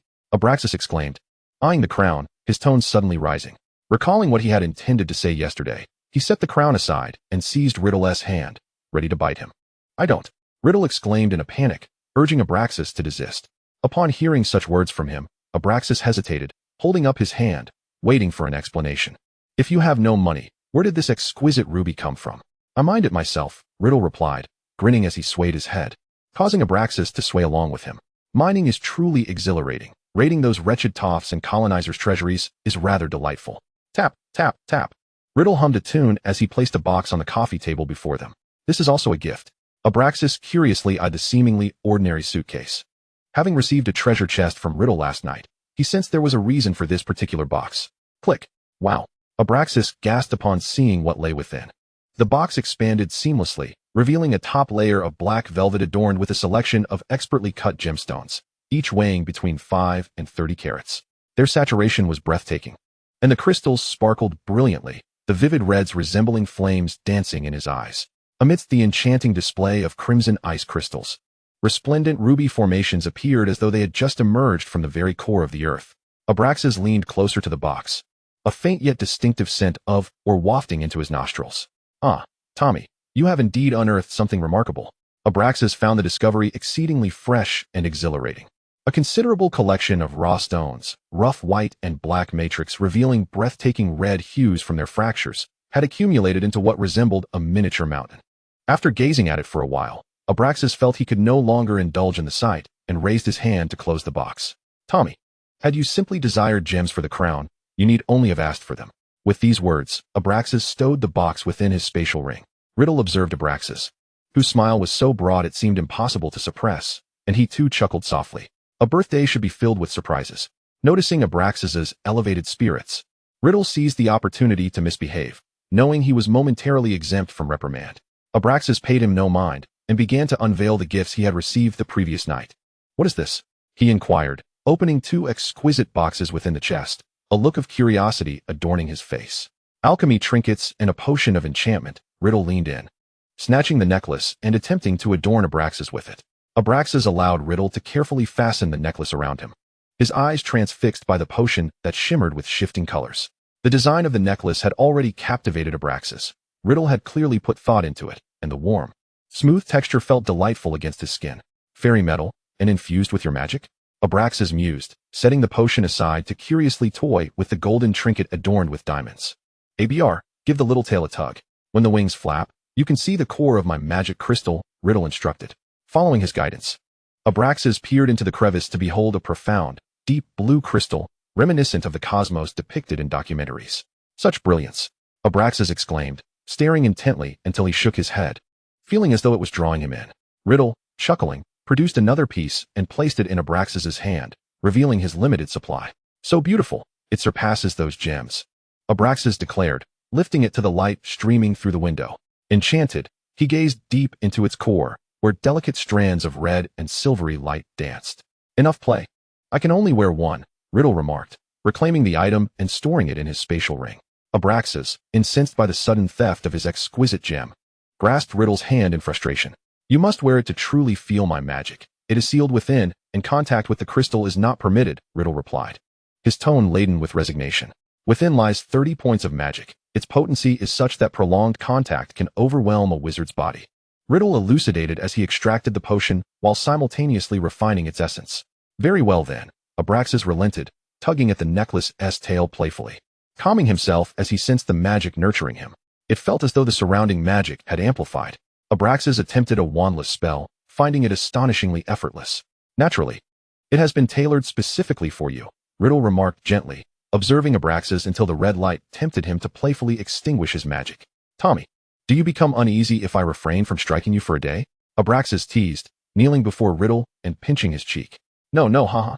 They both laughed, engaging in playful banter until Riddle bore the imprint of Abraxas's teeth on his cheek, obediently embracing him.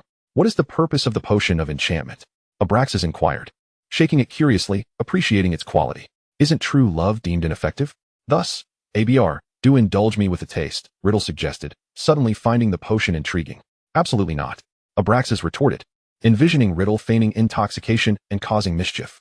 Come now, it is imperative, Riddle insisted, attempting to snatch the potion from Abraxas's grasp. Hold on. Tonight I shall administer it to you, Abraxas declared, lifting the potion high, shielding it with his back. Why halt? We have all day, Riddle began, but swallowed the latter half of his sentence, knowing they could revel in their antics indefinitely.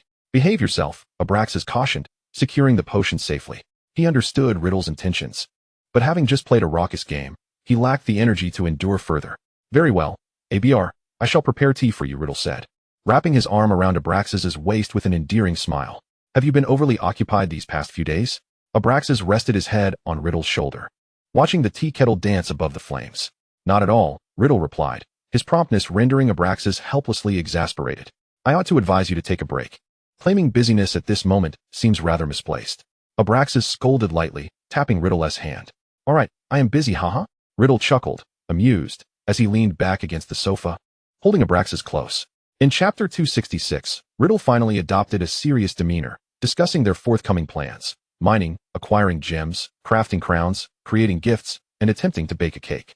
Abraxas was acutely aware of Riddle's limited leisure time, which rendered him genuinely occupied, decorating the hall, arranging floral walls, transforming the courtyard with magic last night, and even sneaking into my room to set up fresh flowers. Do you not consider yourself busy?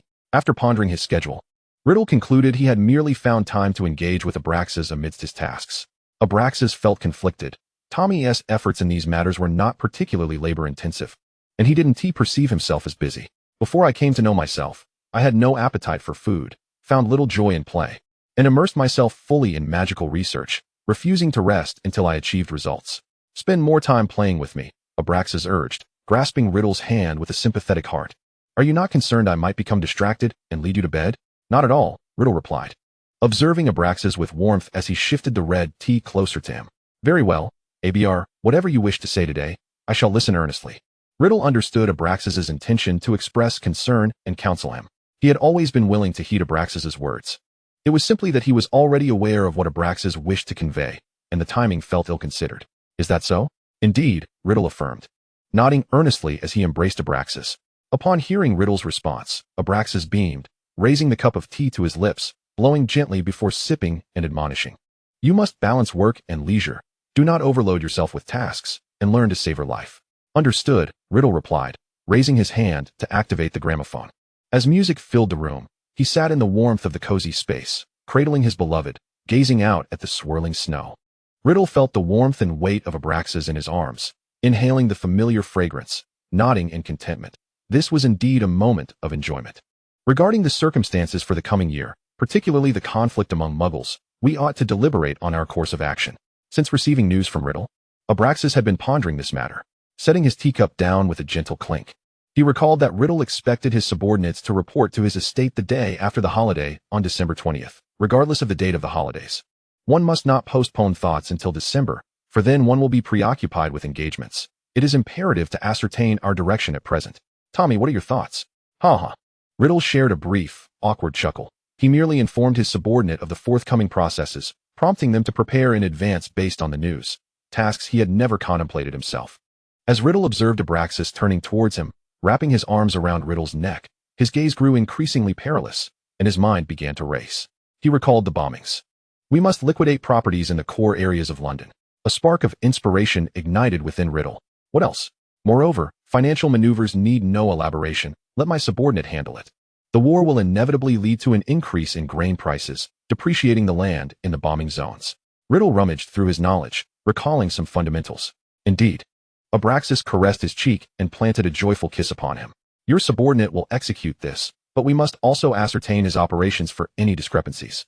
After Abraxas concluded, he reclined back in Riddle's embrace, pushing the teacup and teapot aside, comfortably resting his feet on the coffee table. Riddle gazed at Abraxas's long legs, yearning to touch them, yet apprehensive of the repercussions. He had been spared once before, but this time, he would surely face consequences. Undeterred, Riddle dared to graze Abraxas's thigh, only to have it swatted away. He then inquired about Abraxas's recent undertakings. Abraxas clasped Riddle's hand, drawing it to rest upon his abdomen. In Diagon Alley, we have acquired some multinational magical materials for storage: dragon hide, dragon liver, dragon meat, dragon blood. Whitefresh has procured a portion, and I have begun utilizing my planting boxes for cultivation. Riddle blinked, contemplating the need to further sustain those little sprites of Slytherin. A substantial amount of grain, sugar, meat, canned goods, rice, tea, and medicine. I shall instruct those individuals from Diagon Alley to procure globally in batches next year. Riddle punctuated his statement with a gentle kiss on Abraxas's cheek. Well done, but why the kiss? Abraxas replied casually, still lazily enfolding Riddle's hand. You are remarkably clever. If it were solely up to me, I would indeed be disinclined to undertake such monumental actions. Riddle realized he had previously only known what to do. Yet, with Abraxas guiding their discussions, arranging each detail, and initiating action, he had learned to translate words into deeds. I truly wonder whether your dominion over the magical realm is a boon or a bane. You are so formidable. Yet you only concern yourself with the well-being of your subordinates, indifferent to others. Abraxas sighed, lamenting Tommy's ignorance regarding the financial gains of war. I do not wish to manage so many people. Each has their own destiny, and it is not my concern. Riddle had no desire to expend energy on trivial matters. Good, your perspective is quite commendable, Tommy. Do you believe I am fortunate? Abraxas toyed with Riddle's hand, intertwining their fingers. Excellent, splendid. You are saving the world. Ha. Riddle laughed as he recalled his previous penchant for causing mischief. If one does not count a fondness for slaughter, and desires to obliterate the world. He had even researched spatial magic. If he were reckless, he could ensure his own safety while undoubtedly stirring chaos and leaving a mess behind. Let us speak seriously. I truly do not require your financial assistance. Abraxas smiled slyly, swaying in Riddle's embrace, and earnestly inquired. No need. I have reviewed his progress. Due to my information, he has uncovered certain individuals' vulnerabilities, engaged in political asylum, extorted others, and liquidated some useless assets. Riddle reflected on his actions and deemed this individual quite resourceful.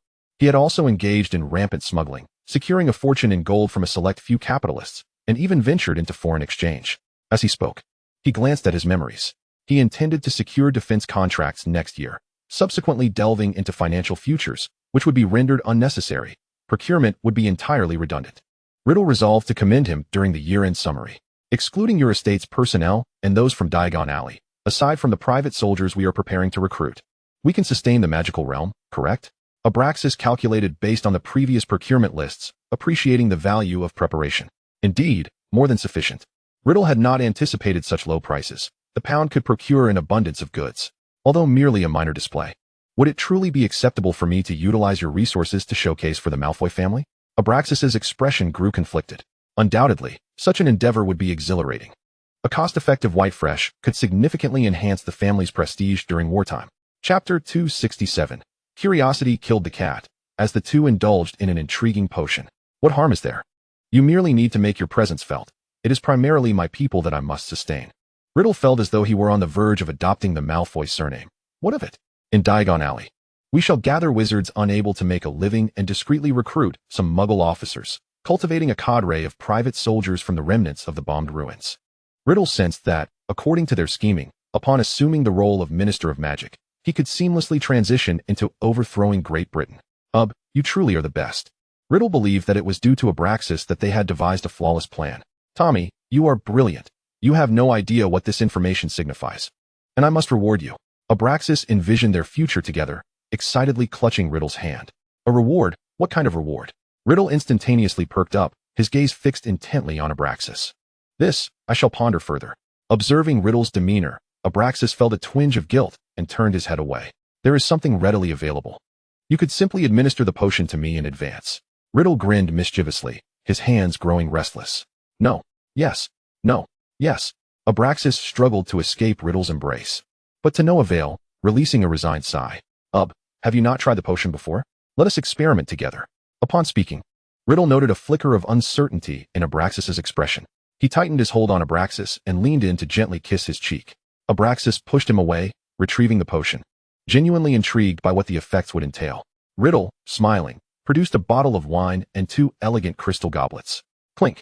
Abraxas inhaled deeply, dismounting from Riddle and anxiously observing as he poured the wine. Abraxas opened the potion and poured it into the glass before him. Riddle, grinning, accepted the remaining potion, giving it a gentle shake before lowering his head to inhale its familiar fragrance. Do not be so tense. You have yet to discern the scent of this potion. Riddle laughed, returning the bottle to Abraxas. With a sense of resignation, Abraxas lifted the bottle to his nose, detecting Riddle's unique fragrance with a hint of metal. Abraxas scrutinized the potion closely, pushing away Riddle, who was nervously leaning in. What do you smell? Riddle feigned disbelief as he regarded Abraxas. Do not feign ignorance. With your knowledge of potions, you must recognize the myriad scents present. Upon Abraxas's retort, he suddenly focused sharply on Riddle. What do you smell? Oh dear, let us drink. Riddle felt that speaking out would undoubtedly result in punishment. He had already succumbed to fear. Abraxas, noticing his reaction, was taking deep breaths, clearly agitated. Yet curiosity gnawed at him.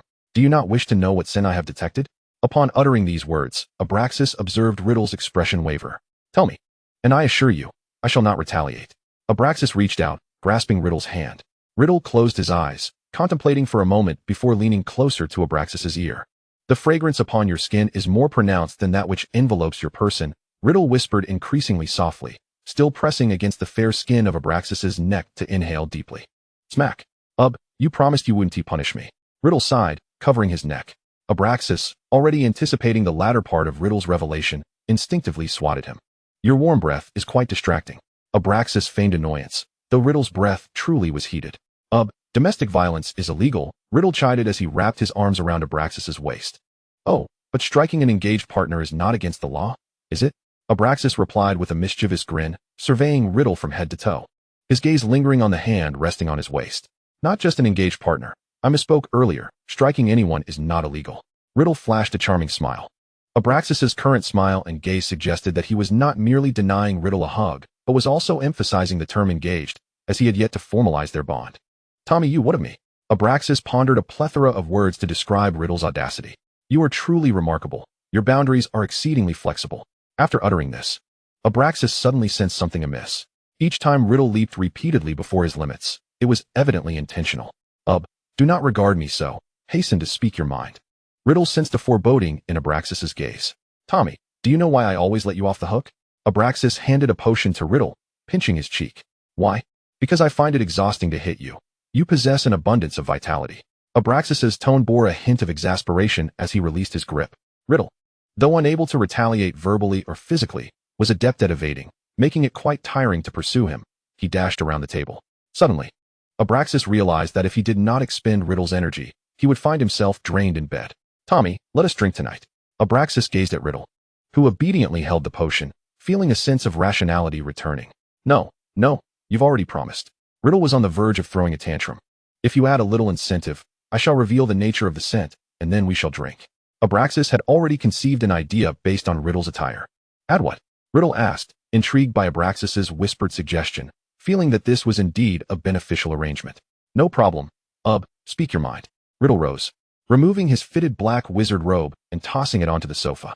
He then loosened his cufflinks and rolled up his sleeves, scanning the surroundings for a suitable spot. Let us proceed. Riddle ultimately chose the carpet beside the fireplace, where Abraxas could still gaze out the window. Abraxas beheld Tommy, clad in black trousers and a white shirt, with broad shoulders and long legs, as he gracefully positioned himself on the floor. Abraxas chuckled, lifting his foot.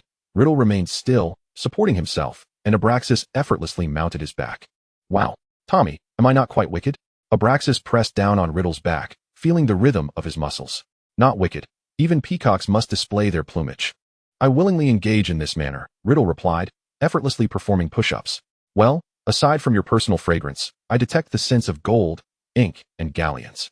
Upon finishing, Abraxas felt Riddle ease his weight, lifting his legs off the ground and pressing his entire weight upon him. After a considerable time, Abraxas found himself warmed by Riddle's body heat, yet he listened to Riddle's steady breathing. Tommy, how many can you do? Abraxas patted Riddle's shoulder. If you allow me to play, I could do this all day. Riddle cunningly muted his response. Smack, smack, smack. Abraxas, without needing to think, knew the remarks were less than complimentary, and he struck Riddle's back with force, only to feel pain in his own hand. No more, Abraxas declared, and upon seeing Riddle obediently halt, he sought out his slippers. Abraxas settled onto the sofa, contemplating the 2 glasses of wine before him, deeming them to be poison. Riddle, with a triumphant grin, poured an aphrodisiac into his glass before exchanging it with Abraxas's. This is your final warning. Do not feign. Abraxas inhaled deeply, gritting his teeth as he rose to grasp the glass before him. Very well, very well. Riddle acquiesced verbally, while internally thinking that not pretending meant he had not truly obeyed today. Abraxas and Riddle locked eyes, their arms intertwined, as they slowly drained their glasses. Abraxas set down his cup, nervously blinking, feeling as though nothing had changed. Turning to Riddle, he found his features, the shape of his brows, his exquisite features. His Adam's apple, everything about him seemed even more alluring. Riddle, having finished his drink, felt no transformation, although Abraxas appeared to radiate light. Wasn't he always glowing? Wow, Abraxas, you truly are the most perfect being in this world. Riddle sincerely recited this line before lifting him and carrying him towards the bed. Get off, Abraxas, both amused and exasperated, clutched Riddle's shirt tightly. Lying on the bed, Abraxas found himself engaged in an intense entanglement with Riddle. He closed his eyes, pondering that the effects of the potion could not possibly be this exaggerated. Chapter 268, Returning to Malfoy Manor. Saturday, December 1st, at 2 p.m. Abraxas stirred slightly in Riddle's embrace, signaling his awakening. Once fully alert, he glanced at the magical clock, assessing how long they had slept together after lunch. Stretching and moving about, he realized Riddle remained still, eyes shut tight. Abraxas felt a mix of amusement and irritation at this rascal, who was undoubtedly plotting something. He was tempted to pull the covers off him, yet feared genuinely chilling him. Rise and shine. Abraxas grasped Riddle's chin, giving it a gentle shake.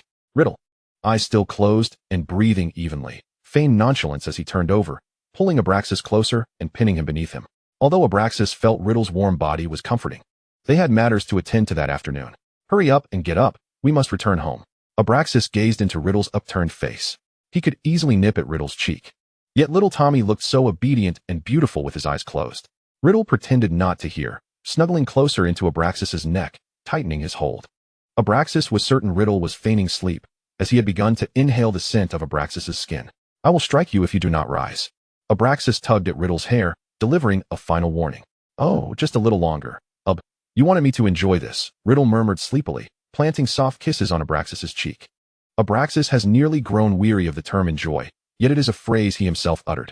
With a sigh, Abraxas reached out and embraced Riddle, bestowing a gentle kiss upon him for a brief moment. All right, rise and shine. But it's so cozy here, especially with the heavy snowfall outside. And we are ensconced in our warm bed. Riddle opened his eyes, reluctant to leave the comfort of their cocoon. He believed any reasonable person would relish the opportunity to linger in bed under such weather, savoring Abraxas' warmth and touch. Gazing at Abraxas nestled in his arms, he tilted his head and felt the pull of sleep once more. Tommy, come now. Abraxas exerted gentle pressure with his shoulder, nudging the drowsy Riddle, who was on the verge of drifting back into slumber. Upon hearing Abraxas's words, Riddle tightened his embrace, playfully indulging in a display of affection, nuzzling and whining. Still unwilling to rise. With a sense of resignation, Abraxas promised a plethora of conditions that would please Riddle, ultimately coaxing him out of bed. Riddle languidly stretched, observing Abraxas as he stood before the mirror, adjusting his clothes. Do not be so obedient. Your father wishes for you to manage family affairs in preparation for your succession, yet I am fully prepared to take that mantle. Riddle began, but abruptly fell silent as Abraxas turned, his gaze sharp and penetrating. Abraxas slowly approached the bedside, noting Riddle's back as he rolled deeper beneath the covers. Come here. With a sigh, Riddle complied, returning to Abraxas's side, kneeling and looking up at him with an endearing expression. Though Abraxas initially intended to scold Riddle, he found himself softening at the sight of Riddle's docile demeanor, reaching out to caress his chin. Do not boast of your plans to deceive my father while I am embroiled in my own troubles. Abraxas's hand continued its motion, but he sighed as he spoke. The more disinterested he appeared, the more his father and their family would scrutinize him, seeking to fill in the gaps of his neglect. Abraxas believed Riddle's schemes would undoubtedly come to fruition, and at that thought, he let out a soft chuckle. Tommy, one must not be too excessive. Abraxas chuckled for a moment, noticing a hint of confusion on Riddle's face. Abraxas realized the most pressing matter was to encourage Riddle to rise. Tommy, fetch me my robe. Of course. As Riddle assisted Abraxas in donning his wizarding robes, adjusting the cuffs, Abraxas continued, I was just about to commend you. How did you conceive the idea of entering the Ministry of Magic and discreetly seeking my father's assistance with your paperwork? After Abraxas spoke, he raised a hand as if to express further amusement, quickly stifling a laugh. Their conversation the previous day had revolved around Riddle's entry into the ministry, where Abraxas had preemptively warned Riddle he would not handle his documents. Riddle had replied that he would simply bring the papers home for his father to manage. If he wants he handle them, and I want he either, that leaves one person at home. Riddle finished his task, looking up at Abraxas with an expression of feigned innocence. If Abraxas would not approve his subordinate's work, then let those who were anxious handle it. He certainly was not in a hurry. Abraxas chuckled as he donned his robe, waiting for Riddle to finish. Let us wear fur coats. Do you prefer black or silver? Riddle, ever the schemer, suggested Abraxas try on something new. Abraxas knew Riddle had long desired to wear such garments for play. Perhaps we shall wear them on our next outing to Hogsmeade. For now, let us return to the manor. Do not fuss about too much. Abraxas interrupted Riddle as he was examining the space ring. All right. Riddle, hearing they could wear them on their next date, was filled with delight. However, I find Hogsmeade lacking in entertainment lately, Riddle added, following Abraxas into the alchemy room. As he observed Abraxas disappearing into the cabinet, he suddenly pondered what activities might suit a snowy day. Tommy, come quickly. Riddle, taking advantage of Abraxas's momentary distraction, indulged in a silent smirk. I'm coming. Upon arriving at Malfoy Manor, the two first settled in the drawing room, sipping the red tea served by the house elf.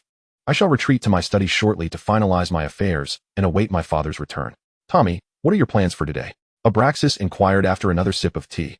There are still a few matters to attend to, Riddle replied, taking a sip of tea and reflecting. Expanding the manor's space, altering its style. Yet I am not in the mood for that today. Riddle shook his head, dismissing the notion of artistic endeavors. I suppose I shall enhance the protective enchantments around the manor's forest, establish a greenhouse, and perhaps create a storeroom. Riddle concluded, grinning as he sipped his tea, contemplating the opportunity for some mischief. Tommy, I truly must commend you. Abraxas set down his teacup, humorously lifting a silver bowl from the table to feed Riddle some nuts. Riddle savored the morsels Abraxas offered, occasionally sipping his tea. Once Riddle finished, he laid back on the sofa, embracing Abraxas around the waist. I shall peel some fruit for you. Which would you like? Abraxas surveyed the array of fruits, candied treats, and desserts laid before them. Oranges. And I would also like some pomegranate juice. Very well. Abraxas leaned against Riddle as he skillfully used magic to prepare the fruit, suddenly realizing a curious thought. Who exactly was rewarding whom in this arrangement? Chapter 269. Riddle never had a day of serious work. Abraxas gazed at the translucent orange flesh before him, finding the meticulous preparation somewhat excessive, yet delightful, as he popped a piece into his mouth. Tommy. Riddle opened his mouth, and Abraxas fed him a piece, the juicy flesh bursting with flavor. Eat more, there's plenty. As Riddle spoke, he conjured another plate of orange segments. Before long, he crafted a cup of deep red pomegranate juice, and after preparing a second cup, he glanced at the remaining oranges and decided to combine them. Care for a beverage? Riddle cheerfully produced soda water, sparkling wine, and conjured some ice cubes. Abraxas watched Riddle as he mixed a bright golden juice, a concoction of orange juice, honey, and soda water. In a champagne flute, he poured in the pomegranate juice, adding the magically chilled golden champagne, resulting in a splendid crimson hue with effervescent bubbles rising within. I want that. Though Abraxas was aware of pressing matters in the afternoon, he nonetheless chose the champagne flute. Wow, quite nice. Riddle reclined, relishing his orange juice, having employed a cooling charm, the glass now adorned with a delicate frost. Nestled by the fireplace, sipping a chilled drink, was indeed a refreshing experience. Clink. The two lay on the sofa, laughing as they toasted, even sampling a sip from each other's glasses. Riddle prepared 2 more pomegranate ice drinks, adorning shallow cups with a generous mound of crushed ice, cascading pomegranate juice over the top. Riddle infused his drink with a hint of lemon juice and honey, while Abraxas's cup featured a splash of blackcurrant liqueur. Clink. Your drink looks splendid. Abraxas smiled, admiring the darker hue of his beverage, taking a sip of the deep purple liquid. He offered Riddle a taste, and after finishing the juice, they summoned the house elf to clear away the remnants. Tommy, do I smell of alcohol? Abraxas leaned closer to Riddle, inviting him to take a whiff. No. Let me use the disillusionment charm once more. All right. The two reclined languidly on the sofa, nestled against each other, lazily gazing at the remnants of the orange juice. Tommy, take it with you. You can sip it if you tire. Wow. You are truly generous, concerned that I might be thirsty. Abraxas detected the jest in Riddle's tone but held his hand firmly, continuing, In a moment, I shall keep track of the time, allowing the house elf to prepare 2 fruit cream sandwiches for you, so you can work diligently. Excellent. Riddle felt a warmth in Ab's concern, recognizing that the delicacies on the 3-tiered stand were not his favorites. Do you wish for another drink? I can prepare 2 more for you to take to the study, Riddle said, narrowing his eyes and affectionately brushing against Abraxas's cheek. 2 cups of grape juice, please. I shall try it chilled, or perhaps with ice for a more delightful taste. Very well. After escorting Abraxas to the study, Riddle nibbled on a scone, devouring 2 fruit tarts as he ambled into the dimly lit forest. With a buoyant mood, Riddle floated above the forest, chewing contentedly while sipping his orange juice. When he contemplated the necessary enchantments for the perimeter, he descended from the air. Miller. Riddle casually called out at the forest's edge. Esteemed Master Riddle, may I inquire what you command? A well-dressed house elf appeared, bowing respectfully. Riddle began to probe the house elf about the areas of the forest that fell within blind spots, and after absorbing the information, he nonchalantly began to extract further details. Where are the dream horses kept at home? As Riddle listened to the house elf's incessant chatter, he occasionally interjected with questions. What do they consume? They do not eat. They sustain themselves on magic and contracts. Thus they are controlled and summoned by dark magic. Riddle squinted his eyes, suppressing a chuckle within. After dismissing the house elf, he dashed straight into the forest, feeling no urgency to work and deciding to indulge in a bit of play first. While Riddle frolicked in the woods, Abraxas was diligently managing affairs, occasionally sipping grape juice and secretly praising Riddle. Abraxas focused intently on the reports, contemplating how to handle the expansive lands surrounding the manor this year. Riddle had already captured a magical horse, marking it before following the trail into a small demi-plane. Riddle laughed as he tore through the fabric of space, beginning his reckless rampage. Boom. Abraxas meticulously compiled a list, noting that some leased lands needed to be reclaimed and planning for next year's magical plantation. Riddle had already mounted a towering, muscular nightmare horse, adorned with massive bony wings at its shoulder, its eyes ablaze with golden flames. Phew. As Abraxas and Septimus, who had just returned from outside, concluded their discussion on the family's development direction amidst the upcoming war, Septimus received a magical alert from within the manor. He pulled out a magic mirror the size of a phone to examine it. What is Riddle up to outside the manor?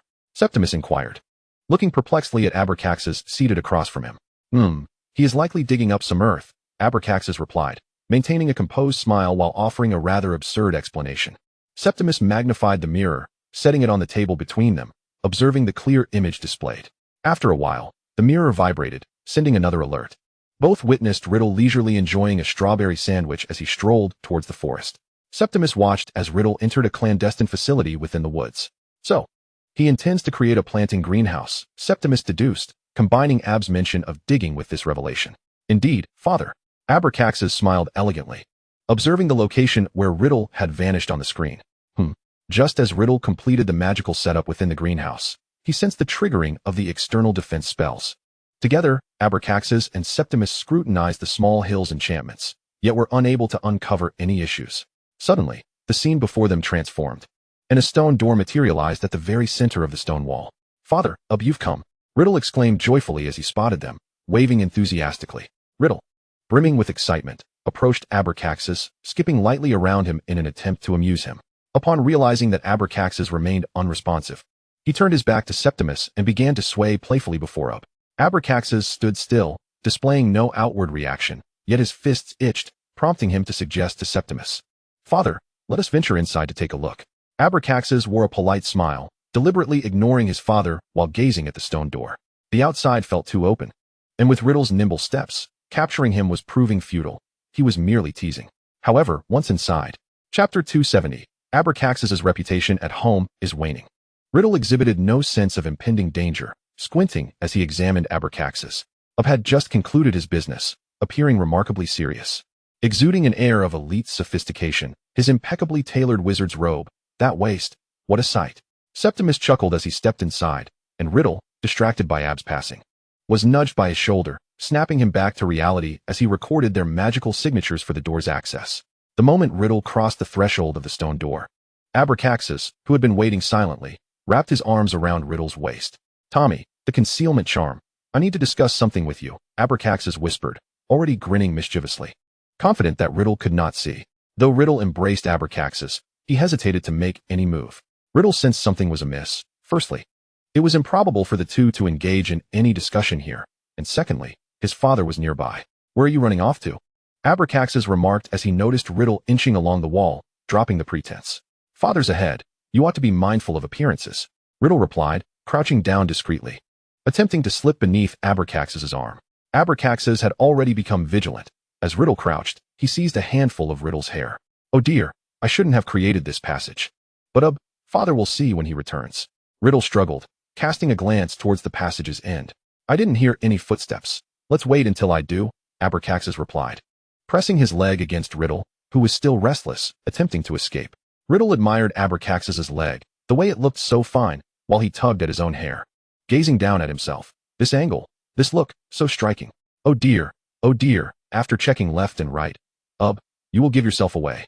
Riddle mused for a moment before reaching out to pat Abraxas's leg. Is it pleasant to touch? Good.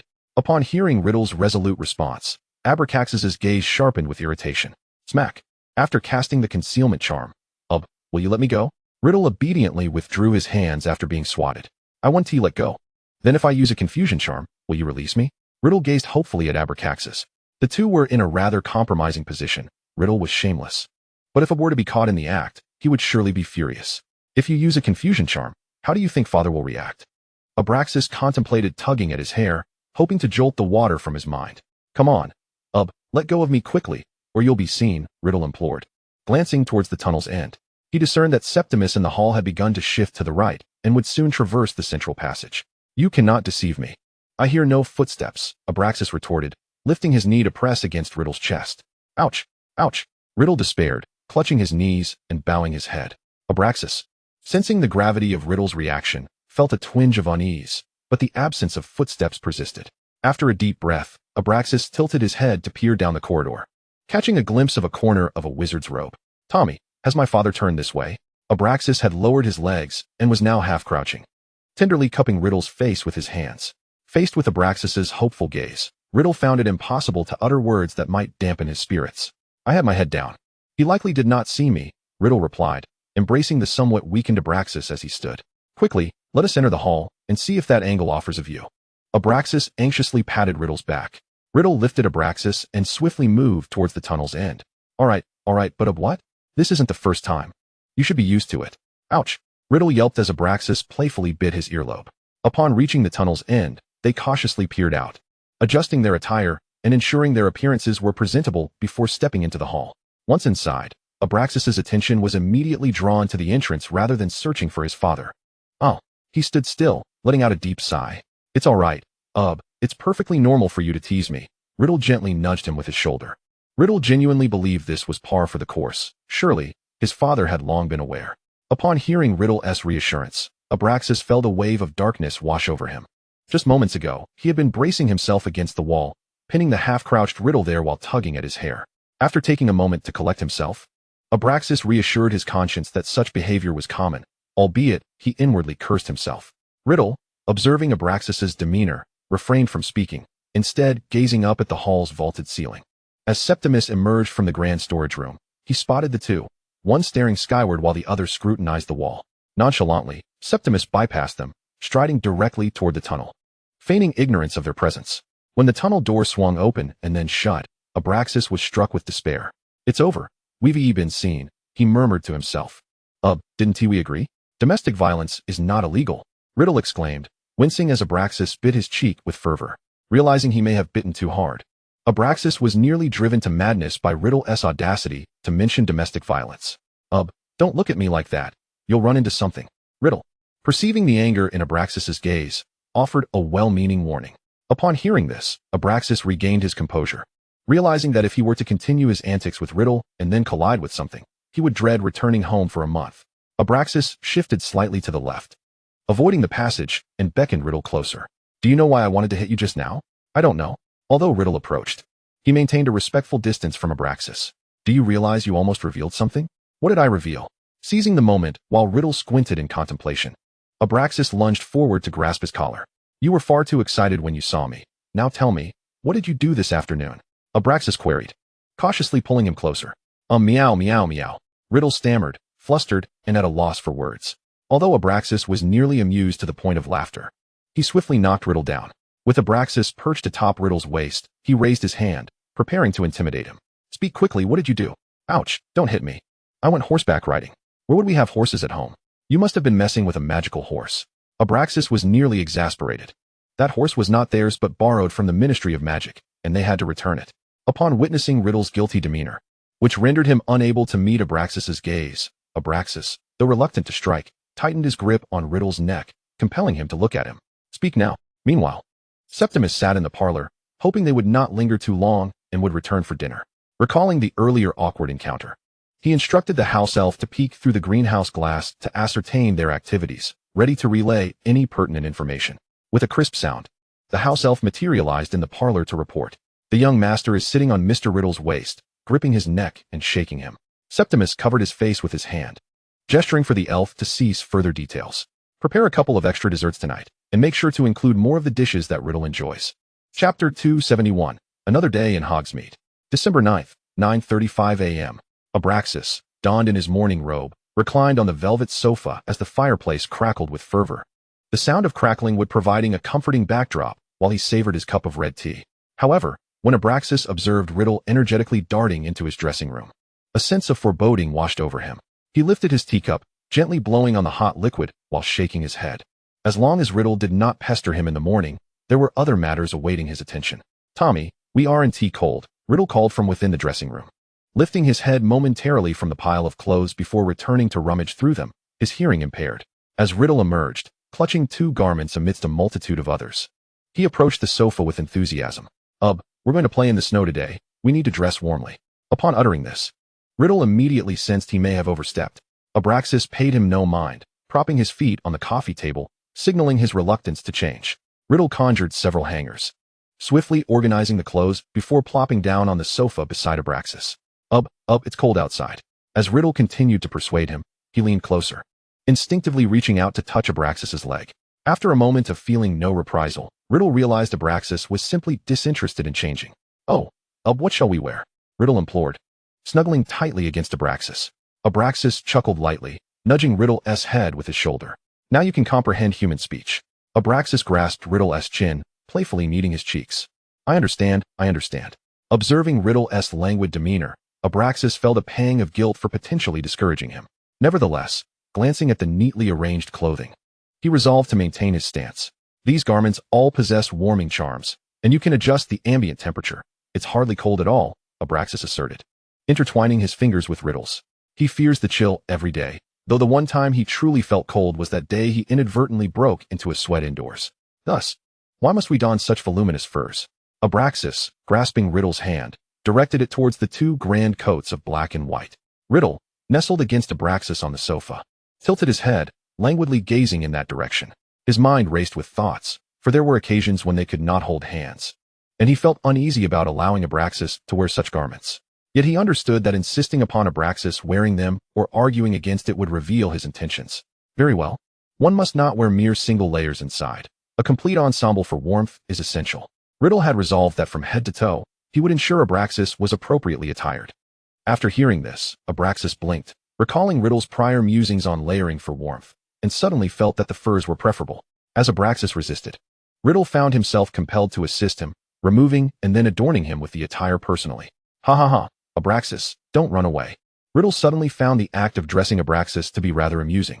They engaged in playful tussles in their dormitory for a considerable time until Abraxas was finally clad in layers. Abraxas moved awkwardly, despite the garments being light and well-fitted. He questioned the necessity of 4 layers. He shifted his feet in the dragon-hide boots, already enchanted, which were further lined with fleece. I refuse to wear a scarf. Abraxas protested, evading the scarf Riddle held. Adding yet another layer seemed excessive. The coat, devoid of a collar, prompted Riddle to circle around Abraxas. Feeling cornered, Abraxas quickly embraced Riddle's waist and leaned up to kiss his cheek. Observing the elegant Abraxas, still striking in the coat, Riddle tossed the scarf aside, pulling him close and cradling the nape of his neck in shared bliss. Riddle continued to steal kisses on Abraxas's cheek while caressing his back, relishing the moment. All right, if you dislike the scarf, so be it. Abraxas, busy catching his breath, had no time to retort, though he wished to protest. For it was Riddle who had gained the upper hand, and then relented. Riddle sensed Abraxas's disgruntlement as he scratched his back, and began to chuckle softly. Abraxas was endearingly reminiscent of a kitten seeking affection. Before Riddle could change and step outside, Abraxas urgently spoke up. Let us use the confundus charm before we venture out. He grasped Riddle's hand, gazing at him with eager anticipation. What is wrong with our attire? It is not cumbersome at all. Riddle looked at Abraxas in confusion. This can be deemed as couple's attire. We are nearly identical. Abraxas shook Riddle's hand, clearly disinterested in further discussions, since others had begun to believe in their affectionate bond. Rumors had shifted into speculations about their private interactions, which had nearly unraveled the truth. Riddle, upon noticing the embarrassment in Abraxas's eyes, understood and, while casting the spell, offered a thoughtful suggestion. Very well, I wish to play in the snow today. We can forego a trip to Hogsmeade. Abraxas's expression shifted, revealing a flicker of interest. Riddle opened the door, grinning as he wrapped his arm around Abraxas's waist, and together they stepped outside in a warm embrace. Abraxas, Riddle inquired, which piece of news do you find displeasing? His curiosity piqued. He tilted his head to scrutinize Abraxas's expression. All of it. I dislike hearing anything of that sort. Abraxas believed their private actions should remain concealed from speculation. Tommy, you must restrain yourself in public. Abraxas regarded Riddle with a serious demeanor. Abraxas, that seems rather unreasonable. We only ever hold hands occasionally. Riddle had not anticipated such disheartening news from a mere question. As Abraxas observed the agony etched on Riddle's face, he began to shake his head, realizing he might have overstepped. He ceased his movement, playfully thumping Riddle's back before wrapping his arms around his neck. Riddle allowed Abraxas to engage with him, the light pressure akin to a soothing massage. Once Abraxas's hand brushed against Riddle's neck, he understood, squatting down for him to climb aboard, securing his thighs as he effortlessly rose. Tommy, they are speculating far too much. You must devise a plan, Abraxas implored, nibbling on Riddle's earlobe afterward. Riddle inhaled deeply as Abraxas playfully nibbled him. Though gentle, it was undeniably exhilarating. Chapter 272. What to play in the mountains on a snowy day. Abraxas, it's merely speculation. They do not truly know. It's nothing to worry about. Riddle walked briskly, carrying Abraxas along. If they guess even further afield, they might strike truth. Abraxas began to shake Riddle's neck in frustration. Oh dear, Riddle sighed, feeling helpless. For if he acted on their guesses, it would only confirm their suspicions. Abraxas understood the predicament, leaning against Riddle's shoulder, swinging his legs. Tommy, you must keep this secret. No matter who inquires about your lineage, you must remain silent. Abraxas whispered softly against Riddle's cheek. While other rumors were manageable, the one suggesting Riddle intended to alter his family crest struck, too, close to home. Very well, but Abraxas, no one is probing my lineage. Riddle's expression reflected his resignation. The news they had overheard together had elicited no response from him, yet Abraxas's pupils had dilated in shock. At that moment, Riddle stepped through the castle gates. Gazing at the thick blanket of snow and the clear sky beyond, most were oblivious to his Slytherin heritage. Even those within the know merely speculated about his mixed blood. Even if they guess one family at a time, what does it matter? As Riddle ventured further, he began to glide smoothly across the snow toward the distant mountains. You know what kneeling signifies. It represents loyalty, and they are already speculating you would offer everything for me, Abraxas remarked, tightening his grip around Riddle. Although he was confident he wouldn't fall, the speed at which they glided felt perilously swift. Do we not kneel every day? What is the worry? Riddle replied nonchalantly. You truly possess no understanding. Kneeling in public and in private are two entirely different matters. Abraxas contemplated tugging at Riddle's cheek, but refrained, realizing their rapid pace. Riddle, noticing Abraxas's hesitance to act, felt a surge of relief and quickened his pace. Inwardly, he mused that these people were overly curious. How could someone as proud as Abraxas, who rarely kneels, have climbed into bed so soon? Delighted by the thought, Riddle spun around, gliding on the lake's surface, only to be swiftly reprimanded by Abraxas. What are you attempting to do? Abraxas firmly grasped Riddle's cheek. Ouch! I merely recalled these foolish individuals, who can only chatter endlessly, while I am engaged. It excites me. Riddle ceased his antics, complying with Abraxas's grip. At that moment, they arrived by the mountainside, on a small island in the lake's heart. Abraxas, no longer inclined to scold him, gently patted Riddle's arm, encouraging him to let go. Abraxas stood still, yearning to inhale the crisp air, only to discover it was rather warm. Riddle had once again finished his playful antics. Tommy, how shall we amuse ourselves? Abraxas inquired, gazing at the glistening ice before him and the towering mountains in the distance, suddenly gripped by an ominous premonition about the limitations of such a place for recreation. Upon hearing Abraxas's words, Riddle contemplated the snowy landscape, and, after a moment of reflection on his planned activities, he blinked and dove headfirst into the snow, rolling with abandon. Abraxas felt a wave of darkness wash over him. He began to breathe deeply, helplessly covering his eyes. After a few moments, he approached Riddle, who was now swimming in the snow.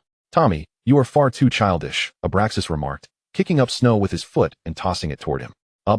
You are not childish at all, Riddle retorted, rising to sit up and hurling a handful of snow onto Abraxas's coat before turning and scrambling away. In a fit of irritation, Abraxas attempted to grab some snow to retaliate, only to notice a pair of black leather gloves floating before him. Just as he was about to compliment Riddle, he spotted him not far away, shaking his head in a taunting manner. Donning the gloves, Abraxas formed a snowball and began to throw it at Riddle. After a few missed attempts, he drew his wand to enchant the snowball. Riddle demonstrated a smooth evasion, nimbly darting in front of Abraxas and tackling him to the ground. Ha ha ha, you've lost, Riddle exclaimed, gleefully rubbing against Abraxas beneath him. Knowing they would not truly engage in a snowball fight, Abraxas merely smiled in silence, pressing the icy glove against the nape of Riddle's neck. Ow! Ha ha! The two engaged in playful banter, ultimately lying back in the snow, hand in hand. Abraxas glanced at Riddle beside him, then at the frost-covered mountains in the distance, and finally at the bright sky, feeling content with such a day. Riddle scooped a handful of snow, which cascaded down like feathers, yet in their presence, it quietly slid away into the surroundings. Abraxas held Riddle's hand, quietly cherishing this gentle snowfall. After a while, Riddle ceased his playful antics, sitting up and gazing intently at Abraxas. You look so pure amidst the snow, he remarked. Abraxas was lifted into Riddle's arms and draped in a white fur coat. What are you up to? Abraxas asked cautiously, recalling that they had not donned such attire during their snowplay. Guess what? If you guess correctly, I won't play anymore. If you guess wrong, you must wear this hat, Riddle said, clutching a snowy white fur hat in his hands. Abraxas surveyed the area, pondering what other activities could be pursued aside from snowball fights. Are you going fishing, or perhaps building a bonfire? Wrong. I intend to go sledding, Riddle replied with a grin as he placed the hat upon Abraxas's head. Indeed, it looked splendid. Abraxas's fair skin contrasted beautifully against the surrounding white expanse, making him the focal point of the scene, with only his platinum hair and striking gray-blue eyes breaking the monotony of the landscape. Prince of Elves, may I ask if you are prepared? Riddle said, swiftly donning his own attire. After Riddle's teasing, Abraxas shot him a fierce glare, becoming completely captivated by the image of Tommy, swathed in black fur, standing in the snow with his dark hair and eyes. He looked remarkably handsome. Riddle began to lightly whistle, the notes rising playfully, almost like a hook in the air. Abraxas found himself utterly entranced by Riddle. It was only when Riddle ceased his melody that he noticed a nightmare horse silently materializing beside them, fully equipped for the snowy venture. "Are you truly going to toy with our family's horse?" Abraxas exclaimed, now perched upon the sled, gripping Riddle's arm anxiously. "Your horses are all procured from the Ministry of Magic. I am merely utilizing one of theirs, which looks strikingly similar. How can you claim it as yours, Riddle shot back, tightening the reins. Just as Abraxas was about to argue that he could distinguish between them, he saw Riddle raise the reins, hesitating for a moment before the horse bolted forward. "You scoundrel!" Although Abraxas was shielded by Riddle, the sharp turn sent their sled rearing up. As a wall of snow sprang up beside them, crashing down in a flurry of snowflakes, Abraxas shouted, "Tommy, don't." He realized Riddle's intentions as the horse galloped furiously toward the mountains. Chapter 273, A Kiss in the Unseen Realm. Accompanied by the flapping of its skeletal wings, the nightmare horse took flight, initially skimming just above the lake's surface, its powerful wings blowing the snow off the ground. Abraxas instinctively squinted, despite knowing the snow would not fall upon him. Once they soared high above, gliding smoothly in the sky, Abraxas finally had the leisure to admire the scenery around them. Would you like to see Hogwarts?" Riddle asked.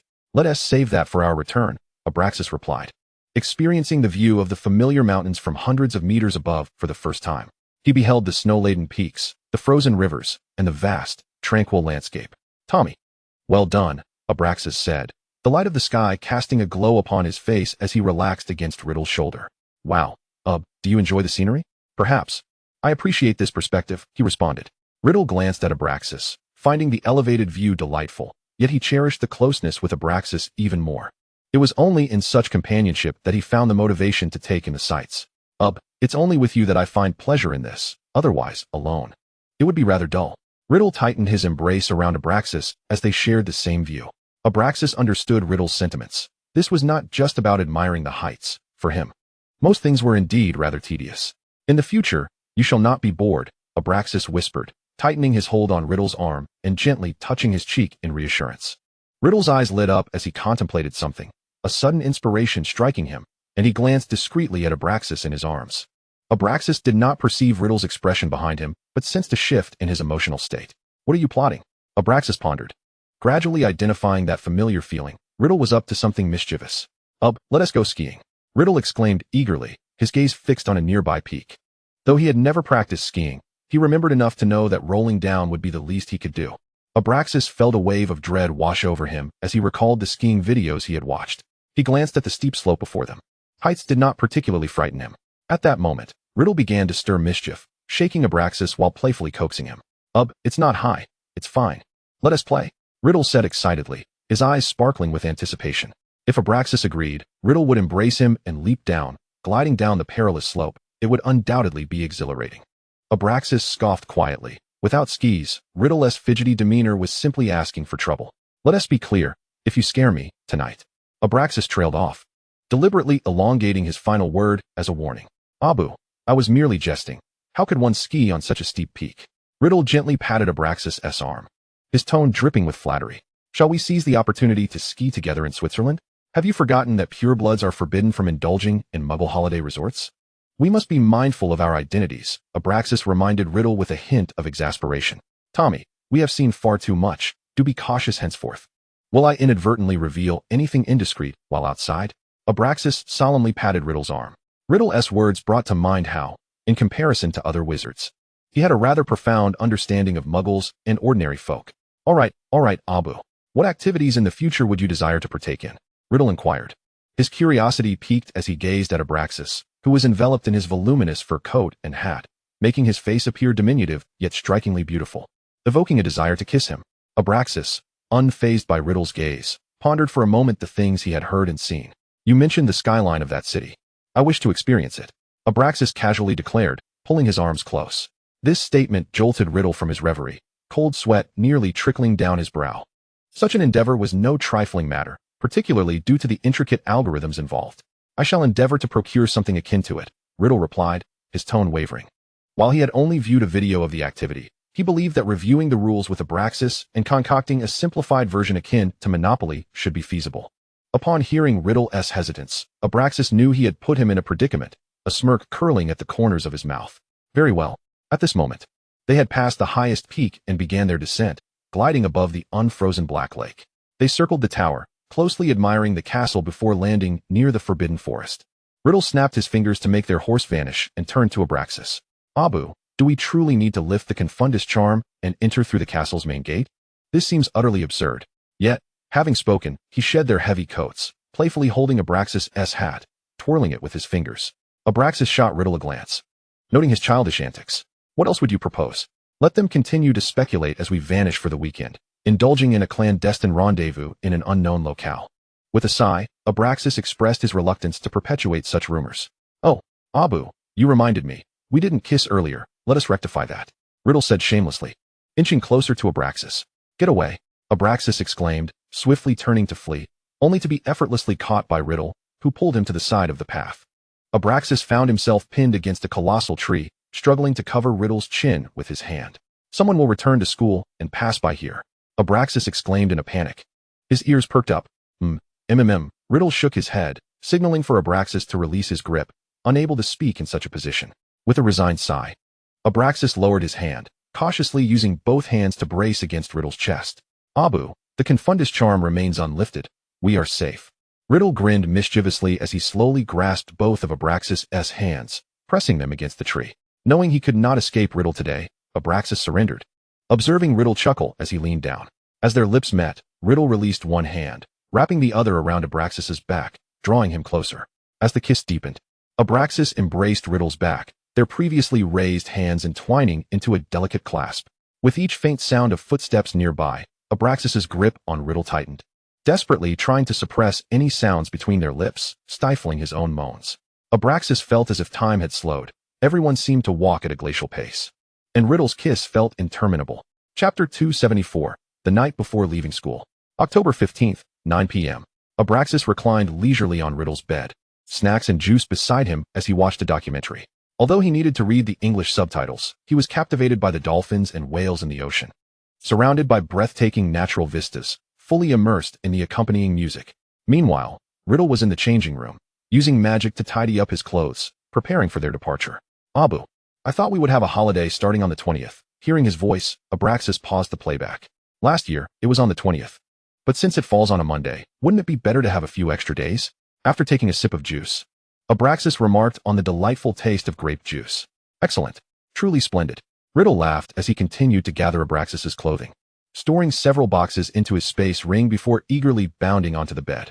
Abraxas, relaxed on the bed, allowed Riddle to snuggle close, chuckling as he stroked the back of his neck.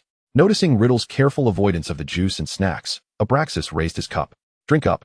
Riddle lay beside Abraxas, blissfully sipping the grape juice, exclaiming, sweet, oh so sweet. Yet, Riddle mused that Abraxas, having tasted the grape juice, would be even sweeter. No mischief. We must return to my dorm shortly, Abraxas warned, swatting Riddle's unruly hand. Behave yourself. No, please, Riddle teased, playfully biting Abraxas through his shirt. Stop it, Abraxas whispered, pinching his cheek. What are you up to? Riddle clung to Abraxas' waist, gazing up at him with a pitiful expression. We went to the library this afternoon, then trained in the room of requirement. After dinner, we had a meeting. I just want a moment to kiss. Riddle cried in exasperation, feeling overwhelmed by the day's busyness. Seeing the look of grievance in Riddle's eyes, Abraxas' heart softened, dropping his hand. The birthday gift Riddle had given him was indeed quite useful, contributing to their recent training sessions. Abraxas tenderly caressed Riddle's back, casting him a playful glance. My dear, come here. Riddle lingered on Abraxas for a while, and when pushed away, he contentedly lay beside him, realizing that he was indeed sweeter after finishing the grape juice, though he was sweet even without it. After catching his breath, Abraxas adjusted his pillow, allowing Riddle to embrace him as they resumed watching. Stealing a glance at Riddle, who lay contentedly beside him with closed eyes, Abraxas felt a warmth in his chest. It was rather endearing how clingy Riddle was, making it easy to discern that all his thoughts were centered on him. As Abraxas admired the captivating natural scenery, he absent-mindedly stroked Riddle's back, occasionally indulging in the fruit he offered. With a few extra days off, what do you plan to do?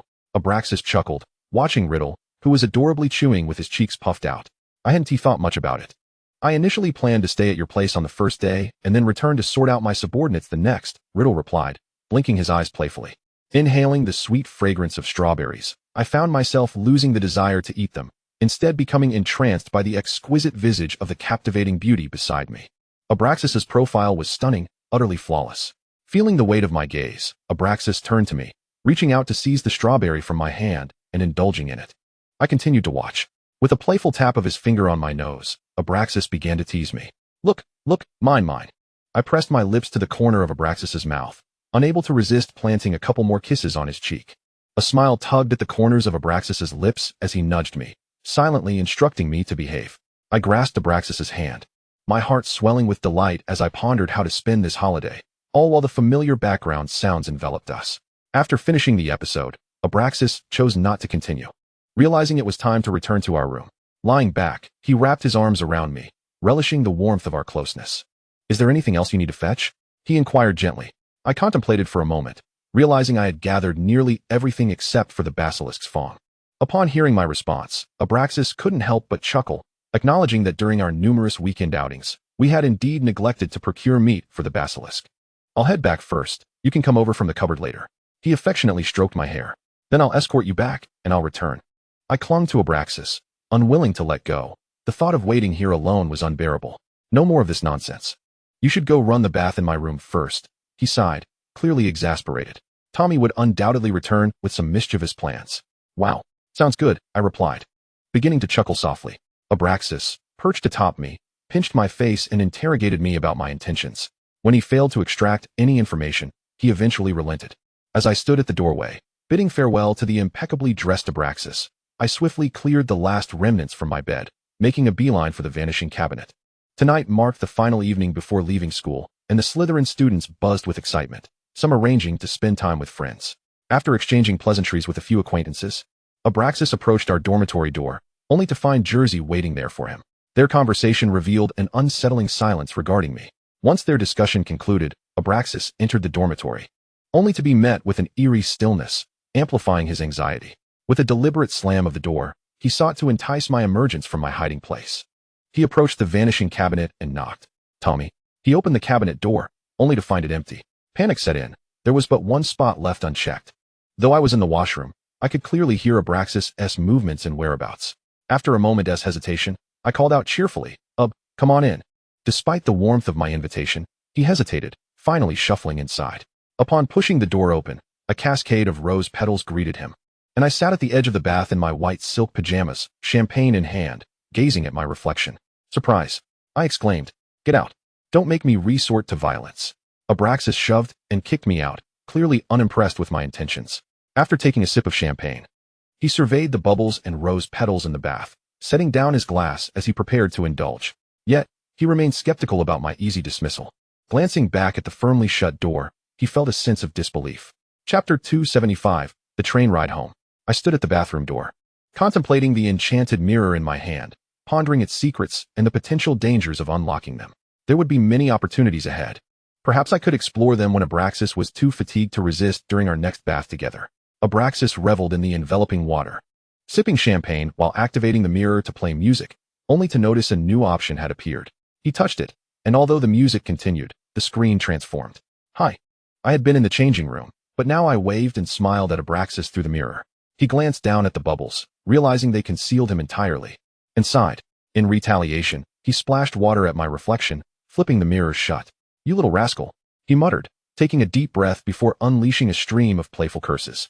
I leaned against the wardrobe, amused, enjoying the spectacle of Abraxas's indignation. Ha ha ha. I chuckled softly, continuing to tidy our clothes with my wand. Once Abraxas finished his bath, he donned the sleepwear I had prepared for him earlier, and his anger had diminished. Striding into the dormitory with a fierce demeanor, he was met with a tidily organized room, several boxes neatly arranged in a corner. I occupied the sofa, preparing a feast of snacks while busily mixing drinks. As he entered, I greeted him warmly, offering him a towel to dry his hair. Noticing my industriousness, Abraxas's initial ire began to fade as he silently settled beside me, allowing me to tend to him. Do you see anything else that needs packing? I meticulously dried his long hair, encouraging him to check the boxes for any forgotten items. He believed we had collected nearly everything, and the blending of our clothing was inconsequential, considering we would soon share a room again. Everything else accounted for, he affirmed, snacking on a treat before reaching for more champagne. After a few sips, His gaze fell upon the steaming crab legs freshly served. "Tommy," I inquired. "You truly know how to please me," he remarked, reclining on the sofa, casting a sidelong glance at the crab legs. They magically peeled themselves, and as he opened his mouth to eat, he savored the champagne, sighing contentedly. I lifted a cocktail to my lips, assessing the smoothness of his hair, pleased with how well he maintained it. "You are quite attentive today. What is your agenda?" Abraxas asked, indulging in another crab leg while swirling his champagne glass, crossing his legs.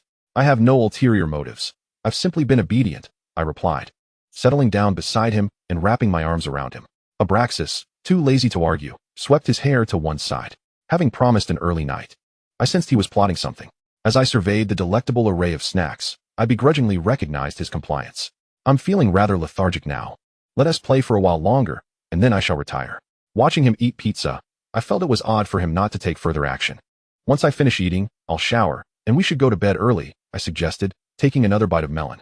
Glancing at the time, it was still too early for sleep. After all, we had just begun to eat. Clearly, Tommy was concocting some mischief. Abraxas reclined on the bed, sipping a cocktail, eagerly awaiting Riddle, who soon appeared, adorned in a black silk nightgown, freshly groomed. The two embraced and exchanged idle chatter for a while, until Abraxas nestled in Riddle's arms. Unexpectedly inquired, "What do you wish to do tonight?" Riddle blinked in surprise, pondering how Abraxas had discerned his intentions, yet upon witnessing Abraxas's knowing expression, he leaned closer and whispered in his ear, "You must be dreaming." Abraxas promptly turned away and began playfully kicking Riddle's leg. "I'm heading home anyway. Why should I provide for you during the day?" After a brief bout of kicking, Abraxas, satisfied, rolled over to face away from him, intent on ignoring him. Riddle, persistently clinging to Abraxas from behind, whispered softly, No, how about we go to my estate?" Upon hearing this proposal, Abraxas hesitated, his playful assault on Riddle's arm ceasing. "All right, it's settled then.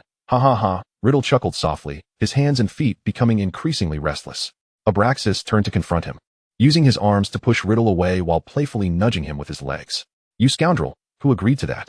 Riddle, observing Abraxas' playful kicks, found him even more endearing, a smile creeping onto his lips as he removed his shirt. When Abraxas awoke the following morning from Riddle's embrace, he felt Riddle's hands still resting upon him. Glancing at the time and noticing his rumpled nightgown, he lowered his head, wishing to drift back to sleep. Riddle, noticing Abraxas's head drooping again onto his shoulder, remained perfectly still, scarcely daring to breathe, for they had indeed stayed up rather late the previous night. After a considerable time had passed, Riddle noted the clock had reached the designated hour set by Abraxas. He called softly, his voice barely audible. Gradually raising his volume, he gently patted Abraxas's back to rouse him. The gentle manner of awakening did not successfully rouse Abraxas. Instead, he nestled closer into Riddle's embrace. You mentioned we were going for breakfast," Riddle timidly reminded him. Upon hearing this, Abraxas finally awakened, glancing at the time, before turning to sit up and grasp Riddle by the neck, demanding, "What time did we go to bed last night?" "Oh dear, I was wrong. Please forgive me." Ultimately, Riddle, sporting several bite marks, found himself unceremoniously kicked out of bed by Abraxas, retreating in defeat to the wardrobe. After Abraxas had completed his morning routine and donned the neatly folded garments, he glanced at the two suitcases on the floor and found his irritation had dissipated. Just then, a knock echoed through the room. Knock, knock, knock. Abraxas opened the door and stepped out, while Riddle, sensing Abraxas's calm demeanor, smiled and moved closer. After the two shared breakfast in the hall, they walked side by side towards the castle exit, hand in hand, relishing the familiar scenery, arriving at the Hogsmeade station. Riddle beheld the familiar scene before him, where the bustling platform was already teeming with students, the cacophony of voices surrounding them, and the steam train billowing white mist. He glanced at Abraxas beside him, his mood markedly different from when they had arrived. "What are you staring at?" "Let's go," Abraxas called out, noticing Riddle's contemplative expression as he headed toward the train. Here it comes, Riddle exclaimed, his eyes sparkling with joy as he hurried to catch up with Abraxas, steadfastly ensuring the safety of the one beside him amidst the throng of people. As Abraxas stepped onto the train car, he deliberately turned back to cast a glance at Riddle. Riddle, smiling, boarded the train, embarking on their journey home. Chapter 276, Aboard the Hogwarts Express. Once the compartment door was closed, Riddle sealed it with a charm, obscured the windows, and swiftly made his way to the green velvet seat, where he nestled close to Abraxas. Abraxas wrapped his arm around Riddle, tenderly caressing his ear with his soft fingertips. Noting how clingy he had become today, recalling the absence of a morning kiss. "Darling, shall we share a kiss?" "Yes." Riddle eagerly knelt upon the seat, simultaneously admiring Abraxas's current demeanor while casting a charm to cover the side window. Once he was finished, Riddle, no longer in haste, extended his arms, enveloping Abraxas. Observing his straightened posture and the graceful smile adorning his face as he slowly leaned in closer. Abraxas, catching sight of Riddle's intense gaze and mischievous smile, which hinted at a desire to devour him, merely smiled in response. He understood that Riddle was deliberately teasing him, attempting to see if he would falter or retreat. Initially, Abraxas had been resting his hands on Riddle's waist, but now his fingers ventured beneath Riddle's clothing, deftly unfastening a button of his shirt. "Tommy, shall I take it off?" Riddle felt the button give way and froze, tempted by Abraxas's soft invitation. However, he discerned a hint of mischief concealed within Abraxas's gray-blue eyes. You're so naughty," Riddle exclaimed, playfully biting his lip before sighing dramatically. Abraxas, reveling in his triumph, grasped Riddle's chin and gave it a gentle shake. "What do you mean by naughty?" Riddle offered no reply, instead captivated by Abraxas's fluttering eyelashes, his striking gray-blue eyes, and the flawless features illuminated by the light. Abraxas, attuned to Riddle's gaze, felt a blush rising, and, tilting his head, moistened his lips with his tongue. Riddle, unable to resist the temptation, eagerly lowered his head to taste Abraxas's lips, their tongues entwining in a passionate dance. Half an hour later, the charm obscuring the view from the window was lifted, and the train had begun its journey. The scenery shifting outside. Abraxas reclined on the now slightly more spacious seat, a silver blanket draped over him, resting his head on Riddle's lap as he listened to him expound on the principles of magic. After completing a chapter, Riddle noticed Abraxas's eyes fluttering shut. Yet he remained stunning even in slumber. Did you hear what I just said?" Abraxas casually tugged at the blanket, contemplating nibbling on Riddle's leg, but ultimately too lazy to follow through, responding without lifting his head. Riddle tossed his magic book aside and reached for a strand of Abraxas's long hair, playing with it. He tentatively brushed his fingers along Abraxas's fair neck, only to be swiftly rebuffed. Riddle, feeling a sense of distance, no longer wished to remain a mere reciter of texts. He longed to hold Abraxas and share a peaceful slumber. If you want to open your eyes, should I continue?" Riddle inquired tentatively. "Go ahead. But why do I feel sleepy? Did I sleep enough last night?" Abraxas retorted, unable to resist the urge to bite Riddle's thigh. Ouch. I was wrong, What else would you like to hear?" "I'll read to you," Riddle offered, gently stroking Abraxas's cheek in a silent plea for leniency. Abraxas turned his face toward Riddle, burying it in his embrace, still refusing to lift his head. "Please tidy up your trousers." "All right." Abraxas initially intended to have him continue reading, intending to impose a slight punishment, but having grown accustomed to the plush comfort of his bedding, he found himself resting against his leg. "Tommy, come join me for a brief slumber." "Sure." Riddle enthusiastically retrieved a pillow, significantly expanding their seating area. As Riddle reclined, he pulled Abraxas into his embrace, allowing him to rest against him, and adjusted the delicate blanket woven from unicorn hair over Abraxas. Riddle took a moment to confirm the room's temperature. His magic could sustain it effortlessly throughout the day. Yet, before closing his eyes, he recalled the door across from them, wondering if someone might come knocking, which they would certainly hear. Do you think anyone will come looking for us?" Abraxas, nestled comfortably in his embrace, inhaled the familiar scent and was already drifting into a drowsy state. "You're so paranoid. Who would dare come looking for me?" Abraxas chuckled softly with his eyes closed. Everyone knew that staring too long at oneself was ill-advised. If someone were to seek him out today, it would be tantamount to courting disaster. No one would be foolish enough to do so. Let us cast a confundus charm and a silencing charm. "There will be a snack cart," Abraxas suggested before completely shutting his eyes and burrowing deeper into Riddle's embrace. "All right," Riddle responded in a whisper, swiftly casting the spells. He surveyed the compartment once more, blurring the light streaming in from the window. The compartment already muffled some sounds, with only the faint clatter of wheels against the tracks remaining, which he decided was sufficiently soothing to leave as is. Riddle, holding Abraxas, relaxed and closed his eyes, inhaling the scent of him as he slipped into slumber. By 5 p.m., the sky outside the window had darkened entirely.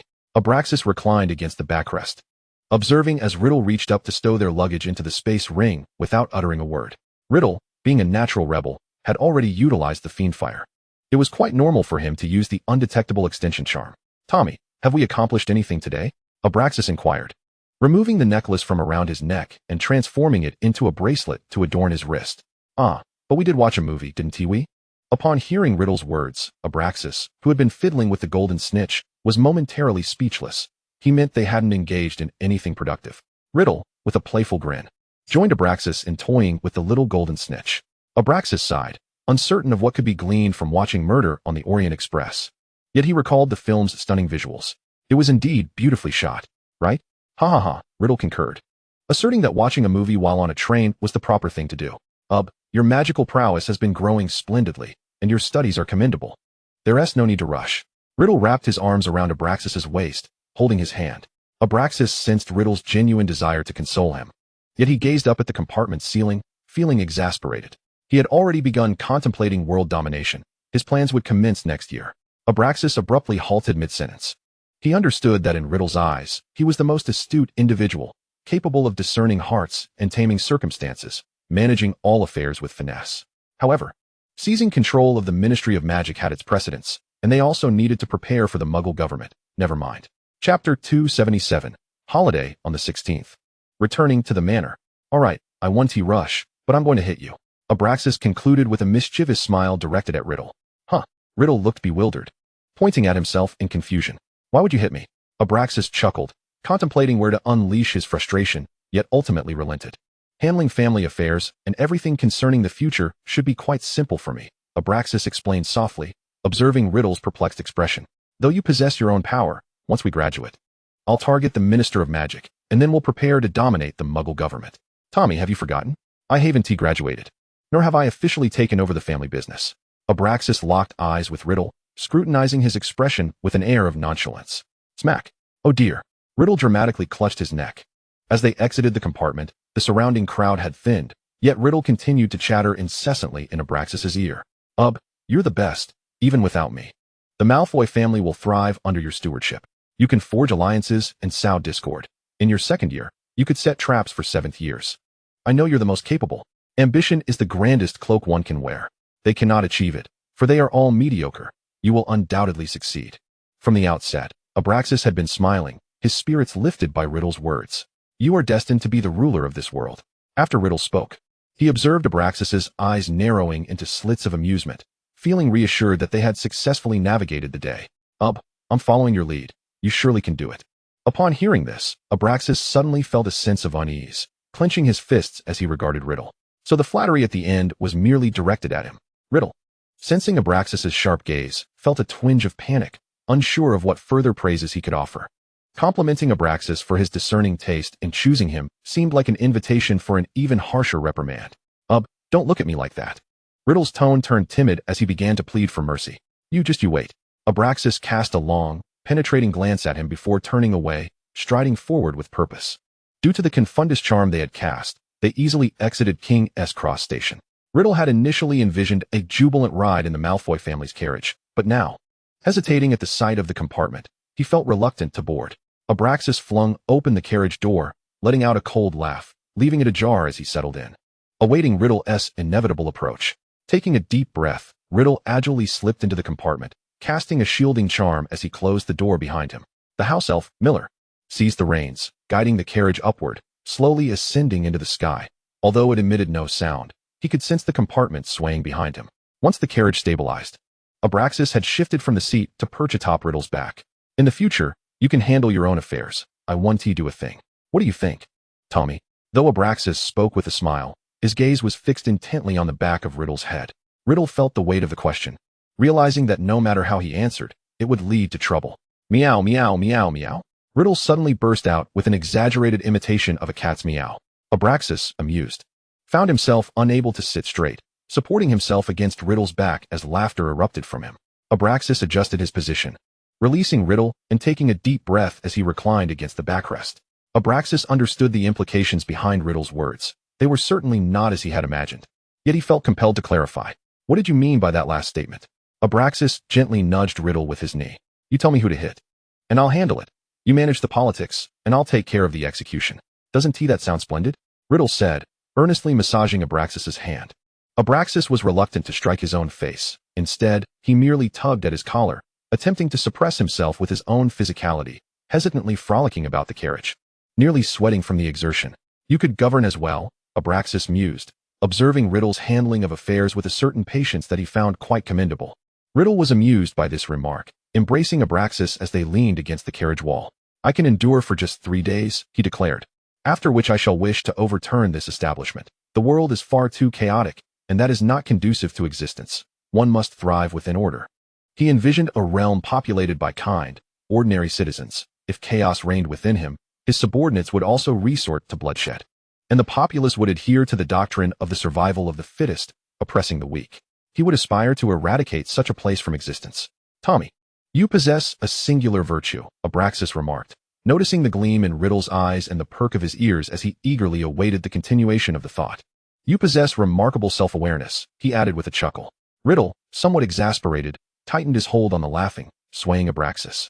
After a brief bout of laughter, Abraxas took a deep breath and finally sat up straight, leaning against the chair's back. Tommy, with our political acumen, can we truly succeed? The recollection of their political studies struck him as ludicrous. Of course, you are more adept than I. You must have a little more confidence. Riddle reminisced about their explorations of history, recalling Abraxas's insights regarding the division of interests, the maintenance of political equilibrium, and his acute instincts when the edifice was on the verge of collapse. I am not exaggerating. Is a natural-born ruler, having grasped the intricacies of dragon slaying. We are well-versed in the historical powers and major political structures, and we possess foresight for the future, Riddle asserted with unwavering conviction, grasping Abraxas's hand in a gesture of reassurance. Abraxas closed his eyes, contemplating.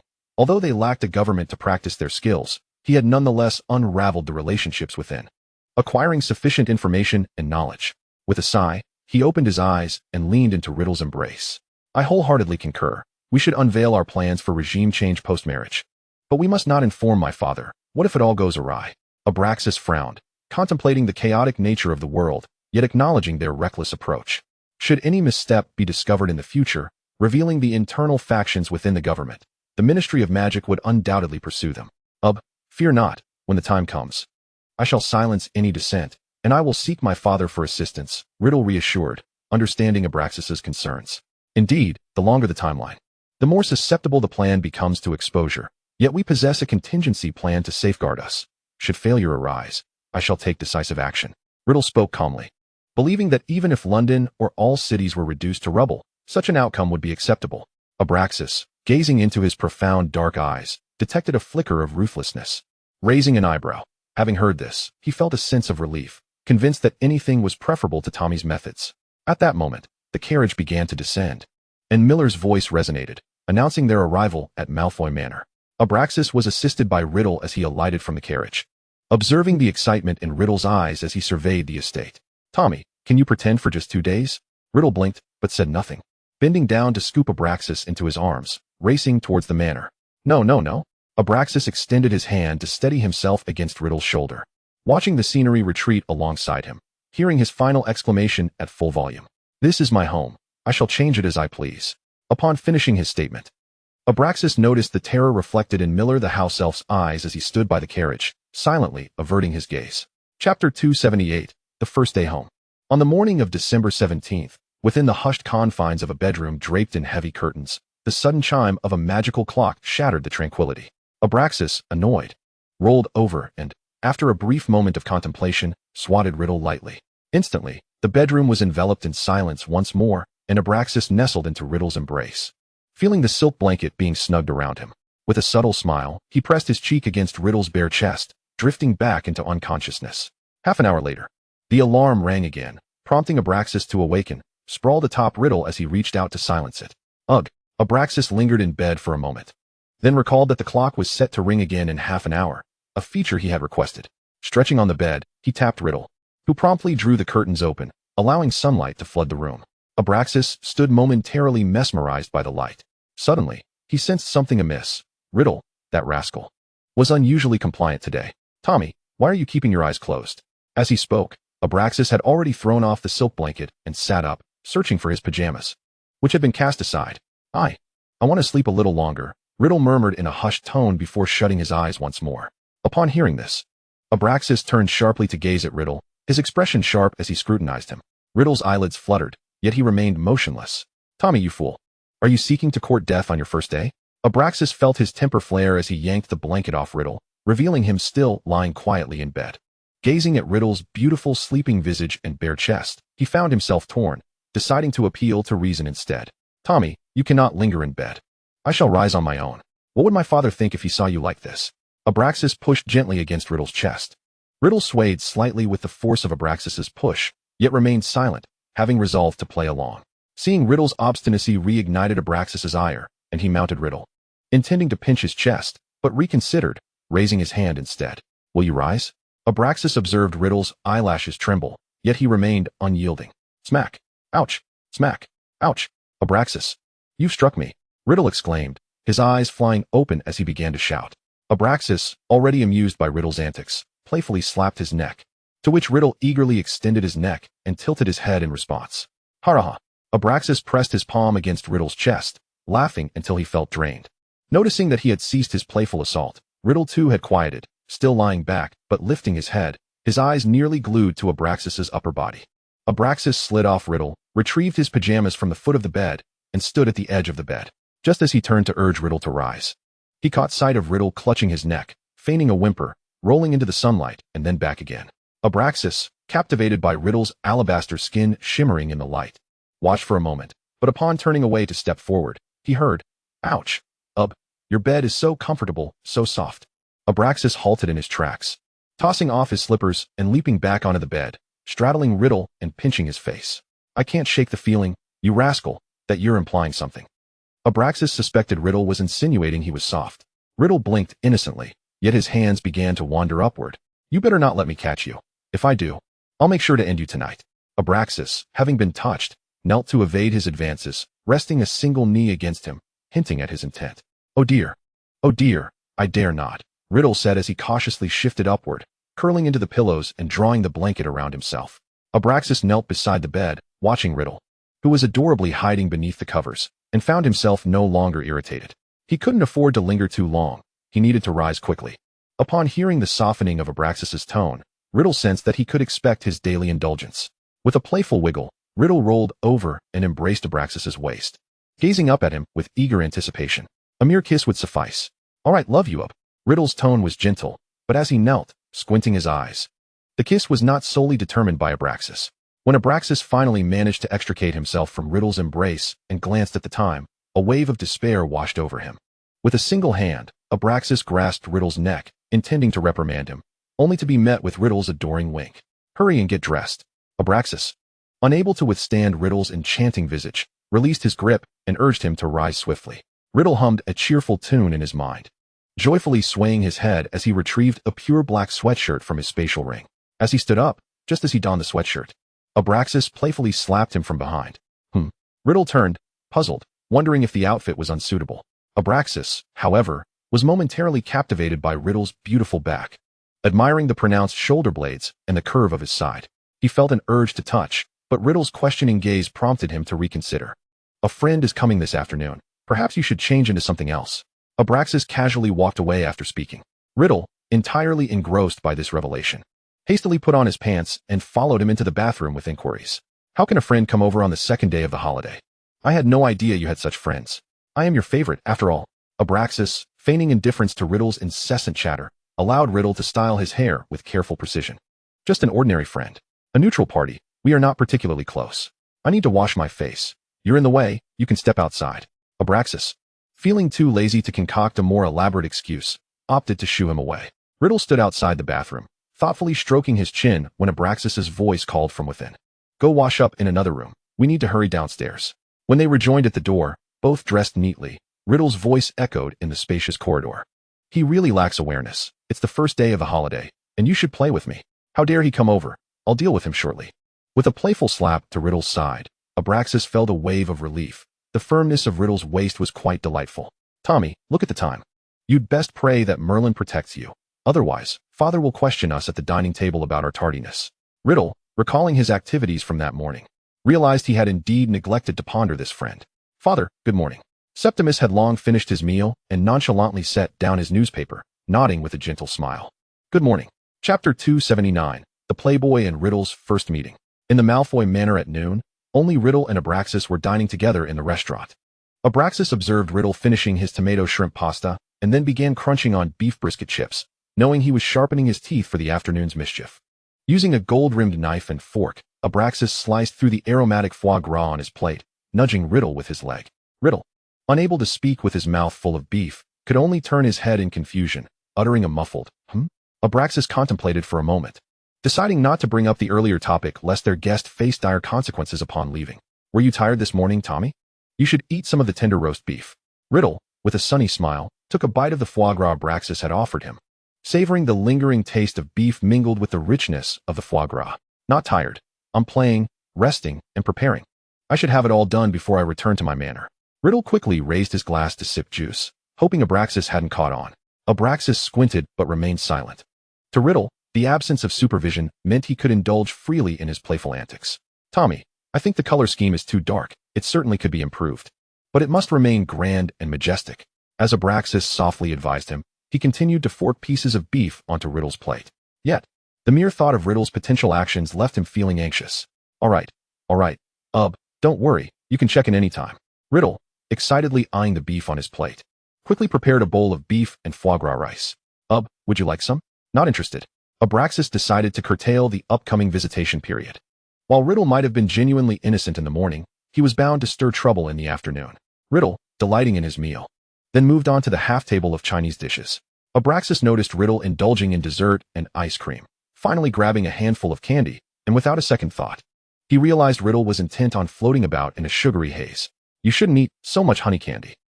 I have a high resistance. It's perfectly fine for me to indulge. Riddle popped a chocolate truffle into his mouth, only to reach for more. After spending the morning attending to family affairs, Abraxas had no intention of chastising him, yet Riddle's antics were testing his patience. As the two returned to their room to prepare for an afternoon rest, Riddle, content, embraced Abraxas. Just as he closed his eyes to drift into slumber, Abraxas opened his own. The tranquil room soon filled with Riddle's pleas for mercy. I was wrong. At 3:40 p.m., Abraxas checked the magical clock in his study, sensing the arrival of guests was imminent, and paused his writing with the feather quill. Relaxing against the soft chair back, he took a sip of red tea. Abraxas noticed someone, who was diligently seated, gilding the base of the magical lamp with gold, conspicuously stealing glances at him. Come here. Oh dear, Riddle exclaimed, tossing the gold onto the carpet and lunging at Abraxas. Abraxas shifted slightly, allowing Riddle to squeeze in beside him. Riddle clung tightly to Abraxas, snuggling and drawing in his essence, feeling satisfied once he had absorbed enough. Believing Abraxas had been sufficiently revealed. Look at what I've done. Isn't there a reward?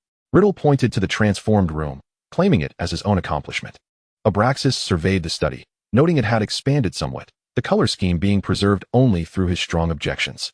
The family portraits had been re-gilded, and in just an hour, Riddle had produced a massive magical tapestry emblazoned with the Malfoy family crest, which could transform into a world map with a mere flick. The display cabinet for dark artifacts had also been adorned with mother of pearl, and Riddle had crafted several impressive alchemical items. Well done. But the tapestry has no place in this room. We can hang it at the end of the honor corridor. Abraxas, begrudgingly praising Riddle while pouring him some red tea, began to feed him as well. Riddle sipped his red tea while indulging in the delectable snacks that Abraxas had thoughtfully prepared for him on the table. His spirits lifted. Soon, the guest would arrive, and they needed to await him in the reception room. With a decisive motion, Riddle rose, intending to adjust the tapestry before the arrival of their visitor, a perfect complement to his masterpiece from the morning. Abraxas observed the triumphant smile upon Riddle's face, mirroring his amusement while reassuring himself that his own renovations were quite commendable. At precisely 3:50 p.m., the carriage of Phineas Thornflorestu arrived as scheduled. Halting at the estate's exterior, he disembarked, adjusting his cuffs, and with a soft sound, followed the familiar guidance of the house elf. Traversing the lengthy corridor, he reached a well-known private reception area. Upon catching sight of the familiar platinum hue, he was about to utter a jest when he froze. Riddle scrutinized the newcomer earnestly, assessing his magical prowess and the placement of his wand.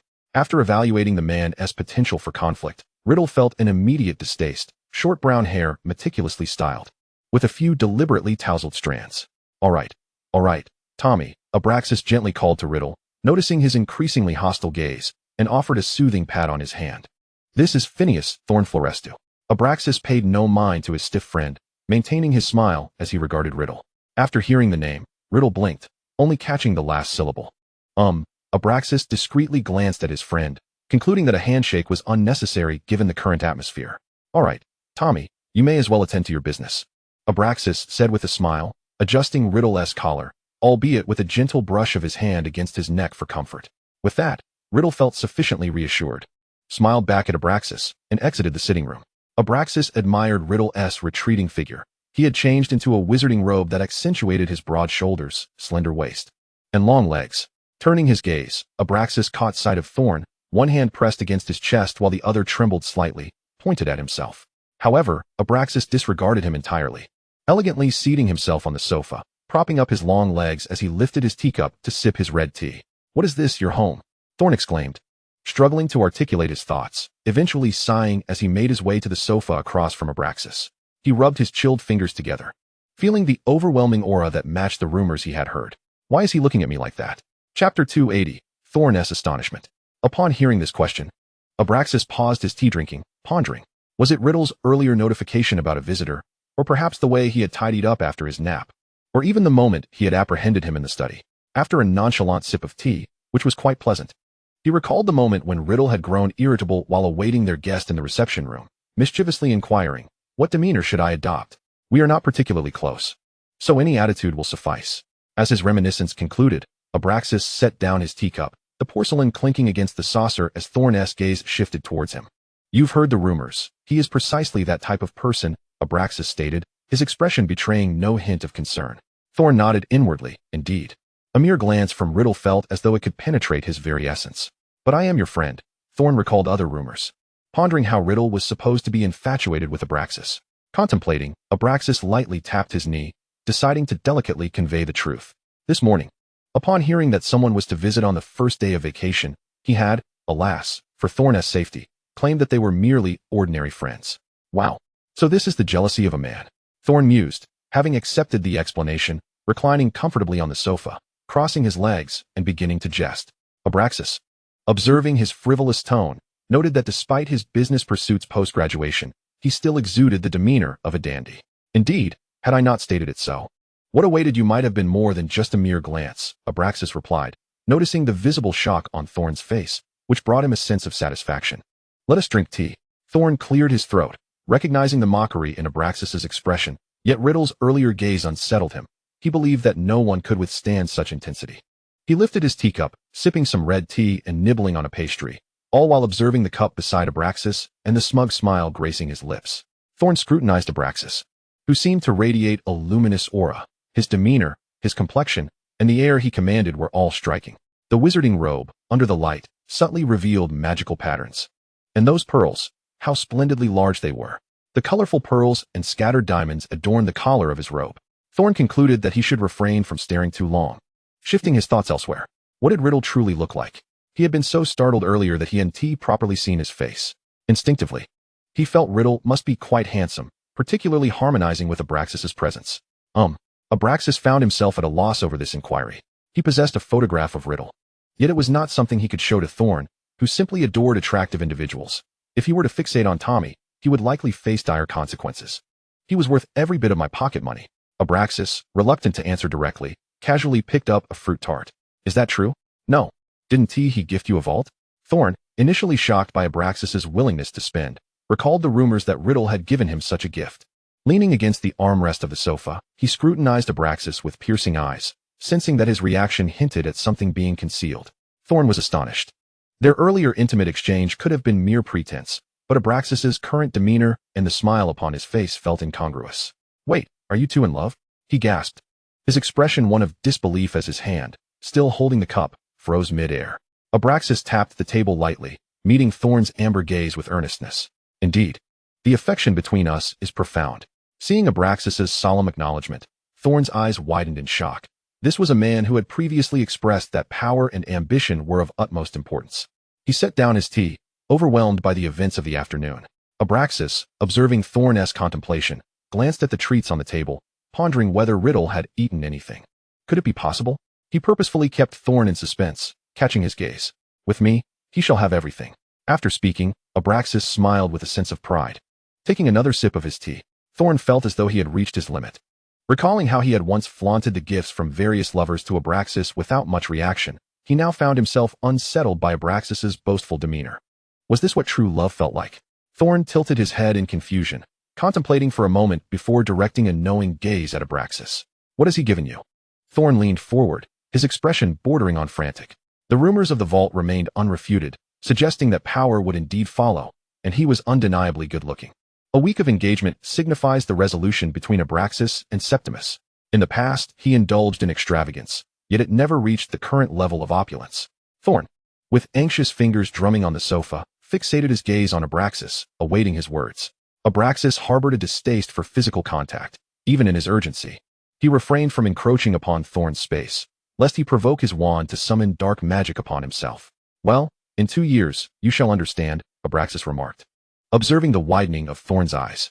In truth, I assure you, the rumors hold validity. Contemplate it yourself. Upon uttering this, he noticed Thorn's expression turn vacant. Seizing the moment, he summoned a house elf to deliver refreshments to Riddle. As Abraxas sampled a delicate crisp adorned with caviar and savored his champagne, Thorn finally regained his composure. Realizing he felt utterly outclassed. Do you think if I were to settle down, I could find someone comparable? Abraxas recognized that Thorn was merely speculating, exaggerating for effect. Be it appearance, wealth, or power, it seems you shall find none of equal standing. Thorn, absorbing Abraxas's unembellished words, felt a pang of disbelief. Despite his numerous romantic entanglements across various nations, each Valentine's Day brought a plethora of exquisite gifts. After graduation, owing to his father's dealings in Romania, he engaged in smuggling operations. In the first half of the year, Abraxas would discuss profit margins and market trends in his letters. But upon the commencement of the new school year, his inquiries shifted to matters of the heart. Could you refrain from inundating me with such perplexing tidings in your letters? What exactly has Riddle done? Thorn recalled his own unrestrained responses, nearly exasperated. Setting aside personal matters, did you not come to me today regarding something of significance? Abraxas maintained an exterior of calm while subtly shifting the topic. Thorn cursed inwardly, lamenting Abraxas's reticence, yet he recalled his primary purpose for the visit. Chapter 281. Abraxas found himself ensnared by the absurdity of the situation. Might I request another invitation to the engagement banquet for my father? Thorn placed both hands upon his knees, casting a nervous glance at Abraxas. Abraxas took another sip of champagne before setting down the glass, reclining comfortably against the sofa. Is the banner so conspicuous? After the massacre of the Vero family, it is evident that the Malfoy name shall reign in England henceforth. As Thorn spoke, he mused internally on Riddle's undeniable prowess. Abraxas perceived Thorn's intent to flatter him, yet the statement elicited a complex reaction, prompting him to take a sip of champagne. Very well, I shall speak with my father this evening. I always believed you would prevail against them. Indeed, the Malfoy lineage is exceptional, Thorn concluded, cheerfully raising his glass to savor the exquisite champagne. Abraxas's expression shifted to one of reluctant acceptance. Thorn's words held truth. He had long placed his bets on himself. However, having endured Riddle's praise the previous day, he found himself weary of such sentiments. Exercise caution in your business endeavors moving forward, should you encounter any troublesome issues. Invoke Alec's name, Abraxas remarked, peering at the decor within the room. On one hand, the war would render smuggling perilous. On the other, his lovers, those witches, could assist him should they pursue him in his homeland. Thorn gazed at Abraxas with profound gratitude, sipping his champagne while envisioning a future bolstered by such alliances. Can I now invoke his name in Nocturne Alley? Thorn jested, playfully stroking his chin, testing the waters. Abraxas contemplated their business dealings and future acquisition plans. Seek him out tomorrow. You may also present quotes for dragon-related products and smuggled goods at the Death Eater headquarters. Wow. Thorn's expression morphed into one of exaggerated astonishment, his mouth agape. The response was utterly unforeseen. While he marveled at Abraxas's generosity, he also felt the weight of the request. It's reasonable for me to invoke your name in your family's enterprises, but to approach the Death Eaters? Thorn's tone wavered, sensing the potential discomfort he was imposing upon Abraxas. The abruptness of his suggestion had placed Abraxas in a position of promise. As he intended to confer with Riddle that very night, this felt inappropriate. Do not overthink it, Nocturne Alley, Abraxas began, contemplating the extent of his disclosure. Upon noting Thorn's inquisitive gaze, he recalled their shared history of schemes. Although he was a libertine, he was reliable in executing plans and remained tight-lipped. Thorn, to what extent can you acquiesce? Abraxas leaned back against the sofa, his tone laced with mockery, his legs playfully swinging. Recognizing Abraxas's haughty demeanor, Thorn sensed the impending calamity. Alec is entirely under my command. He has already been handling my family's more unsavory tasks, Abraxas revealed, observing Thorn cover his ears while widening his eyes in intrigued disbelief. In a few days, the profits from Nocturne Alley will also be in my hands. Do you believe that counts as mine? Abraxas concluded, lifting a glass of champagne and swirling it with a sense of pride. Though Thorn covered his ears, he could not escape the revelation, feeling as though he might collide with a wall over such outrageous news. Indeed, I assure you, our love is genuine, Abraxas stated, noticing Thorn's furrowed brow. His expression imbued with skepticism, and he casually struck again with his words. Thorn waved his hands frantically, having reached his limit with the term true love. Abraxas, now thoroughly corrupted, relished Thorn's reaction, unable to contain his mischievous delight. If you doubt me, I shall reserve a vacant shop for you tomorrow. Thorn felt a surge of desperation, contemplating kneeling before Abraxas. His scheming could lead to ruin, unwarrantedly bestowing such gifts upon him. I believe you. Your request for me to engage in business with the Death Eaters is already a considerable favor. What is your intention today? Thorn sighed in resignation, bewildered by Abraxas's antics as he reached for a glass of sparkling water, feeling the need to abstain from alcohol. I must express my gratitude for the wisdom you have imparted. Thorn nearly choked on his sparkling water, startled by Abraxas's remark. Observing Thorn's sideward glance, the flush of his face, and the impending cough, Abraxas recognized his penchant for mischief had perhaps gone too far. Miller, young master, do you have any instructions? Please assist Master Thorn. Abraxas turned away, deliberately avoiding eye contact, granting them some privacy. After a brief pause, a soft sound echoed as the house elf departed, allowing him to leisurely straighten up. Which one? Thorn gripped the edge of the coffee table, his expression earnest as he regarded Abraxas. Abraxas found every option quite appealing, yet felt hesitant to disclose them. Not disliking one another, enjoying physical contact, Thorn, upon hearing this, felt a rush of relief, beginning to breathe more easily, only to realize the implication of physical contact. You two have kissed. Yes, on the day of our engagement. Upon hearing this, Thorn felt as though his head might explode. Trembling hands bracing the table for stability, unable to meet Abraxas' gaze, his voice tinged with despair. You like him. There's truly no need for an engagement. Abraxas discerned that Thorn had misinterpreted the situation, yet he could not divulge that they had been inseparable even before the engagement. Tomorrow, you shall go and take over the shop. I truly have the final say in this matter. Upon hearing this, Thorn could no longer contain himself. He helplessly rolled off the sofa and collapsed onto the carpet. Riddle is so formidable. If we were to adhere to the nonsensical words I spoke, it would be the end. Everything would be over. Abraxas, noticing him on the ground, realized he had overstepped and promptly set down his wine glass. Tommy is quite handsome. Allow me to take you to see him. Thorn remained motionless on the floor, reflecting on the contents of his previous writings. I have acquired several assets from the Malfoy family. With a deep sigh, Thorn pondered the nature of their relationship. How could it be so easily given away? When he heard Abraxas approaching, he truly felt unworthy to face anyone. Seeing him lying face down, unable to bear his own appearance, Abraxas knew the secret could no longer be kept. Well, I strike him daily, yet he has never laid a finger on me. I insult him, and he doesn't retort. Abraxas, observing Thorn clutching the edge of the coffee table and refusing to rise, angrily kicked the table. Fine, I shall take you to see him. You will understand once you do. Really? Indeed, now get up. Frustrated by the farce of the day, Abraxas began to shout at him. Thorn, though having begun to believe, remained on the ground when he heard Abraxas call out. Miller. Yes, young master, how may I serve you? Where's Tommy now? Master Riddle is in the bathroom adjacent to you. He has already finished all the snacks that were sent earlier.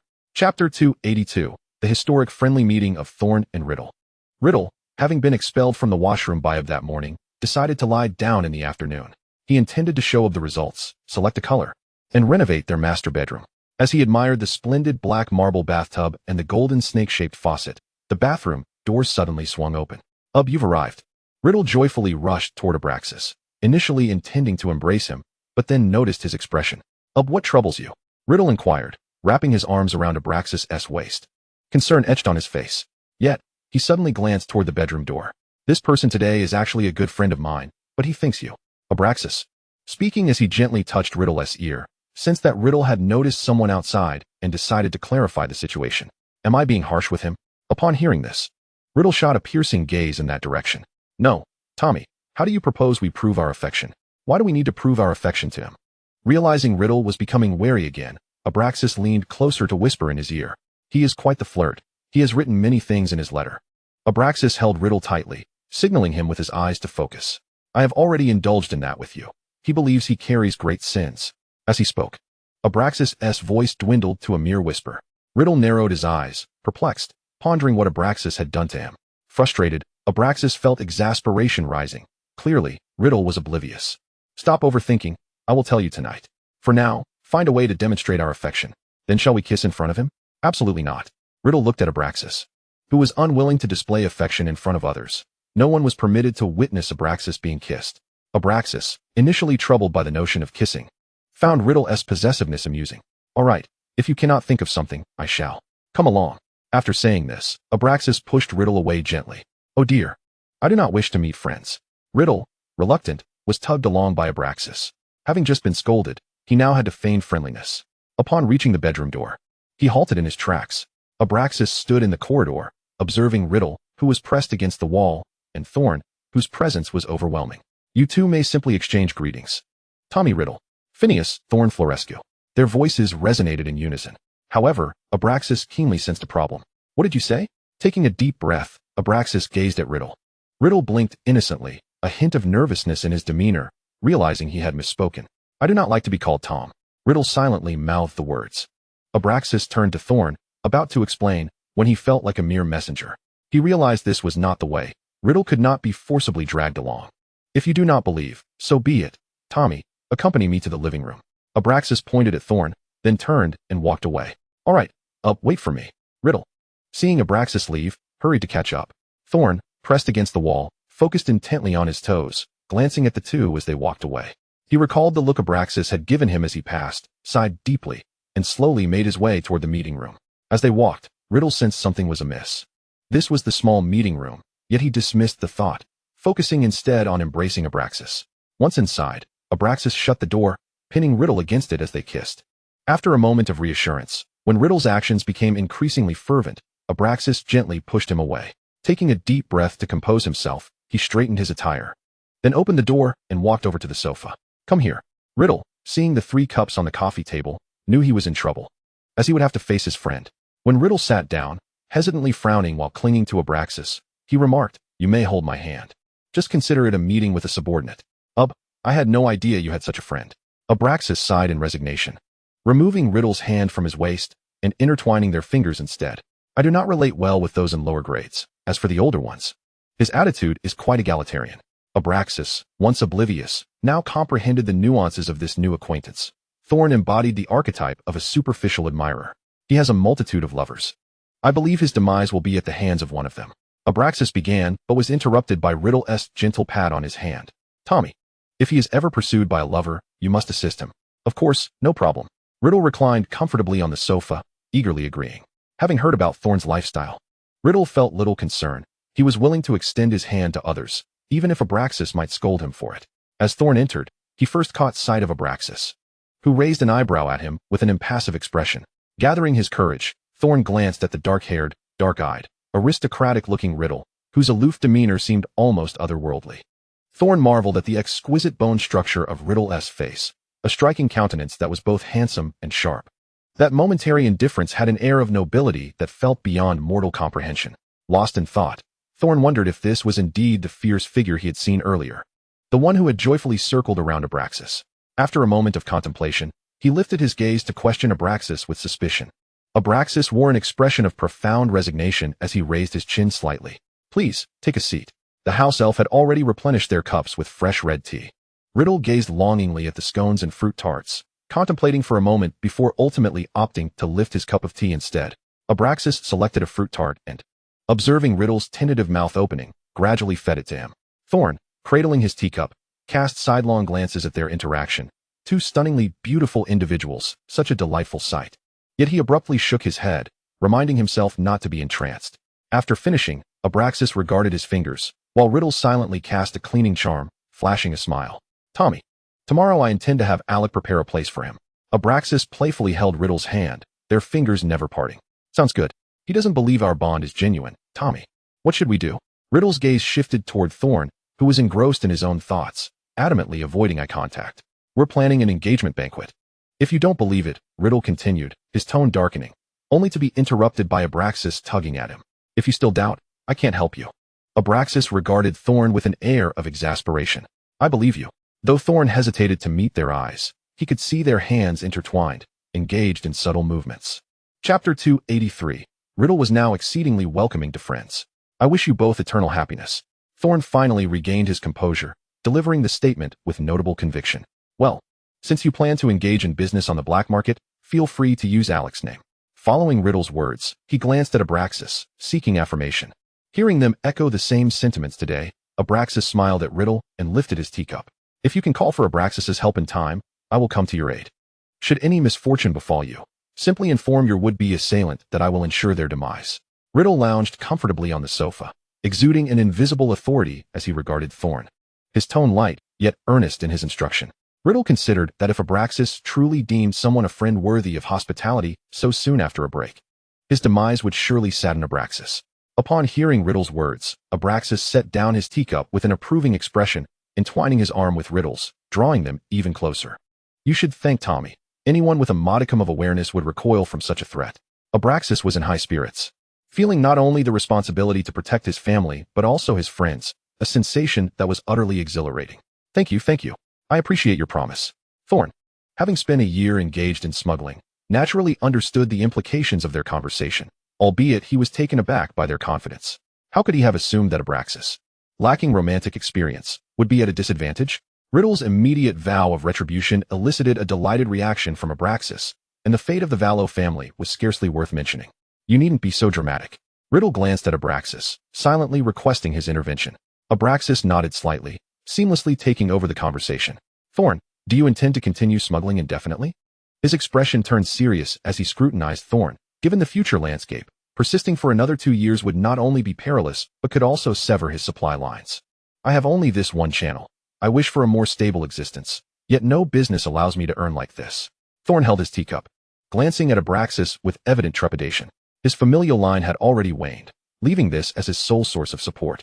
Would you consider joining the Ministry of Magic? Abraxas inquired. Positions are scarce, fiercely contested by prominent families. Would I even have a chance? Thorn's tone bore a hint of anxiety, realizing he would be imposing on Abraxas. The ministry had few roles suited for them, and those with genuine advancement opportunities were typically inaccessible to purebloods. After the engagement banquet, I will begin making arrangements for you, though it might require a 6-month wait. Abraxas squinted playfully, already formulating a plan. He noticed Thorn nervously fiddling with his cup, glancing at Riddle. Tommy. Yes? Post-engagement. I will procure a parchment for you to present to the Chief of the Department of Magical Law Enforcement. Abraxas's fingers twitched as he cast a meaningful glance at Riddle. Sounds good. Riddle understood the silent communication, aware that disobedience might result in an unexpected visit to his home that evening. As Thorn observed Riddle and Abraxas sharing a knowing smile, they leaned in closer once more. Abraxas chuckled briefly before addressing Thorn for final confirmation.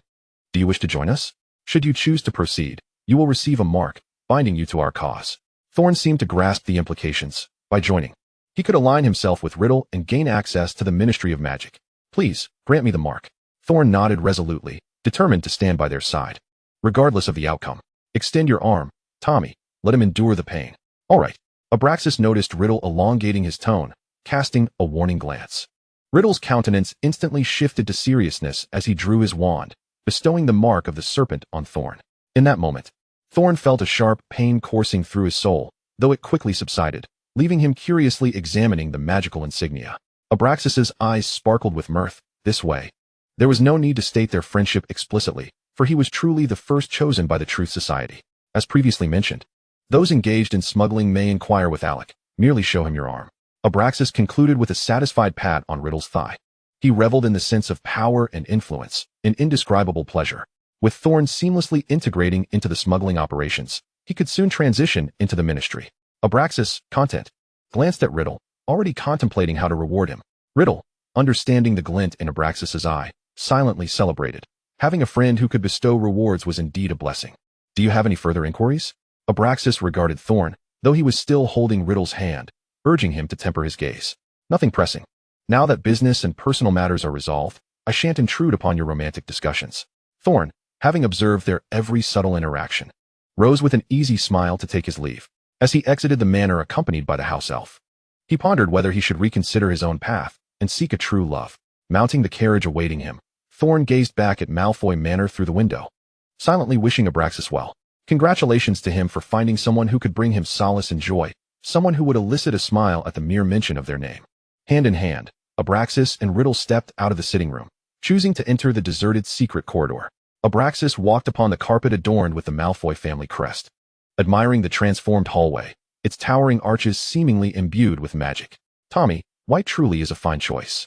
The crystal chandelier gracefully descends, with narrow side tables positioned at intervals, each adorned with dignified yet opulent ornaments.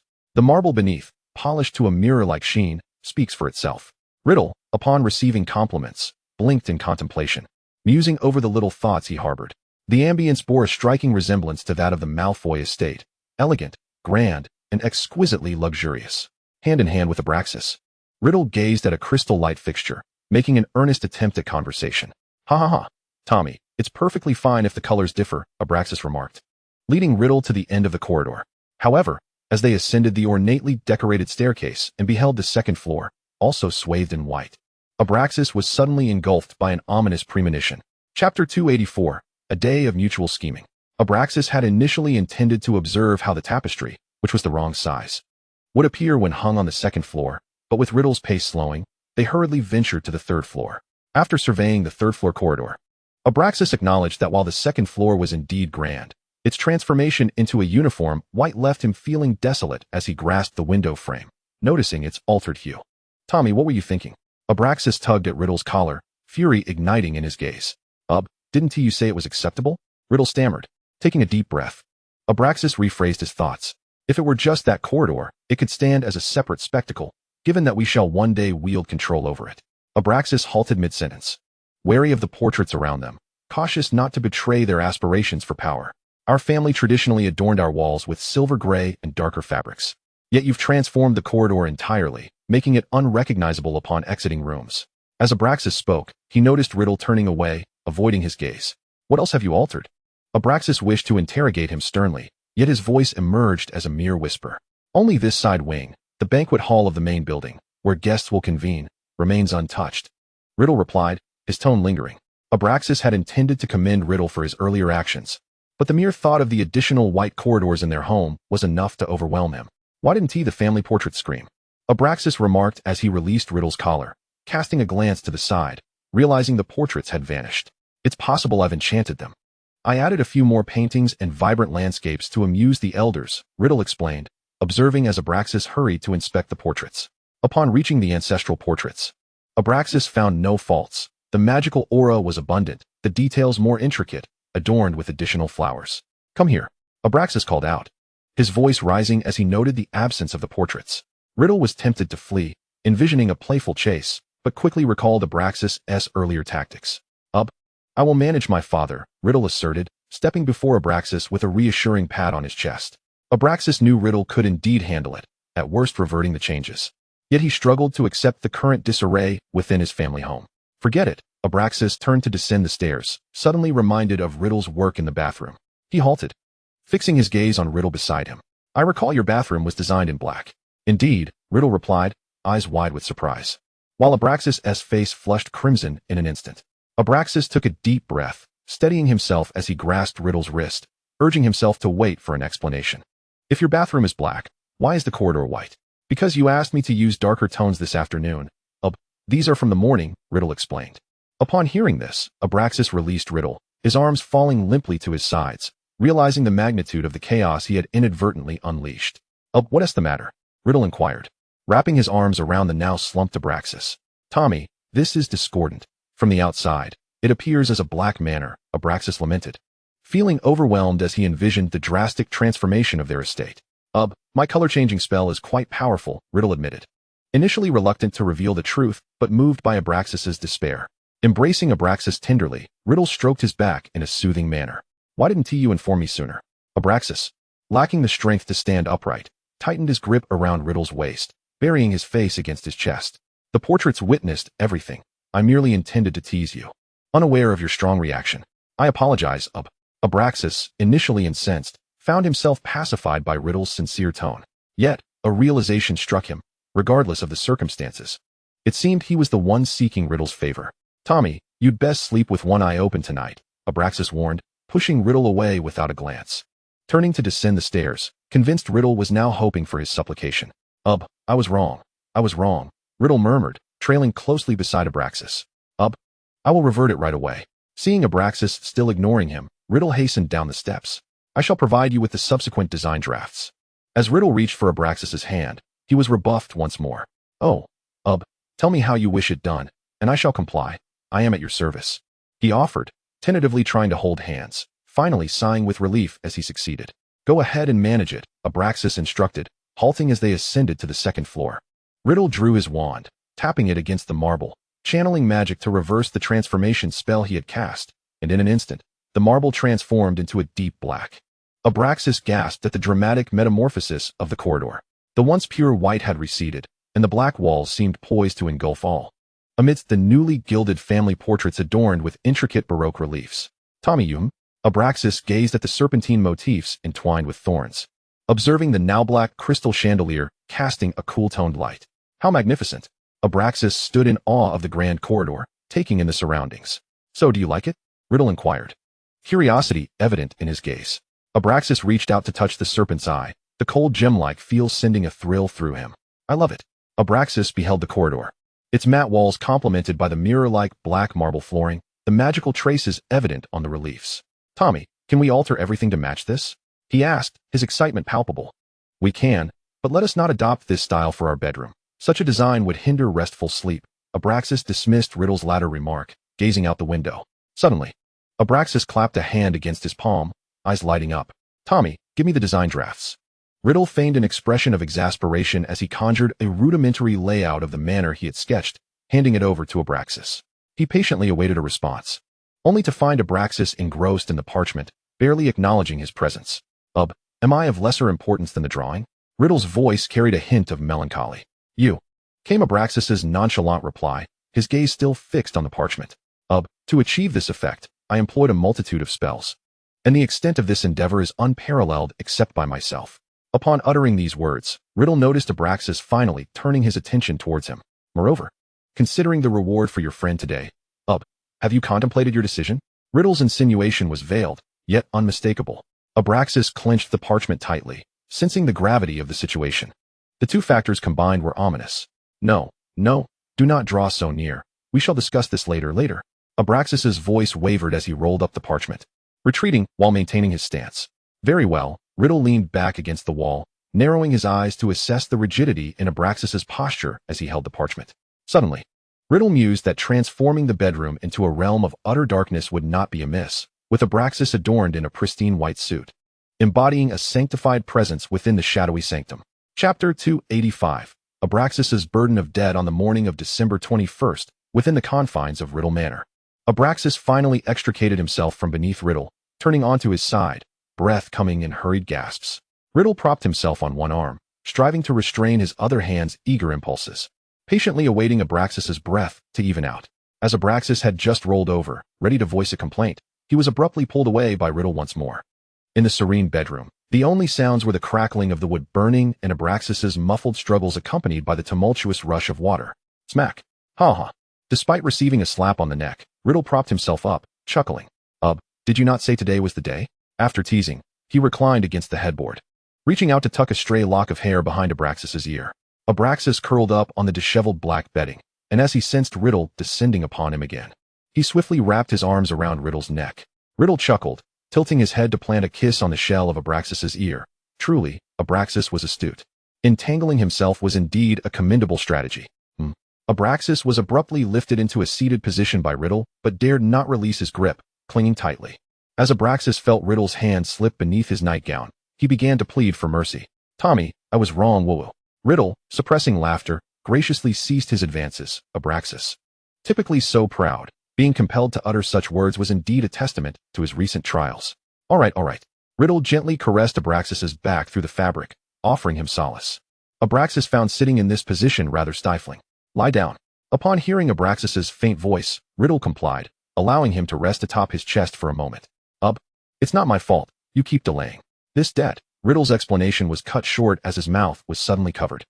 Abraxas's gray-blue eyes shimmered with unshed tears as he reflected on the tribulations of the past few days, contemplating whether a single tear might balance the scales of his debt. All right. It's nothing. Let us just save up. Riddle, moved by the mist in Abraxas's eyes, enveloped him in an embrace. As Abraxas nestled against his shoulder, the words struck a chord, nearly bringing tears to his eyes. Oh dear. Woo-woo. In frustration, Abraxas bit Riddle's neck. Is this how you treat me? How can you behave this way towards your creditor? Oh dear. Woo-woo. Abraxas was nearly beside himself with anger, yet still gnawed at Riddle without uttering a word. Eventually, he released his bite and began to press against Riddle's chest, taking deep breaths. Riddle squinted, merely smiling in silence. Observing Abraxas's lips part slightly as he struggled for breath, Abraxas caught Riddle's gaze and felt an urge to retaliate, but since time was fleeting, and his resolve was waning, Riddle watched as Abraxas silently turned away, attempting to rise from the bed. "What are you doing?" Abraxas found himself toppled back into Riddle's embrace. "Why the haste to rise?" Riddle inquired softly, gently shaking Abraxas. Abraxas pretended to reach for Riddle's cheek, but Riddle dodged, seizing the opportunity to escape his grasp. Just as he intended to climb down, he realized the position was rather precarious and sat up, keeping a wary eye on Riddle. Riddle observed Abraxas sitting, gradually retreating from him, realizing that Abraxas underestimated his prowess. "Tommy," Abraxas called out as Riddle extended his hand. "What is it?" Riddle knelt on the bed, regarding Abraxas, who wore a vigilant expression. It seemed that their morning antics were quite entertaining. Abraxas stretched out his hand, fingers spread wide, attempting to obscure Riddle's view. "Your subordinate is on the way. Perhaps they are already waiting." Riddle glanced left and right, trying to peek through Abraxas's fingers, only to find his view obstructed from another angle. "Let them come. Standing for a day is not the same as kneeling for one. Lower your hand." Riddle approached, but upon noticing Abraxas retreating to the edge of the bed, he halted. Though he could manage any unforeseen event, it would not do to frighten Abraxas. Abraxas, eyeing the nearby slippers, fixed a resolute gaze on Riddle. "I am hungry. I want breakfast." "Ha ha ha." Riddle burst into laughter at the proclamation, and upon witnessing Abraxas slip on his shoes while he was still amused, he chose to let it be. With a smile, Riddle reclined back onto the bed, watching Abraxas dash toward the washroom. How many times in the past few days have you expressed a desire for breakfast?" Abraxas ignored him entirely, slamming the washroom door shut. As he washed his face, Abraxas gazed into the mirror, feeling he had sacrificed too much for his family. Though the manor would eventually transform into a magnificent spectacle, as he had envisioned, he realized he had truly sold himself short. Riddle listened to Abraxas muttering incoherently with a toothbrush clenched between his teeth, reflecting on the past few days. He had done nothing more than seize the opportunity to have Abraxas sign an inequitable contract, ensuring a night of satisfaction before sleep. When both had completed their morning rituals and settled onto the sofa to partake in breakfast, Abraxas removed his feet from his slippers, stepping onto Riddle's feet as they ate. Riddle watched Abraxas take a bite of shrimp dumpling, only to step on him again, struggling to suppress laughter. You may dip it in sauce. Are you using my foot as a condiment?" "I will step." Riddle dared not provoke Abraxas, silently chuckling as he began to savor his soy milk and fried dough sticks. He raised a piece of fried dough, just as he was about to take a bite. Did you not claim to dislike this?" Riddle cautiously extended his palm, ensuring no soy milk would spill onto him. Abraxas remained silent, engrossed in chewing, possibly under the influence of psychological perception, relishing the flavors. Riddle savored curry fish balls, an array of meatballs, and crispy shrimp cakes, dipping them into various sauces, occasionally feeding Abraxas a morsel. Once Abraxas had his fill and felt content, he began sipping tea, while Riddle indulged in sauté noodles and beef noodles, clearing the table of any remnants. Riddle raised a glass of orange juice, reclining comfortably against Abraxas, wrapping his arm around his waist. "What shall we do next?" Abraxas, sipping red tea, observed the juvenile beside him, who was delighting in his juice. "It's just like meeting a friend. Oh, don't hit, don't hit." After Abraxas ceased his playful antics, Riddle cautiously lifted the juice and downed it in one gulp, setting it aside. Didn't you have no reaction when you met Alec that day?" Upon hearing Riddle's words, Abraxas began to ponder why he had indeed remained unresponsive. After all, he was unaware of the subordinate's role, and Riddle had captured his attention with the incursion into their stronghold. Chapter 286. Riddle can never maintain seriousness for 3 seconds. As Abraxas and Riddle exited the main building, they entered a grand corridor, where Abraxas gazed at the towering French windows that extended from floor to ceiling. He marveled at the exquisite purity of white in this space, the walls and ceiling adorned with delicate white plaster, while the columns were crafted from white marble. The corridor, aside from the rhythmic, crisp sound of their boots striking the marble, was enveloped in an almost sanctified silence. "Tommy, I've always thought you had a rather morbid sense of humor." "What morbid humor?" Abraxas continued walking, letting out a scoff as he glanced at Riddle, his tone lighthearted. "You are unmistakably a demon, yet you choose to reside within a sanctuary. Wow, you're quite perceptive." Riddle beamed at Abraxas, even pausing to applaud. "Don't you find it amusing?" Riddle squinted at the garden view within the courtyard, sunlight bathing the grass. "Where's the amusement?" Abraxas halted, also gazing at the vibrant flowers outside. Riddle stood perfectly illuminated by the warm light, his gaze deep and a teasing smile playing on his lips. Currently, the ruler of Great Britain is undeniably a demon, exterminating all high-ranking officials in a realm of capital, perhaps only slaughtering half of them by mistake, Riddle chuckled. Good and evil are not absolute. A thought can transform an angel into a demon. We are not usurping a nation. We are rescuing this tragic world. I believe in the end, people will venerate me as a deity. At this moment, Abraxas leaned against the wall, attentively observing Riddle in this rare moment of seriousness. So, we could reside within the sanctuary, Riddle concluded with a confident smile, gazing at Abraxas. Indeed, the most significant aspect was his desire to nurture a beautiful angel. Leaning against the wall, bathed in light, Abraxas contemplated the implications of Riddle's words and their deeper meanings when he suddenly noticed Riddle stealthily running away. At that moment, he heard Riddle's cheeky voice echoing through the empty corridor. Your home is truly eerie, Riddle exclaimed loudly before dashing off. The estate, adorned with numerous spires, predominantly in dark hues, featured interiors of somber colors and gray, surrounded by a shadowy forest. The family crest displayed a serpent coiled around a spear, flanked by two winged serpents, as if to ensure that no one would mistake them for anything other than villains. Hearing the approaching footsteps behind him, Riddle silently quickened his pace, his legs moving a tad faster. Riddle, you better run for your life. Abraxas, already fuming, felt his anger boil as he realized he couldn't catch up to him. Among the 5 individuals awaiting in the hall, Alex suddenly glanced left and right, curiously looking toward the entrance. Did you hear any noise? Alec quietly inquired of his 3 subordinates. No. Alec, with a suspicious expression, rubbed his chin, as if he had heard a wail. Oswald, overhearing their hushed conversation, felt overwhelmed. They had passed, but he himself as time ticked away. 2 distinct footsteps resonated in the corridor, and the group inside perked up. The moment Riddle's boots crossed the threshold into the hall, the others sensed his presence and promptly knelt. Master, Riddle responded softly, turning to glance at Abraxas, signaling for him to enter. Abraxas frowned at the hall, questioning whether a coup needed to be so overt. The hall was a blatant imitation of the Stuart dynasty's banquet hall, lacking any decorative elements, vast and empty, with white marble columns. As Abraxas observed Riddle striding toward the imposing hall and the elevated white throne, he followed suit. Once Abraxas ascended the steps and settled beside Riddle, the latter wrapped his arm around his waist, leaning against him. Oswald, you may begin.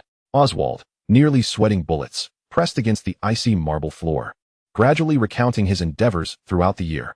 Riddle, amidst his background chatter, gazed at Abraxas, who had ceased to struggle.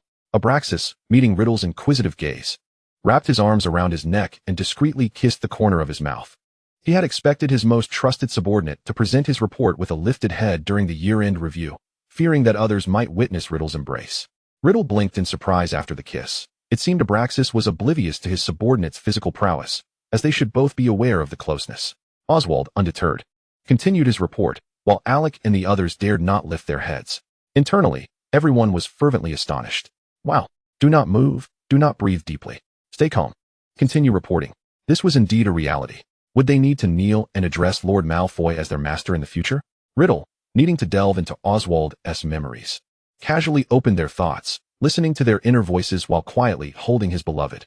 Abraxas, attentively listening to Oswald's report, lightly tapped the armrest, his fingers unconsciously tracing the intricate patterns, diligently noting the content. After Oswald completed his report, he produced a pre-prepared item from a concealed bag, raising it high above his head. Master, some items requiring transport have been handed over to Justin this morning. These are all the account books. Upon finishing, Oswald felt a weight lift from his hands, as if a great burden had been removed from his heart.